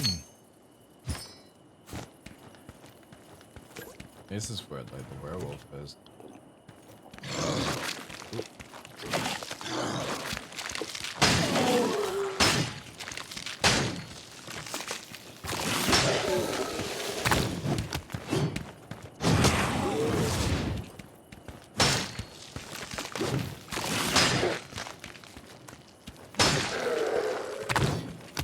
Oh, this is nice. It's fucking healing me up.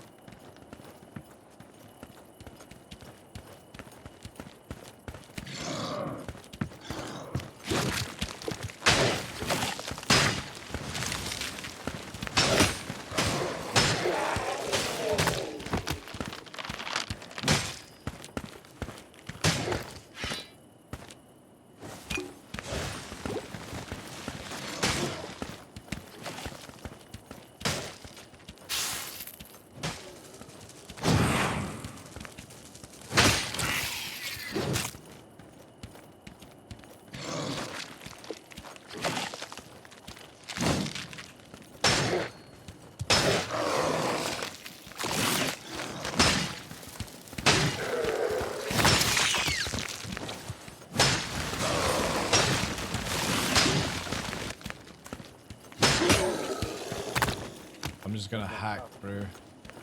Yeah. One of the guys is dead. The fucking werewolf killed it. Nice. Yeah, I see that.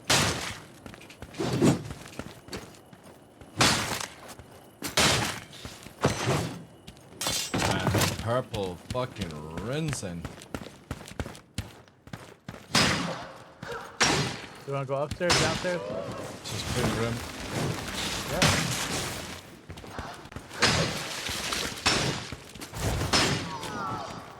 This is just, oh man, so worth it for just that. The passive? No, just the fucking sheer damage. Ooh.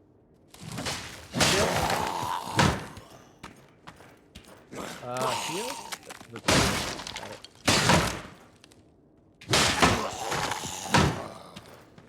Lovely. We got a blue portal guaranteed behind us. Okay.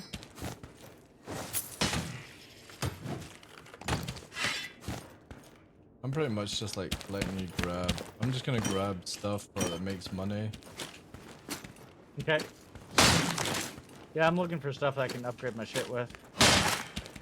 Mainly.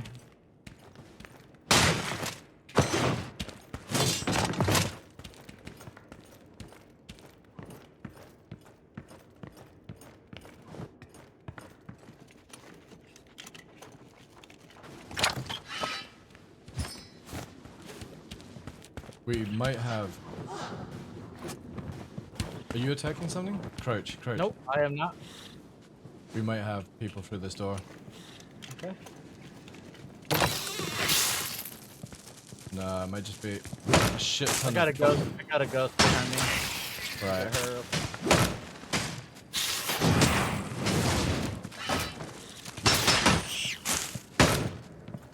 It's just rats. Noises.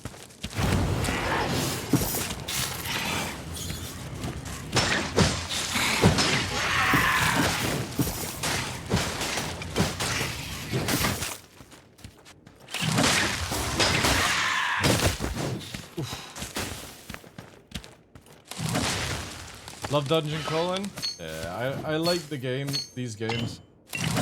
I like for me, I like Dark and Darker, but the problem with Dark and Darker is I felt like I had to put way more effort in, and then just, you know what I mean? Like, I just want to chill, basically.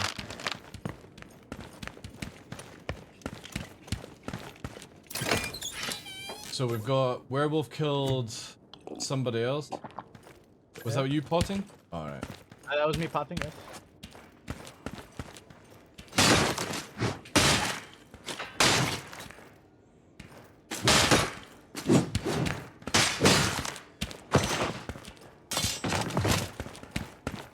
So we've got somebody killed another team,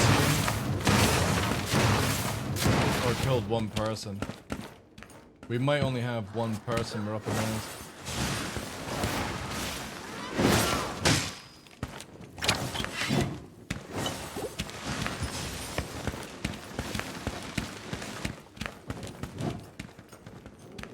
RJ got a ghost behind you. There you go. Okay. What is this, by the way?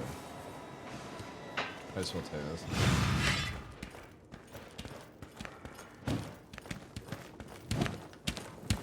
Dude, the hit boxes on the stairs are kind of whack.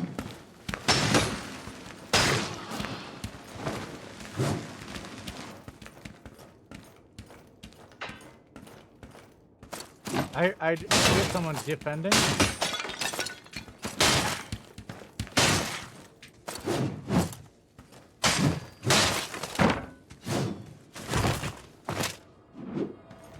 Oh, portal behind us. Nice. Do we trigger it? No, just wait. Okay. Oh, it's just claw first.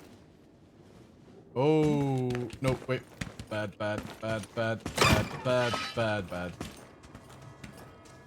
There's a fucking dude. See, there's a portal above.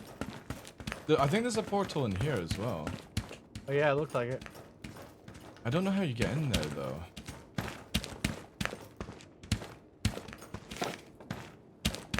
Oh, you need a key.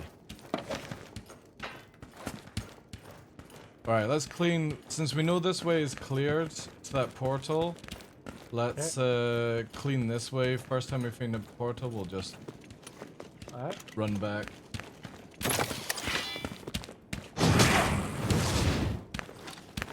Get over here!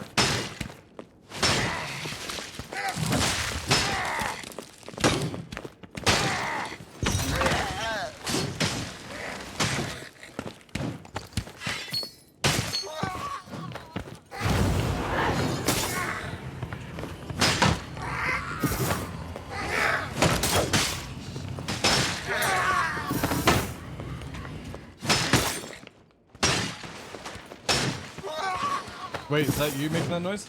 Yep, that's me making lightning. Oh, above. Oh, fuck, man. Yeah.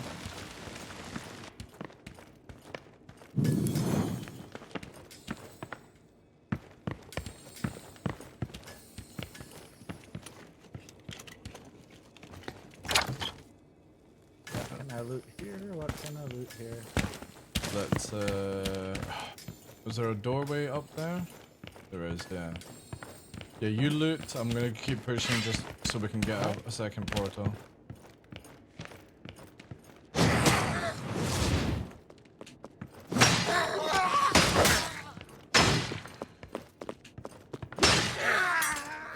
There's a second portal here. I'll clean up.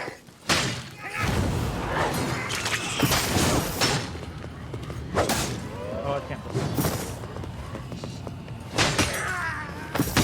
I got like 1 or 2 more boxes and I think we're good. Okay. Ooh, good orb. Yeah. Good shit.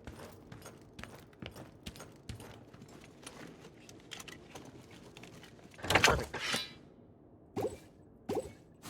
He seems to be really intelligent on what you want to swap. But my inventory is completely full of pretty decent stuff. Are you now. heading back to the portal then? I'm coming to you. Yeah. No, head back. To the portal. Shit. Yeah, wait, I'm on. No, it's fine. It's just a witch. Alright.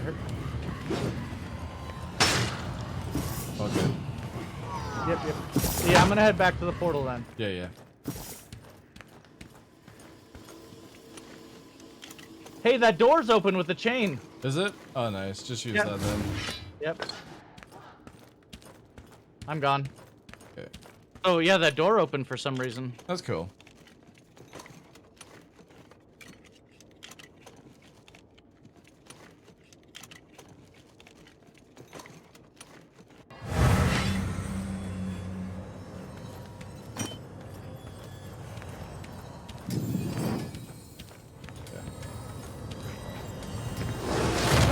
Nice. That was a good last run. I'm gonna deal with the dogs and then I'm down for more off-stream games if you want. Yeah, we gotta get Pup in here too. I know he's downloading it. Yes. The battle. Yeah, so here, like for leveling, my life went from 517 to 518 and stamina went to 12. It's like... Oh, okay, yeah.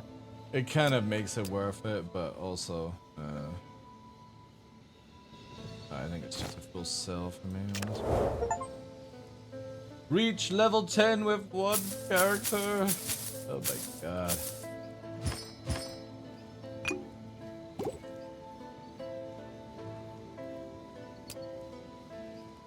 Definitely that purple weapon. What a fucking difference. Like, even though it's Dex, which is like, to be honest, that would actually be pretty good.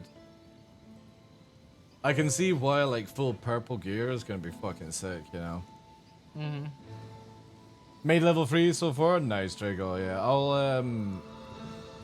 I'll check out because I think you said you added me on friends list. Got that. Nice. All right. What you dismantle under heirloom, right? Yeah. So oh, I found the dismantle. Never mind. Yeah, We're yeah. good. Got it. So again, you can either you sell the horses and cups and stuff to the merchant NPC. Any gear you want to like trade to players, you can put on the trade, and if it's not that important to keep, you basically melt it down for heirloom upgrades and stuff. Yeah. But check always the stats and stuff, because again, you might want to just store it as it'll be good for farming and all that jazz. Okay. But isn't the Everest a bit slow to react? The Everest? That's the whole point, Gandalf. Like if you get hit by the mobs, you lose so much HP. So imagine you're fighting the mobs and you're down to half health, and I jump behind you and I just one-shot you. If you have it where they react so fast, the whole idea is to loot in the game and avoid or do PvP. But the thing is though, there's boss mobs like a werewolf that can one-shot you. Then there's a Lich King that you go down into a special lair. The Lich King is a full boss mechanic that spawns ads and a fucking dragon to deal with. And obviously if you die, you lose your gear. So you've got to understand that these games have to... It's not like Tarkov where you can shoot at long range with a sniper rifle and the NPCs are never a challenge. You've got to be like, right, I'm doing some damage. Oh, I've lost a quarter of my health. Now I see a player group. I'm a quarter of my health down because I let the NPC hit me. So it's a bit more like you've got to go in, whack back. Because again, the PvP is not so much about going in and whaling each other. It's about like hitting, going back, potting, hitting. You know what I mean? That's the type of game it is. Because again, the moment you die, you can be fully looted by players. But that's what makes the game really good, in my opinion. Yeah, there's always players. Sometimes you'll see like players in the top right corner, they'll die to an NPC and stuff. It does happen.